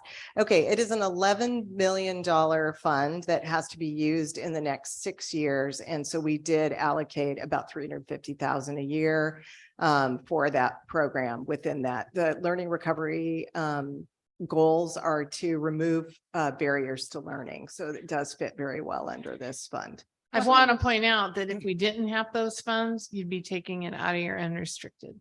Yeah. So we are very fortunate that we don't have to take it out of our So unrestricted. fund. so this is one of those things that we have to do. We this have to because- do it, okay. yeah. Yeah. I mean, the alternative really would have been to bring the expulsions back to you and ask you to suspend those expulsions and bring them back Back to the into our sites. schools, Yeah, to the 'cause site. the reason why I'm Yeah. asking is we're putting aside, we're putting money in to do this, to put Mhm. this spot for these students. And then we're going to hire people to be there. I don't want it to be where we're putting out money to bring people in and then 2 years later have to tell them, hey, you gotta go. Right. That's not Yeah, right. so what happens when we run out of the money? So it's going to be a while, Mhm. luckily, because this fund does not expire until 2028. So we have quite a bit of time to both generate what you were talking about, Mr. Sahota, about how effective are we? Are we running the right program? Do we have the right staff? Are we in the right place? Just kind of figuring out how it works. But also enough time to incorporate it into the general fund if we need to. We generate ADA off of it as long as they attend. Oh, yeah. So you are generating revenue, but we're paying it out of the, Do we currently have 17 students to fill that? no, Can we? we import- actually have 10. Can we Mm. bring in 7 to make up the difference and increase our ADA? I wouldn't recommend it. We want to keep it low. And especially when we're kicking it off. Gotcha. Right. Oh, and also response to that, the current students that are ours that are enrolled at Virginia Hines. Aren't enrolled. They have not I'm- been enrolled. There are some that were enrolled last semester. Yeah. Oh, yeah, Those there's could be one. brought back as well. Yeah. But they already have a placement at the Virginia Heights Center. So, but in direct response to what you're saying, Mr. Soda, is currently when those students are expelled, if they did have a placement at Virginia Heights, they're gone semester +1 or potentially a calendar year. With our program, what we can do with that restorative component is put a contract together that if those students reconcile their behaviors and get back on track, they can come back to the site earlier. We can then bring their name back to you as the board and say, okay, now we can, they were placed under a suspended expulsion and we're going to bring this student back because of their behavior at our own CDS, and they've met all their terms and conditions, which is the carrot. They got the stick by being sent out. Now we can give them the carrot to come back into the program, be successful out on the program and come back in, incorporate yourself back into the comprehensive high school. That's really the point that we're trying to do with that CDS. We have control over their behavior and their academic success. Excellent. Thank you.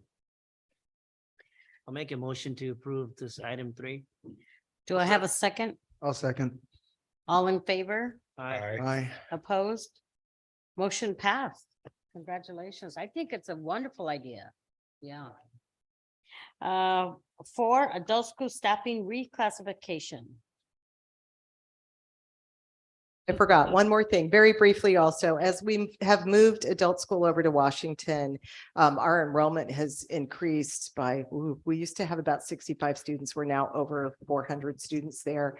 And the jobs have shifted as we get to a bigger building and more programs. So we did have someone in the role of administrative assistant who was doing a lot of reporting for state and federal programs. So we did change, we do want to recommend that we change her classification and her job title to more closely match the duties that she actually is completing every day.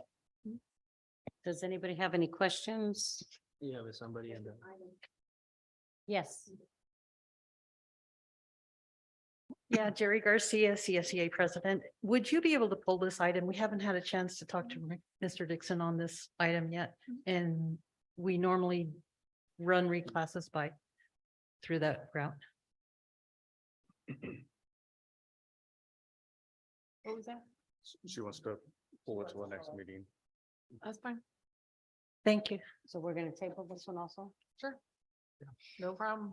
All righty. And congratulations to the incoming new members, and the other members are still there. Hang in there. Moving forward, approve memorandum understanding MOU between Selma Unified School District and the Employee Association for early child retirement incentive. Yes, good evening, board. So on item C1, you'll see there's A and B. So this is an MOU that we've agreed to with our both SUDA, our Selma Unified Teacher Association, and with our CSEA, California School Employees Association, as an early tell for retirement incentive. An early tell is that they're informing us before, early in the school year. So here we're looking at December, January, looking at, they're going to inform us of their plan to retire. There is actually a financial incentive included in that for our classified members. If they notify us by December 30th, there's a $6,000 stipend that would be paid at the end of the year. If they notify us by January 13th, it's a $4,000 stipend. For our certificated staff, teachers, it's a $10,000 stipend if they notify us by December 30th. And if they notify us by January 13th, it's $8,000. So this is again planning for our staffing for next year. So it is looking at, teachers, classified staff informing us of their intent to retire. So it helps us with our planning. That's why we have these dates in December and January so that we can plan for that. And if you're looking at the incentive going, okay, well, why are we paying people? Because part of it is you're looking at people at one end of the pay scale and the opportunity for then a newer staff member coming in that's at the other end of the pay scale. So you're ending up, somebody you're paying them less money for the replacement for that position. And in some cases, it would be a possible position that, again, we're looking at reduced enrollment, declining enrollment. It might be a position that is not open for next year. Right. Does anybody have any questions? No, the only one I have, he kind of answered already, which was, return on investment. Giving that part out is a good way to cause incentive for retirement. But, there you go. But at the same time, we want to make sure that we're not shooting ourselves in the foot by bringing somebody at a lower pay scale and now we have to train them. And, but if these are positions that sometimes aren't going to get refilled, then it makes perfect sense. Yeah. Anybody else? We also have one-time money to pay for this. It's the art music grant that allows us to do that. So it's a great opportunity. Make a motion to approve item 1A and B. Second, all in favor? Aye. Opposed? Motion passed. Moving to number 2. Are we there? Did we do? So number 2 is very similar because it's not an MOU. It was listed separately. So for our management and unrepresented employees, which is our confidential employees, offering them a very similar package for that. So that's why you're seeing this as a separate item. Again, because they're unrepresented, it's not an MOU. So for management, it would be a 10,000, or I should say certificated management would be a $10,000 stipend. If they notify us by December 30th, and 8,000 if they notify us by January 13th, 2023. For our classified management and confidential employees, it's $6,000 stipend. And again, that's paid at the end of the school year in June. So December 30th for the 6,000 and January 13th for the $4,000 stipend. I'll make a motion to approve item 2, early tell. I'll second it. All in favor? Aye. Opposed? Motion passed. 3, proposed California State Educational Employee, chapter number 231, range of salary increase. So on item 3, we have a tentative agreement with our California School Employees Association. This is looking at each year. We had a full contract negotiation last year. So there were 3 items open for this year. And so with those 3 items, the employee rights and responsibilities, pay and allowances, and the health and welfare benefits, we have come to an agreement with CSEA. Looking at our employees' rights and responsibilities in the area of safety, they are going to be having, they're naming 3 members to our safety committee. For our pay and allowances, we are looking at what we've offered our other groups. It's a 1% retroactive for the 21-22 school year, and then a 7% increase for all ranges for 22-23. And we also had range increases for the staff as we look at the positions. So these are previous items we had discussed with the board. We also looked at health and welfare benefits. So for our employees that are full-time, 6 to 8 hours, raising from $13,050 up to the $14,800 for health and welfare benefits on the district contribution. So quick question. Are we fiscally okay if we approve it, or is it something that might put us in the red? So in the first interim presentation, the second slide on the multi-year projection actually showed what it would be after those increases were included in the second slide. And then also in the in one of the handouts, the updated multi-year projection included that, and we would still be over 7% in 2 of the years and over 8% in 1 of the years. In reserves? In reserves, yes. Okay. I had just a little clarification. I talked to Dr. Shepherd in regards to this, because I asked what was California State Educational Employees, then had CSEA, which is California School Employees Association. She assured me it was a typo, but I just felt that I had to. That's on me, sorry. All right, just don't let it happen again. Thank you. I recognize the work they're doing and sorry for the typo. Anybody have any, oh, did we make a motion? Do we have a motion? Do I have a second?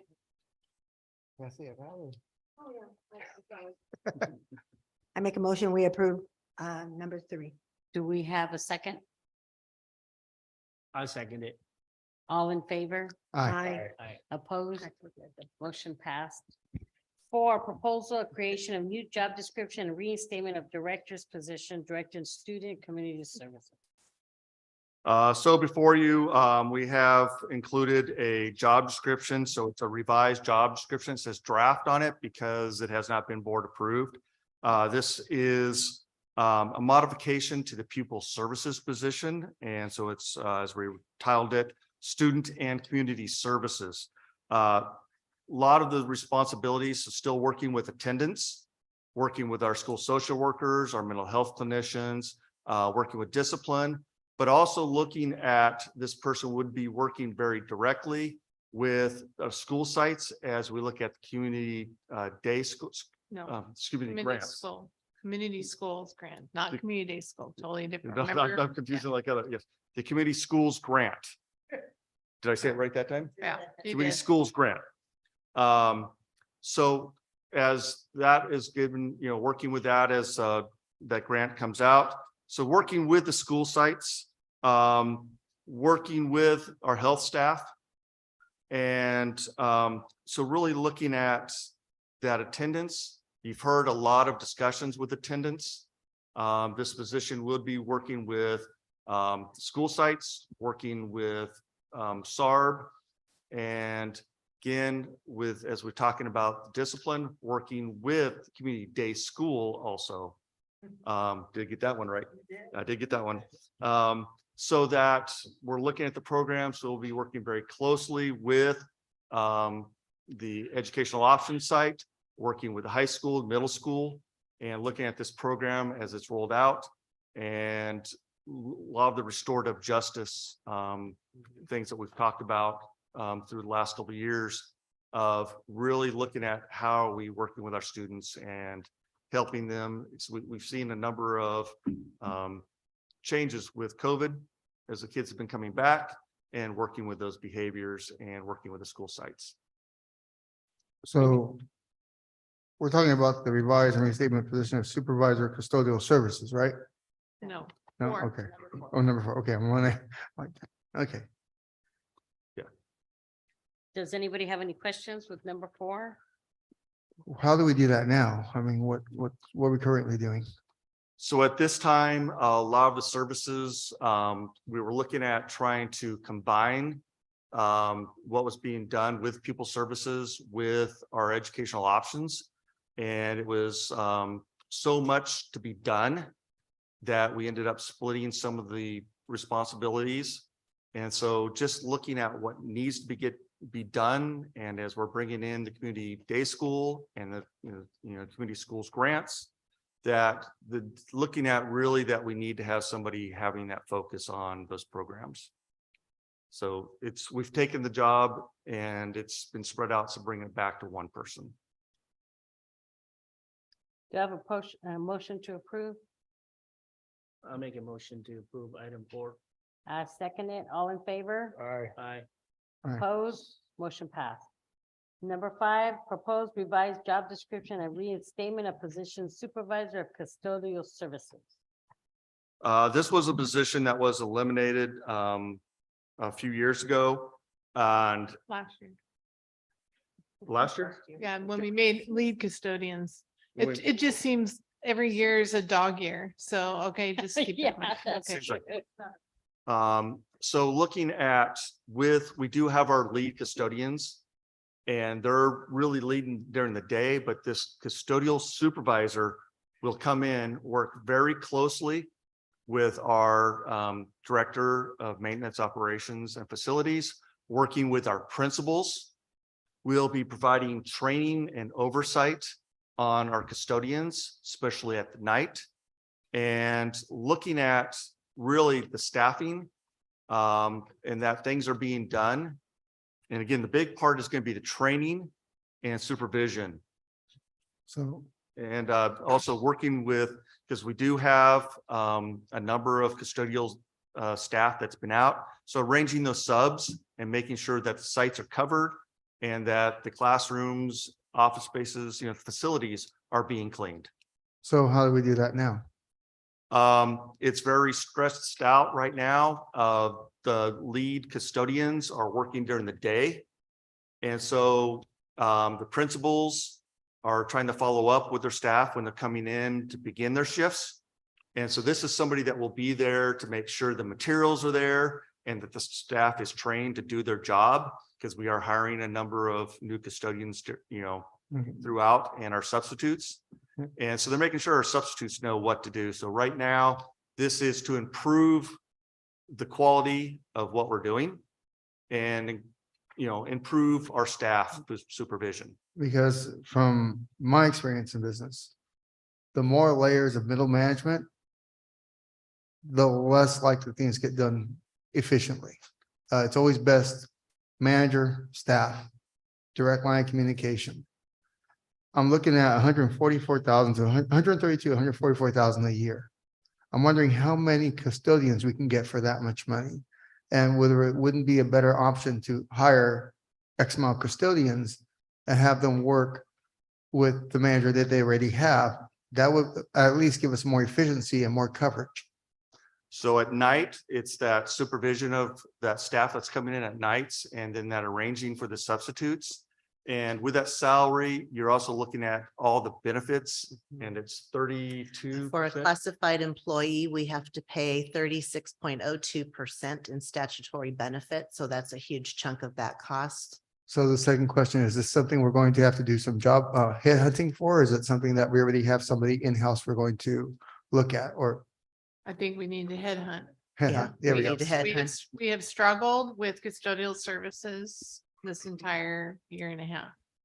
And it impacts our classroom instruction because when they're not there, teachers' rooms aren't clean, the kids, there's just a lot of issues. We've been working a lot with CSEA, but we need more oversight as well as training, but especially in the evening times. And I'm just concerned that we're bringing in a supervisor. But for short staff, it makes more sense to bring in more workers, and we just have to be able to trust that our staff can do their job. If we're seeing that they can't do their job, it's a whole other issue, but I'm just trying to figure out which is the best way to allocate money. Well, part of this is getting with that training is, what they're doing for their jobs, but there's also the safety there. So this person seeing what's going on. And so also trying to reduce any of our, on the job injuries. So that we're looking at, again, the safety of employees and the quality of work being done, and that the job is being taken care of. So have an expanding job with the yeah, after-school yeah. program. Thank you. It's growing and growing and growing and growing. We have almost as many kids in some cases on campus this evening as we do at the same time. So the issue, we used to have a supervisor of custodian, all the custodial folks reported to them. We restructured last year and we went to lead custodians where the site administrators supervise and evaluate. Total restructuring of custodians. With that, it works in that they have ownership. Our principals have ownership and they're supervising. But you can't be everything to every custodian. And we have new folks. We have turnover, custodian. We have high absentee rates. We've talked to CSEA about this. So we're hoping that we can get good, strong people in, but the principals are not able to train their custodians. They can provide supervision and direction, but not the training and support, particularly in the evening. There is no one supervising our evening custodians, and we've had some issues with that. So when you look at your investment, I think it's, when you look at the total amount, in terms of how you support our schools, because when the custodian services are not done well, it impacts our kids and our teachers. So we're really trying to improve those services and also find the best people to do the work. And those that aren't doing their work, it helps having someone that's really focused so that we train them. And if they're not trainable, then we need to move on to another person. So I understand. And yeah. for me, it's from my background, where I come from, work-wise, we have a saying in IT, we're pretty much lone wolves. We are hired, we do a job, we're totally autonomous. 9 times out of 10. So when I look at this, it's like our structures are usually us, manager and staff. And so when we hire people, bring people in, we want to make sure they can do that job autonomously. I guess that's where I'm seeing the disconnect in my own point of view. Well, the skills of the people that we have do not always come in with all the skills that they need. So who's going to train them? And our director of maintenance operations and facilities is way stretched thin. So I think we're passionate about the custodial services, and it's been an ongoing challenge. And even though she's on the board now, Mrs. Kessler knows that. This has been an ongoing conversation. I so. just want to make sure that our custodial staff has the adequate manpower so they can do the Well, job. we are doing staffing by square footage, and we're gonna hopefully bring that in January so that we can staff custodian services by square footage.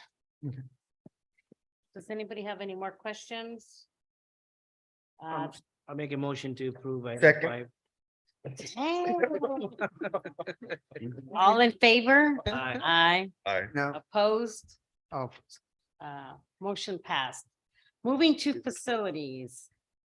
Borgesteel Buildings and Components, proposal for maintenance shop building.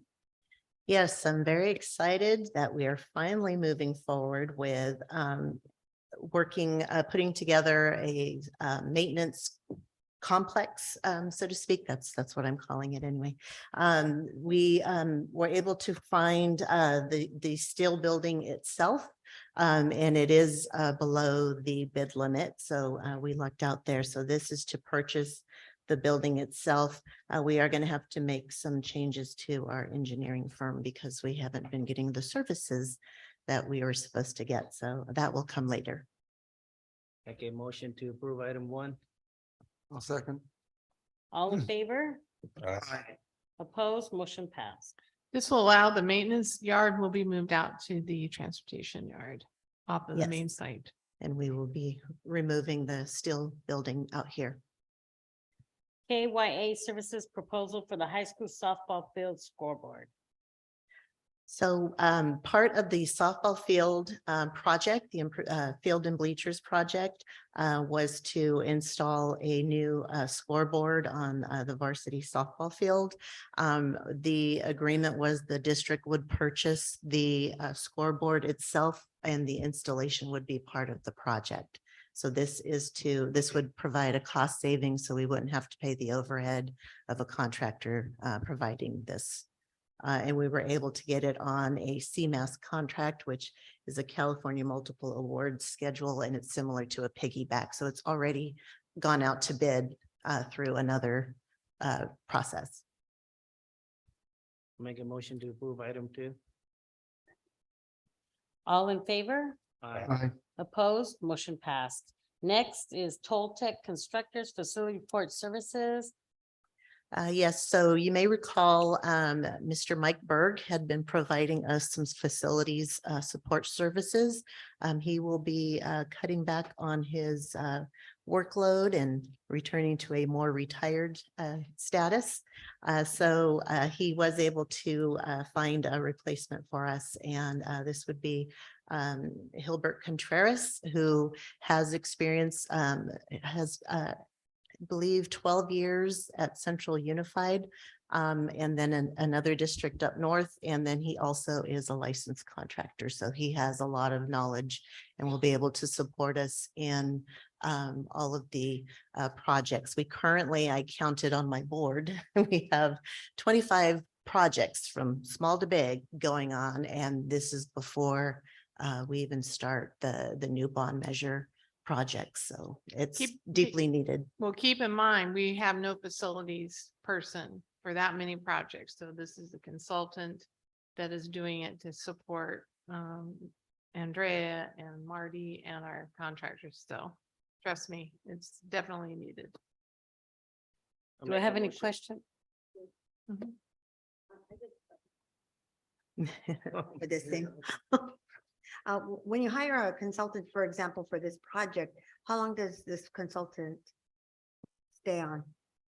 Right now, this contract is for not to exceed 50,000. So it would depend on how much time this person would spend attending the weekly meetings and staying in contact with the architects and the contractors.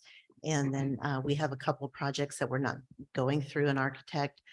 So it's on a on an actual time basis, and then he does not charge any mileage or other expenses for that. It's strictly time. But it's only for the current school year. So if he Yes. doesn't, so by law, we have to bring it back for another Yes. year. Just if that was your question. Do I have a motion? I'll make a motion to approve item. Second, Second, all in favor? aye. Opposed, motion passed. Enviroplex proposal for Selma High portable toilet and modular classroom buildings. Yes, so at our meeting on November 14th, we brought to you the proposal with Teeter to for this project. This is to actually purchase the modular buildings through Enviroplex, and it is also on a not a piggyback, but I think it's a CMAS, but it's also on one of those awarded contracts. It's, yeah, 3 buildings plus the classroom, No, plus the toilet billing. toilet building and 3 modulars. Do you have any questions? Do you have a motion? Make a motion to approve item 4. Do you have a second? All in favor? Aye. Opposed? Motion passed. 6, approve proposal for district office furnishing. Number 5. furnishing- Number 5. Sorry. Oh, I bet I pressed that. You're moving right. along. Teeter. I'm so tired. Teeter LLP contract amendment number 3, Selma High School CTE classroom building. This is for an updated agreement for some scope of work for the high school CTE classroom building project. Some things that we have discussed with Teeter and the additional fees that come with the work we've requested. Make a motion to approve item 5. Do you have a second? All in favor? Aye. Opposed? Motion passed. 6, approve proposal for district office furnishings and equipment. So we've expanded the district office. We've had a number of new offices that are going to be brought with our new staffing that we have, as well as a training center for parents and staff on IT. There'll be a IT training room. So adding these offices, and we do not have ergonomically correct furniture for any of these. So recommending, we've gotten one. We're gathering bids and still shaping it, trying to cut it down. So this would be for the district office, C1, and all the buildings in the back that we're adding. Does anybody have any questions? Do I have a motion? A motion. Do I have a second? I second it. All in favor? Aye. Opposed? Motion passed. E, business services award bid for internet service providers services, Fresno County Superintendent. Consent. Well, it's a E-rate Oh. bid, so, okay, this is for internet service provider, Fresno County Superintendent of Schools as part of the E-rate project. This was put out to bid. We had received 2 bids from Fresno County Superintendent of Schools, and I believe the second one was AT&T, with FCSS coming in with the lower bid. It is with E-rate. E-rate will cover 90% of the cost. Then there is an additional pot of funds. CTF stands for California Teleconnect Fund. I forgot to spell that out. And then they cover half of the remaining 10%, and then the school district pays the remaining 5%. So for the total cost is $48,000 annually, but E-rate will cover $43,200, CTF $2,400, and then the district will pay $2,400 a year. And this for, And this is a 3-year contract. and this for internet for all of our sites? Yes. Does that include the backup? In other words, your secondary ISP? We'll let the wizard answer the question. Good evening, esteemed board, President Alanis, Vice President Sahota, and the new board members, Dr. Shepherd and cabinet. We're one of the few districts that have a secondary line. So out of the many school districts in California, probably 10% have a secondary line. So in total, we have a primary and secondary. And what we're upgrading is from 10 gig to 20. And it's a load balancing and a redundant line. So with that said, our network's built to be able to send traffic to both. And if one fails, we have one as backup. So So have a failover. a failover, yes. But we don't use it in a failover state, but it's more for load balancing. So for E-rate, we have to use it for load balancing, but if one circuit goes out, one will default to the other. And we were one of the fortunate school districts back in 2018 when they cut fiber in downtown Fresno. There was only 2 districts that stayed up. It was us and Kings Canyon. So that's a part of the testament of the good planning we planned early on. So so we're getting 2 20 gigabit lines, or it's 20 gigabits divided by 2? 10 gigs each circuit. Okay, and they're doing concurrently, so you have a load balancing going on Load balancing using. with a failover in case one goes out. Yeah, we're using ECMP with our firewall, so equal cost multipath. Basically, load balances across both circuits autonomously. So. Okay. Yep. All right, well, we'll stop now before we make them all glaze over. Thank you. All for- right. Okay, do I have a motion? I'll set the motion. We had it first. Yes, I second it. Okay, all in favor? Aye. Aye. Motion, all opposed? Motion passed. Number 2, Teeter LLP Architectural Services, A and B. President, I'd like to request to be remove this item from our agenda. Want to discuss, He talked to me and yes, I agree. We need to Okay, pull it. so we're Forget gonna that. go ahead and table this? Just table it. Yeah. Okay. Yes. All righty. The whole thing or just, number 2? okay, 3, Sarah School Equipment Cafeteria Tables for Terry Elementary. Yes, so we replaced the tables at Jackson, and now we would like to move on to Terry Elementary. They are in need of 10 new tables, and this is being purchased through a piggyback bid as well. So I would like to request to move forward with this. Do I have, anybody have any questions? What's a piggyback bid? So a piggyback is when a district has gone out to bid for a large a number of like certain equipment. Sometimes it's technology, sometimes it's furniture for schools. And a district will go out to bid, do all the processes necessary, and then there's language in there that allows other school districts to also piggyback on that same, so we don't have to go out to bid because it's already been bid. We're able to use their bid and get their bid prices. Okay. Okay, do I have a, I'll make a motion to approve. okay, do I have a second? I'll second.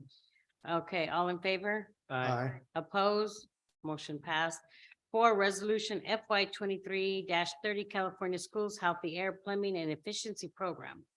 Yes, I am very excited about this one. We have been awarded almost $152,000 to provide a plumbing replacement at all of the sites that are listed here. We got Jackson, Washington, Heartland, Indianola, Selma High, Terry, Roosevelt, and Wilson. So those amounts that you see on the board memo, that's how much can be used at each site. So it's by school site. And so by approving this, we will move forward and get our needs, some of our plumbing needs taken care of. Do I have any questions?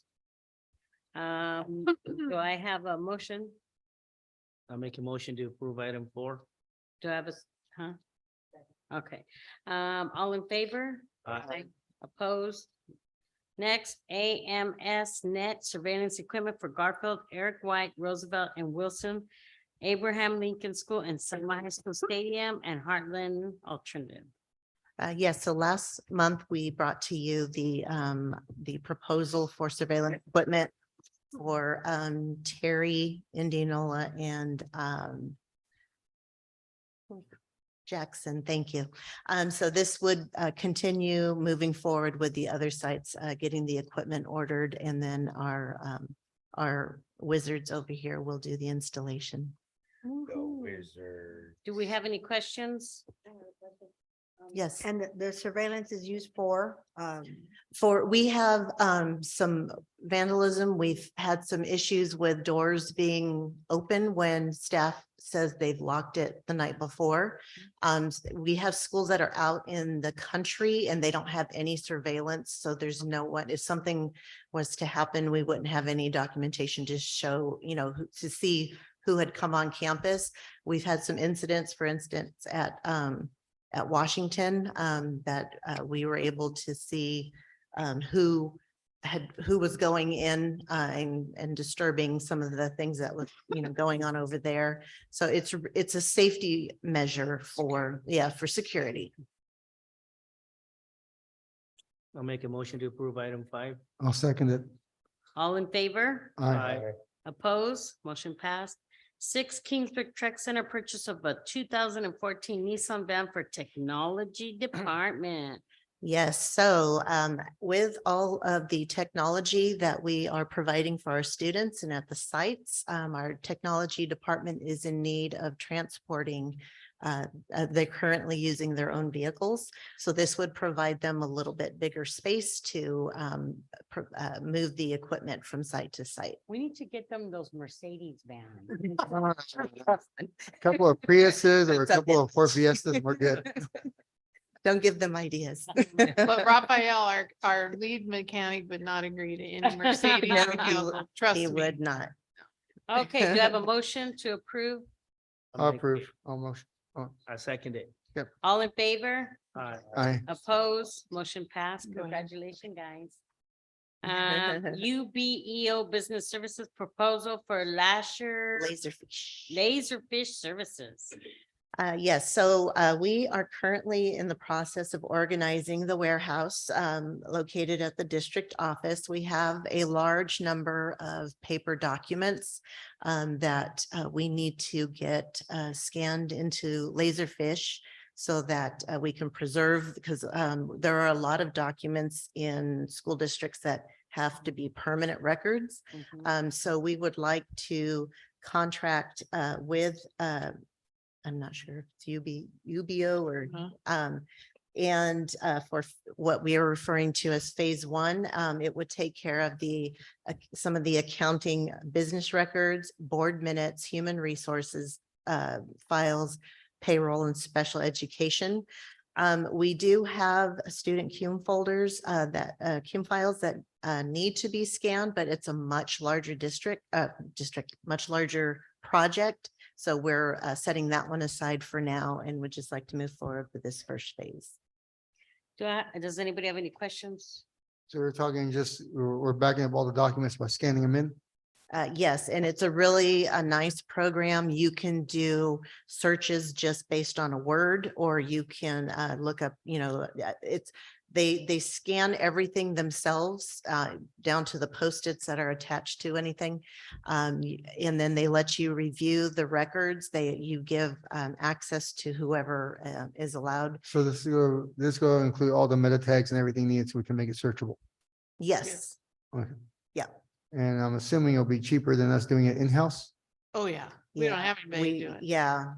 We'd have to hire. That's crazy. And then they destroy the documents as well. Yeah, they'll shred them after Shred they're and done, get after rid of you have a chance to review them and make Right. sure that you're happy with how the files are in their system, then they will shred them. And they take it off site. They don't do it on site. That's Yep. huge. Okay, Do I have a motion to I'll approve? motion it. Do I have a second? I second it.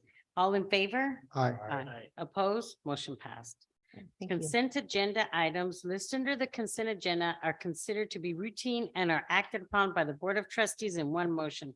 There is no discussion of these items before the board vote unless a member of the board, staff, or public requests specific items to be discussed and or removed from the consent agenda. It is understood that the administration recommends approval on all consent items. Each item on the consent agenda approved by the members of the governing board shall be deemed to have been considered in full and adopted as recommended.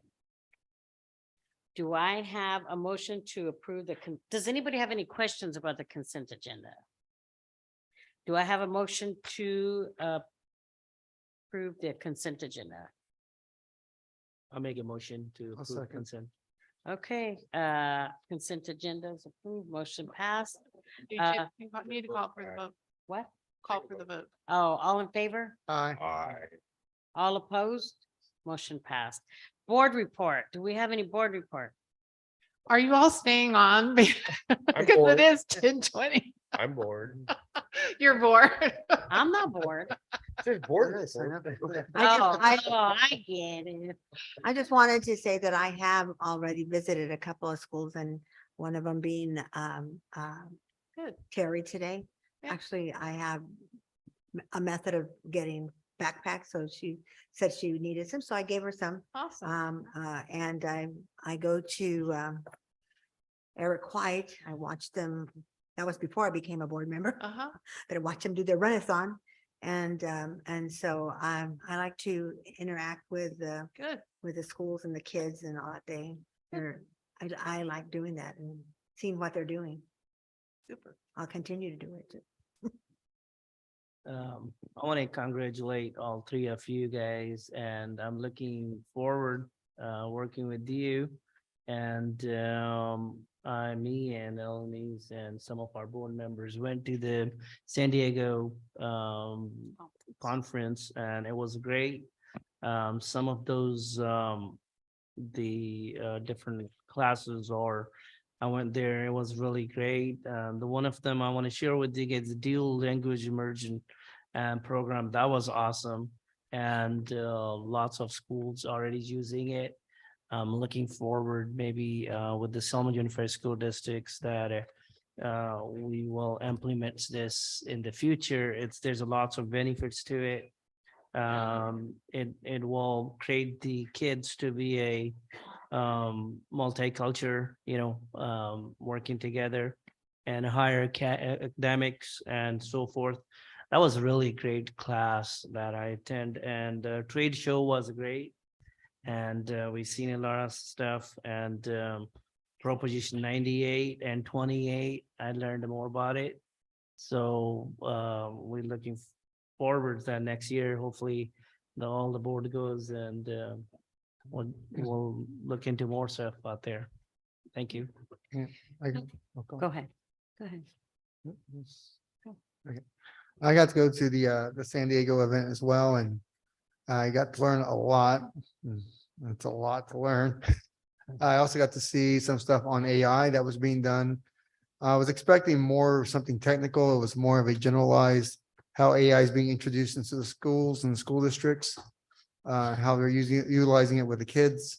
I got to see some of the vendors out there, everything from electric buses to workstations for the kids that have programming components where you can learn basic robotics, really exciting STEM stuff. And you know what? That was the Cellus. Yeah. That was the Cellus. Yes. Yeah. And stuff I would like to see us move forward in and kind of get into the competitive nature of STEM. Yeah.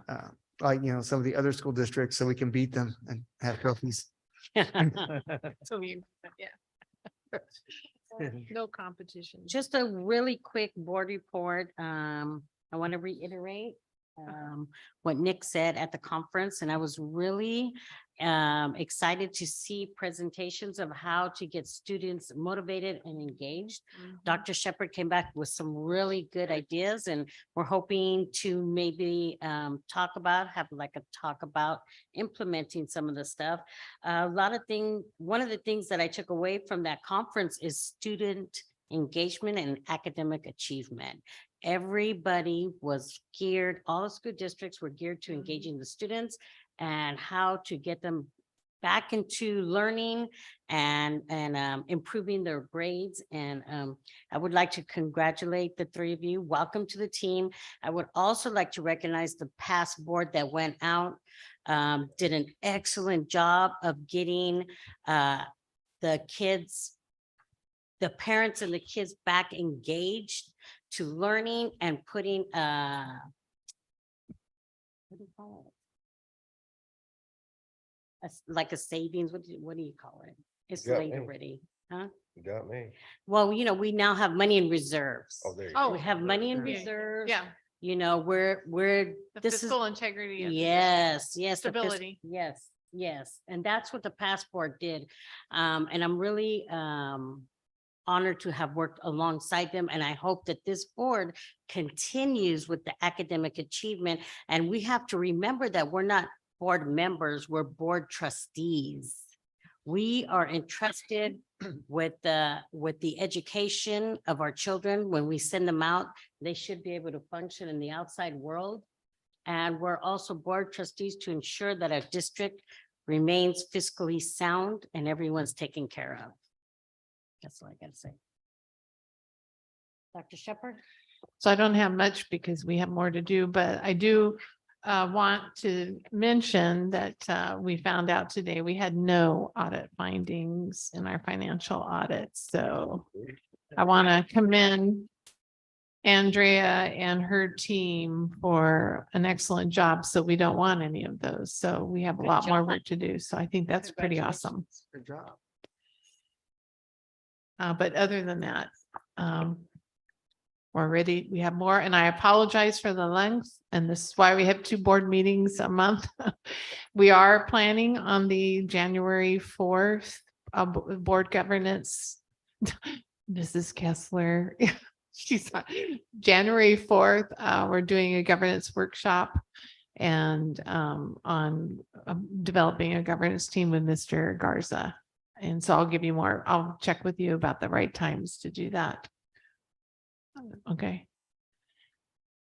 Okay, and we changed the way we conduct our meetings. So now we do the closed session after the open session. So I would like for us to take a vote to adjourn the open session. You just move into close. Okay, You- so, We adjourn to closed session. Thank okay, you. we adjourn to a closed session. Thanks for coming, everybody. Kids are number one. Thank you, everybody, for coming in and looking at us and asking questions. Yes.